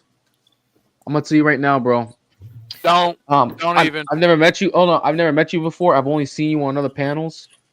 And I know you've porn bombed at least a couple times. I see. So I don't know what literally assurance I porn bombed have. my very first stream. I know he did. I saw it when it happened live, bro. I don't know what assurances I have that you won't do the same shit to my channel because I don't know you. I only know of you. Yeah. Do I have any assurance that you won't porn bomb me? Bro, I'll let you finish. Actually, my bad.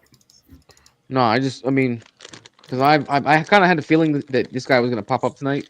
Yeah, I'll be honest. But I've never met him before. I was like, my bad. You finish. Go ahead.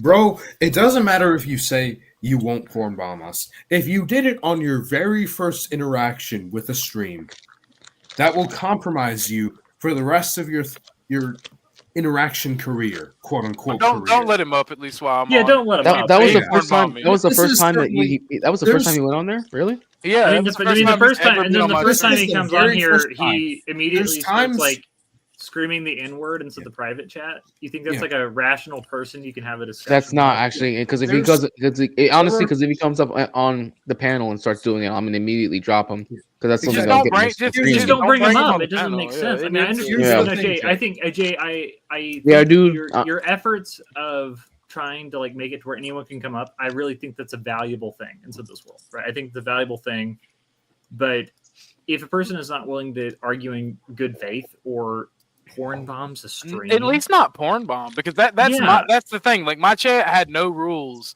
until he got BTFO'd by a black guy, called him the N-word a couple times.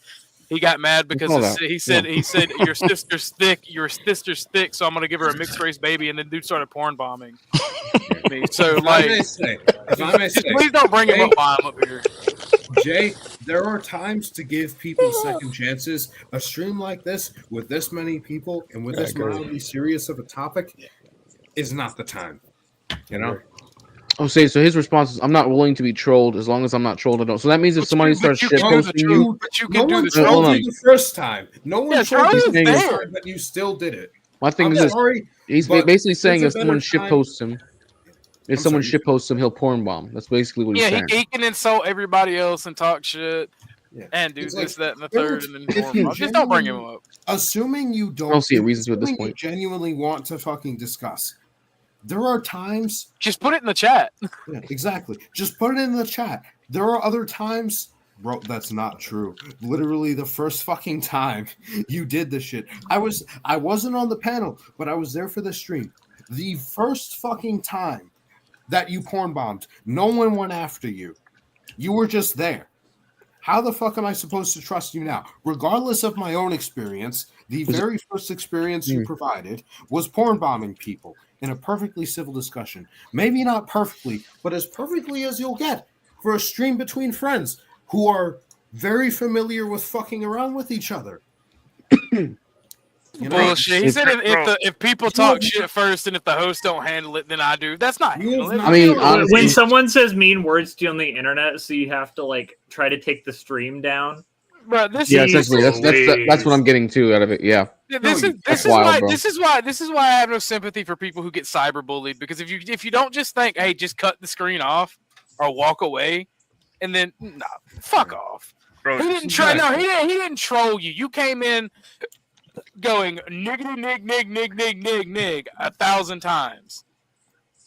Just send me exactly. Send porn bombs to my DMs. I'm a firm believer in the so principle. I can look at them. Start shit, get hit. Yeah, I'm saying this. Start shit, get hit in real life. If you can't handle that in real life, you're already a faggot. If you can't handle that by reading words on a fucking screen, holy shit. And surf you in the fucking Midwest to fucking farm corn for the rest of your life. You should just ban this guy from your studio. I don't know. I don't want to straight up ban him. I'm hoping there's a chance to reform him. I But gotta use the restroom quick. I'll be right back. I got you. I don't see need to ban him, but at this point, I'll be honest, MC, I don't see a point to bringing you up, because you're basically admitting in the chat, if anybody shit posts you once, you're gonna start porn bombing, and I don't hear you saying that you're not gonna shit post them at all. I mean, if there's someone who's not willing to have a good faith argument with you, I'm not meaning that in the Reddit way either. Then just I don't know. I don't see the point. Yeah, because we're gonna argue and people are gonna tensions are gonna flare and someone's gonna call you a faggot or something. And I'm literally gonna troll you because I find it funny. And I'm not trying to see. I mean, granted, I'm pretty sure you showed straight porn when you porn bomb Muslim, but I'm not trying to see that on YouTube. You start insulting me. Oh my gosh, dude! If you're over here like, what are you, a liberal? Dude, you literally came in calling every black person on my panel the N-word. Really? Yes. You led with that? Yes. Is it wrong? Is it wrong though? I mean, yeah. Okay. I'm sorry. Hold on, Bob. Bob, does it apply to you? Bob wasn't on the panel. Wait a minute. Wait a minute. He's upset about being called a DEI, but not being called the N-word. I'm not upset being called a DEI. Nothing bothers Bob because he's a Chad.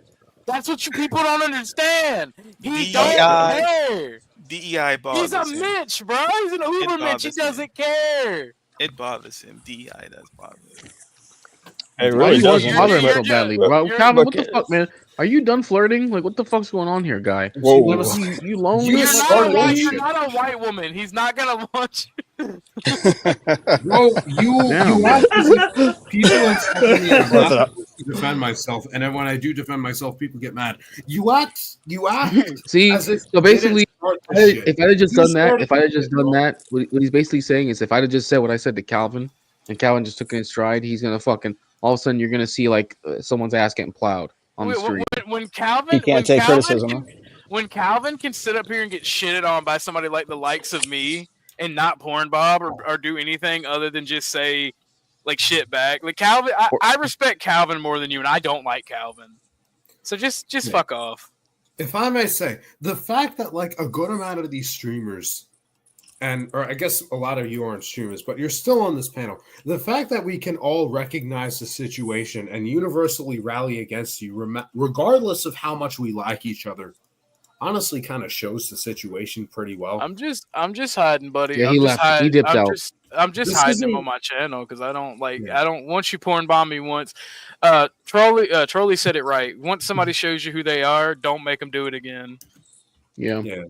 Exactly. I mean, you didn't really answer the question though. Believe them. Which one? Well, were there Which question? N-words on the was he wrong about? Oh, Jesus Christ! I'm Wait, sorry. I don't even know. Wait, we was on the panel. Actually, Bob, there wasn't.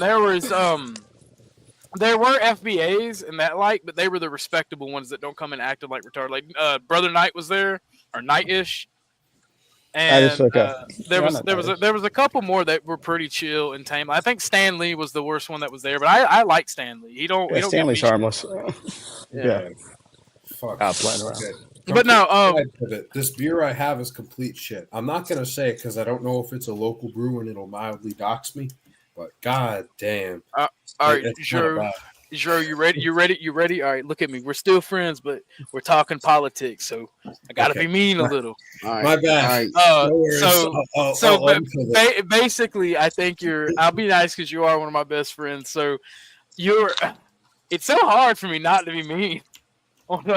You're wrong because. Okay, seriously though, a lot of the atrocities how harsh you are. Go ahead. A lot of the atrocities that have happened because of this war have been done on both sides. Like, I know for a fact between 2014 and 2022, for a fucking insurgency, 14,000 plus people died in the fucking Donbass, primarily Ukrainians, between the DPR and the LPR, the Donbass People's Republic and the Luhansk People's Republic. But even still, they never did fucking child rape. They never fucking deported people. Literally, we got to say grape over here. You gotta. Yeah, we can't say the. Yeah. My bad. Okay. He's not familiar with the YouTube streets, Jay. Okay. Yeah, I mean it's all. I don't blame him, but streaming on YouTube. My bad. Okay. Funny sexual contact. I'll be careful with that because I've heard some incidents of people being striked for what you just said. Yeah. You know. Yeah. Just funny sexual contact. You have at most a few incidents of that. You have it on a mass scale when it comes to Russia. And at the very least, we're willing to get upset about it happening on a few times on Ukraine's side. Well, you had the USB and Azov ethnically cleansing Russians. You do. Okay. During the Mayday protest. So it was tit for tat, the whole graping situation and the civilians being killed, man. Yeah. Okay. I'll say this. Azov, they've been wiped out like 5 times already, and you see this because and like the rats they keep coming back. They don't come back at this point because you see this. A very funny trend I've noticed on Telegram is the fact that like they go from reporting frontline footage or frontline incidents to just reporting general war news about the country, like some war minister being replaced, because all the guys who were on the front line are gone. And after 5 fucking rounds, they're dead, bro. You only get it from like normal. Well, you got to remember, I had friends because of my connections. I had friends that were over there on both sides because like white nationalism is a huge thing in Russia, whether Russia wants to admit it or not. And it's obviously Azov is obviously or was a white nationalist regiment or paramilitary group. So I had friends on both sides, and like when I tell you that the civilian casualties and the civilian shit that was done, it was done on both sides. Ukraine is the human trafficking capital of the world, of Europe. Yeah, absolutely. It is the child sex crime capital of Europe. Yeah. So I mean, and I did misspeak. I said the world. I meant of Europe. It is a very shitty. It is a very shitty place. It's a rotten. And they do this to each other. You also have Gonzo. You also have what happened to Coach Red Pill, where they wouldn't deport him, but they wanted to keep him there, and they wanted to say, "Oh, it's because you're a spy. It's because you're a spy." So instead of deporting him and handing him over to U.S. authorities, they kept him there, let him get sick, and let him die of pneumonia. That was a U.S. citizen. Wait, they accused him of being an American spy? No, they accused him of being a Russian spy. Well, I mean, in any case, why would they export somebody that they think is a spy? No country would do that. Well, the evidence that they had on him was nothing. He literally disagreed with the Ukrainian position. And him being American, he thought that was okay. He thought he would be protected by his government. He wasn't spying. He wasn't spying for Russia. They had no evidence because the USB, the Ukrainian Special Service or whatever it's called, have literally engaged in forced conscription, have engaged in some of the worst torture, some of the worst sex crimes. Like, no, it's not a good country, and like, there's a lot of the stuff going on in the Donbass. Like I said, this war happened. It was the whole special military operations. The straw that broke the camel's back was that mortaring of the preschool. There had been all this horrible stuff going on both sides, and it just needed to end, and that's what Russia did. And the thing is, like, I mean, I'm gonna be real with you, like, it is what it is. Those people in those breakaway regions, they want to be Russian. Yeah. Let Russia have it. The Donbass, the only reason you see the reports of them reporting to want to be Ukrainian nowadays is because the pro-Russians have either been like, they've either migrated to Russia with the help of the Russian army, or they've been deported and fucking in serfs practically in Ukraine. Especially the first instance we saw this was Bakhmut, but it's happened in all the other cities that have wound up like Bakhmut in the coming months, ever since around 2024. Go ahead, Jim. Did I interrupt you? I'm sorry. No, you haven't. No. Look. It always bothers me when anybody. I'm not going to now sort of go on a fucking tangent and browbeat and say I'm the greatest, I'm the source of all knowledge. No, I'm not. The more I read, the more I realize how dumb fuck I am. But getting back, you got to go back to history. History is an objective empirical fact. Mm-hmm. So blaming Russians or blaming Ukrainians or Eastern Europeans, since 1989, when Gorbachev, Reagan, and Pope Paul II signed the fall of the Russian Empire. And one of the preconditions which you Americans, and I'm now, when I say you, don't take it personally, I'm talking about the elite. No worries at all. I understand. Go on. Have signed that there will not be a fucking NATO expansion. 1989, there were 12 countries of Europe, Western Europe to be more precise, part of NATO. Yeah. How many are there today? Boys and girls, and in-betweens, and those transitioning. There's about 30. What happened to Russia? NATO. So NATO has increased. And what's NATO? Let's ask ourselves. It's aimed defense, Russia one only. For all and all for one against Russia. Yeah. Russia, mother Russia. Since the 1950s, and that is a fact. I'm talking history. I'm not predicting. Let me finish, please. Now, so the situation is that, and what did Russia or Gorbachev do? 15 republics which made Soviet Union were dissolved: Moldova, Azerbaijan, Belarus, what's the other one? Ukraine, and all that. All the Baltics, all the Central Asians. And all that, yes, and all that. And one of the preconditions of Russia was we need a buffer zone. Mm-hmm. Like Mr. Kennedy, who got assassinated, and we know where from, in 1963, is Cuba. When Khrushchev trying to get the fucking missiles in Cuba. What did Kennedy say? The Cuban crisis. Get the fuck out of here. It's too close to Washington. From Havana to Cuba takes 30 seconds for an international ballistic nuclear rocket to come. And what's Russia doing? They want a buffer Jay Rillo, zone. your face, Jay Rillo, is perfect, man. You look like you're watching a WNBA game. Of course I am, because I'm pissed. I'm really pissed off. I'm legitimately tired, bro. I know you are. It's only 5:30 here in Sydney. But just let me finish. I know you're all tired. You're about to go to bed. 5:40 at 5 a.m. yesterday. But my final point, they want turd Donalds, not McDonald's, in Ukraine. NATO, and that's no go. So America and the military-industrial complex, which you always have. There's ever neocons and Americans, you Americans, Not when I say you, please. Don't take it personally. Oh, I It's understand. common. We all understand where you're going. The elite. Yeah, we So, understand. and half of them are circumcised. All right, I want to go there. Okay. So please, let's call us. I'm noticing Anyway, a circumcision what I'm getting. tick. Well, I love circumcision because anyway, is it keep. Oh, yeah, I love circumcision because the aim of the Middle East is everybody to get circumcised. That's their theory. But anyway, I digress. Look, tell me they said you got too much cock. Yeah, exactly. They're envious of black cock.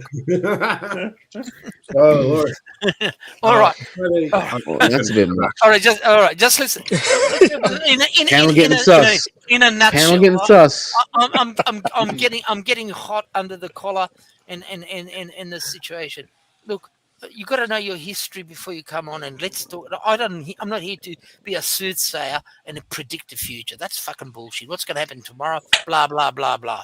The bottom dollar is America is looking for Americans, and I congratulate Donald Trump and Vance in doing so. Europe is in deep shit. Eastern Europe is a monoculture. It's not infested by multiculturalism. Now, you can say I'm a supremacist white nationalist. No, I ain't. It is a fact as we speak. How long it will be, I don't fucking know. Okay? So that is the situation. There's nothing wrong to be proud of Europe as a white continent. Christian continent. Protestant, Catholic, and all that. There's nothing wrong. All right, but I respect. Just let me finish. Okay. Having said that, that could be interpreted, misconstrued, or use a racist, sexist. Why there's no multiculturalism in Japan or South Korea or China? Hello? When did America, Australia, or Europe ever vote, have a referendum on multiculturalism since the Second World War? Zero, nada, nicht, niente. Let's get it fucking right and straight. Let's talk facts, historical facts. Not past judgment. I'm not passing judgment. I'm not saying it's right. I'm not saying it's wrong. But that is the past. I'm talking in past tense. Yeah. And you got to read a lot of books. The more books you read, and it's funny because I initially started doing medicine. I dropped it in first year here in Sydney, and I went into from natural science to social science. I'm talking about political science. I'm talking about sociology and European modern history and languages. Okay, so and I lectured again. I'm sounding like I'm sort of. I'm a smart guy. No, I'm the dumb fuck. You're fine, bro. Honestly, I'm a dumb fuck. We're not. And I'm not trying to educate. You are a gentleman, a scholar, and a sage. Bro, Jim. No, I'm not a scholar. Don't put me in there. We've seen your office. We know you practice law. We've seen all those books. Well, You're right. Doesn't mean anything. It doesn't mean anything. In a positive representation of you, don't feel like you have to justify or placate us. Well, Bob, what I said in chat, Bob, is Jim, like y'all are both that guy. Y'all are cool people. Yeah, great people. You have not only brought up points in earnest that I feel you are entitled to respect for, but you have brought up points that I haven't considered before. Don't feel like you have to spend any time placating us. You got to look at outside Overton window, which is so important, and our current culture. Antonio Gramsci, I don't know whether you're aware, cultural Marxist. What he basically said, forget about traditional Marxism, which is about class. You got to win the culture. And the West has lost the culture. The Catholic Church, the Protestant Church in England, it's gone. They're poofters. They're fucking lesos. LGBTQXYZ. Lesos. I never heard lesos. That's a fun It's literally always I'm going to what start happens. using that. Can we just? I just want to say. Sorry. What would you like to say? What would you like to say, Bob? Go ahead, Bob. I think Sorry. Everyone's missing the point. Everyone's just missing the point here. I mean, the most important commodity that Ukraine has is white women, and I don't know why we are not exporting all those white women. Bob, they are. Bob, I agree, Bob. Okay. So, I mean, the mineral deal. Zoe, just let me be funny for a second, or attempt to, Zoe. Because I'm listening. Please let Bob go. I heard Jim pontificate about the realities of history, and I'm just thinking to myself, there are millions of white women that need a home, and you guys got to reproduce. I need you guys to start fucking them. My nephew's 18. You know, he's going to be a billionaire. He's going to need a white woman. Get the white women out, and then we can talk about all this stuff. They can have all the land. Bob, you're the strongest white nationalist I know. You're like, only breeding program. I say this also with just thank you for being such an excellent token. We'll give you an extra. We'll give you less. We'll give you an extra few crumbs in result of it. You know. Bob is not a token. Bob is that guy. Bob transcends race. Bob is that guy. He transitioned race. Okay. Bob is his own entity, I would argue. Thank you, King. Thank you. I would say this one thing about Ukraine. Jay, really not to hijack. I'm just a little bit curious what you guys think. Go ahead. When we helped bleed the Russians dry in Afghanistan in the 80s, we didn't send one soldier, but we sent money. Assuming that Russia is really the power that we're kind of having to watch, wouldn't it be prudent to have Ukraine fight Russia as long as possible and just kind of bleed them dry? That's true. Why is Russia the enemy? I guess nuclear. Yeah, I do want to say this. I don't know if it's strictly in support of Jim, but it's adjacent to Jim. Theologically, geopolitically, it is more advantageous to support Russia because having them fight against Europe and having them bleed each other dry is obviously advantageous to the United States. But theologically, in support of the Bible, in support of God, and support of Christ, Russia is, despite their sins and despite their flaws, more respectful of Christ and the Bible's theology than most of Europe is. Absolutely. In Denmark, you have some guy going like, oh, I had a paper cut. That means I had suffering. How could God possibly exist? While in fucking Brazil or Serbia, you have, my family has literally been human trafficked, but I know that the Lord will fundamentally have faith in me and my ability to redeem myself. And I do prioritize the laws of God over the laws of man. Based. And that's why I can't unilaterally support what is geopolitically advantageous to the United States. Because especially in recent times, it comes in conflict with are the laws of God. Can you please remember this? I'll shut up. One last thing, if I can make a future premonition. We started off with Ukraine and Russia.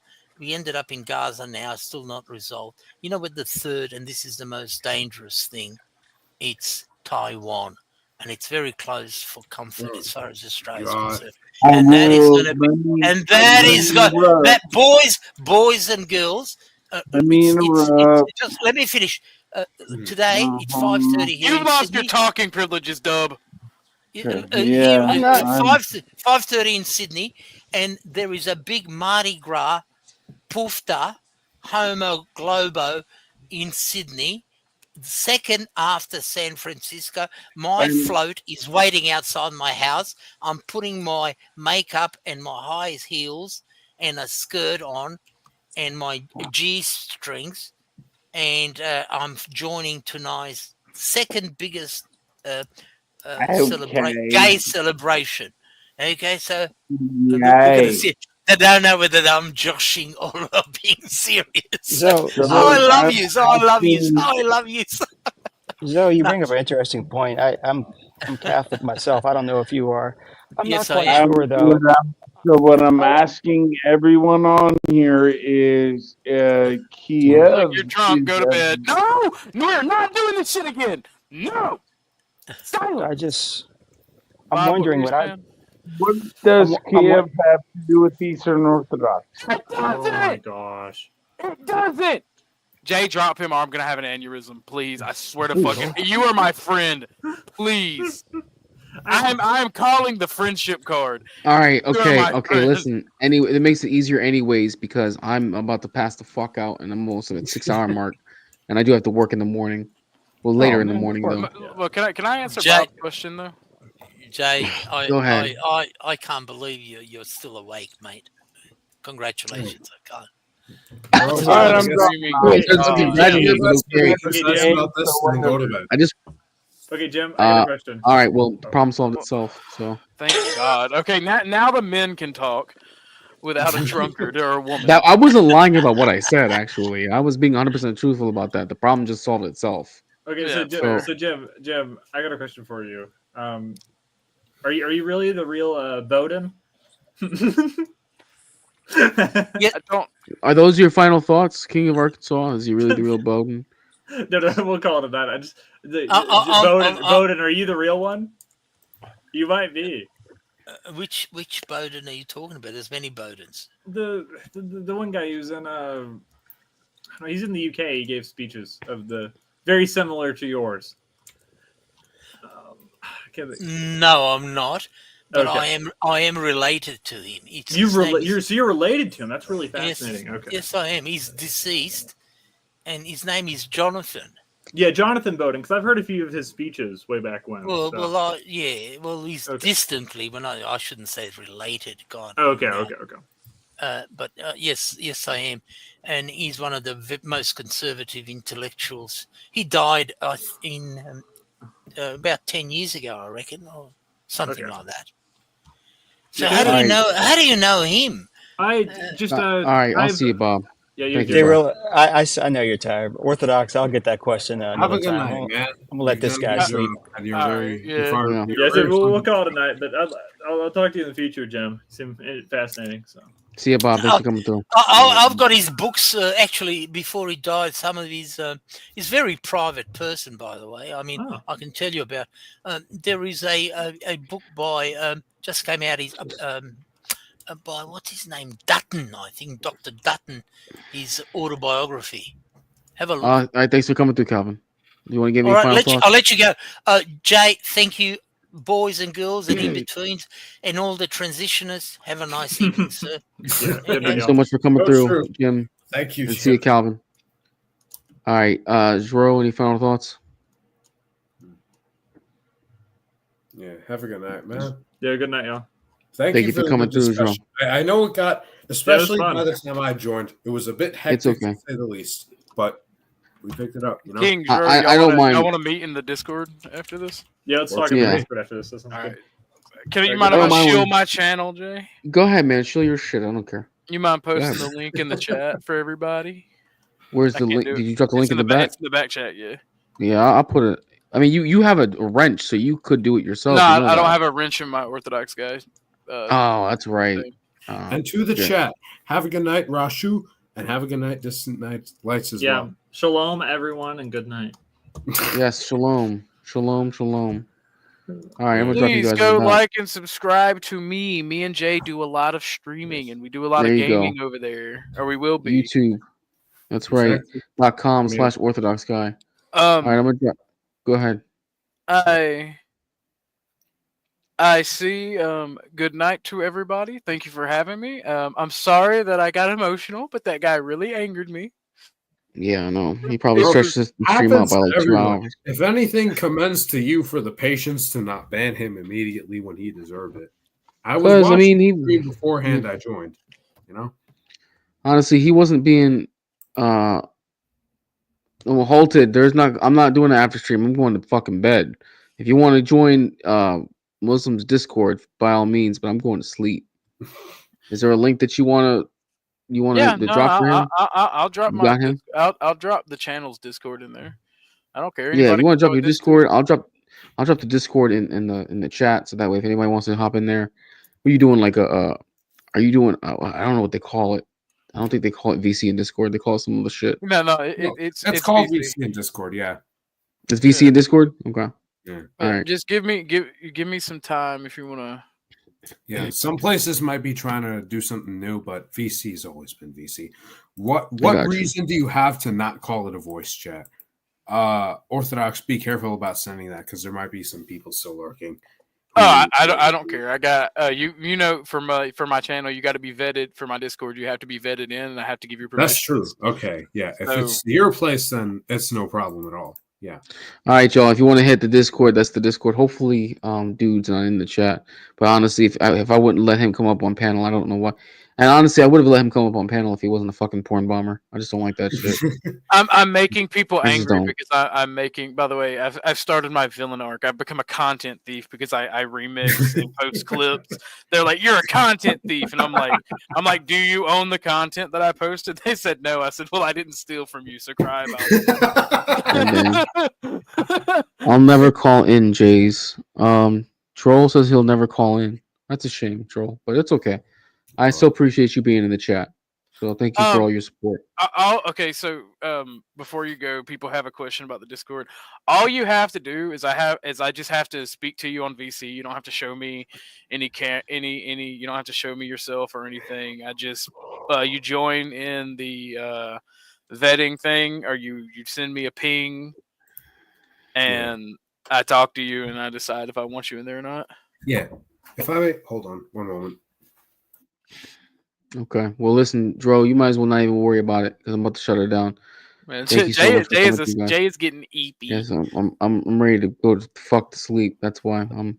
He about to fall. He about to smoke and fall asleep in the chair again. No, I don't. I smoked when I took that break off camera. I'm already ready to go. Yeah, you made me be nice to Calvin. I'll never forgive you for that. I had to be a good. It was for a good cause. It was for a good cause. All right, Dro, I'm gonna drop you down. I'm sure you'll understand. Muslim, thank you for coming through, bro. As always, I'm gonna drop you down. I'm about to get out of here and for go to having me. sleep. I'm just gonna leave and go ahead and vet people because I got some people coming in.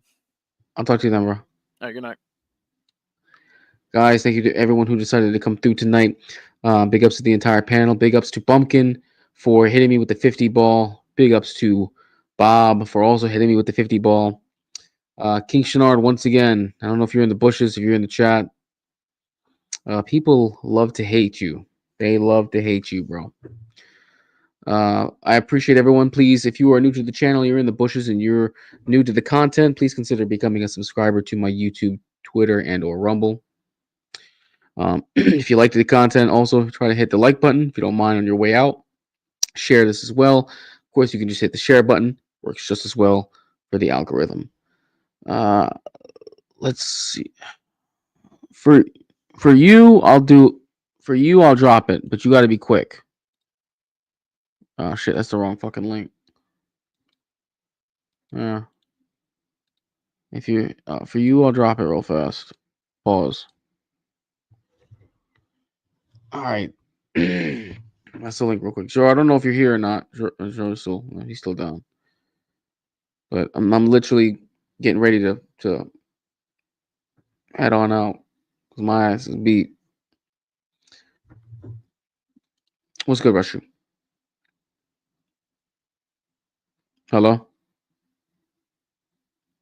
It's like so it just feels like part of the grip. And then What's good, bro? I'm about to roll out. You good?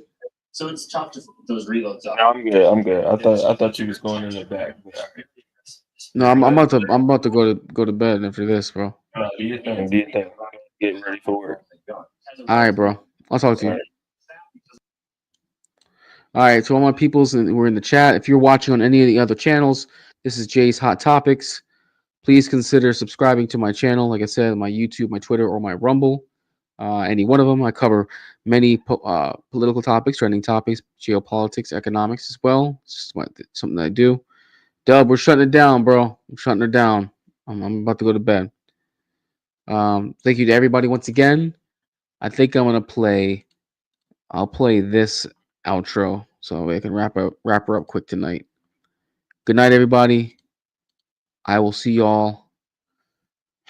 I'll try to shoot for a watch party before the end of the weekend. That way I can get back in the flow of things. Big ups to everybody. Good night. I have a great playlist. I have a playlist that's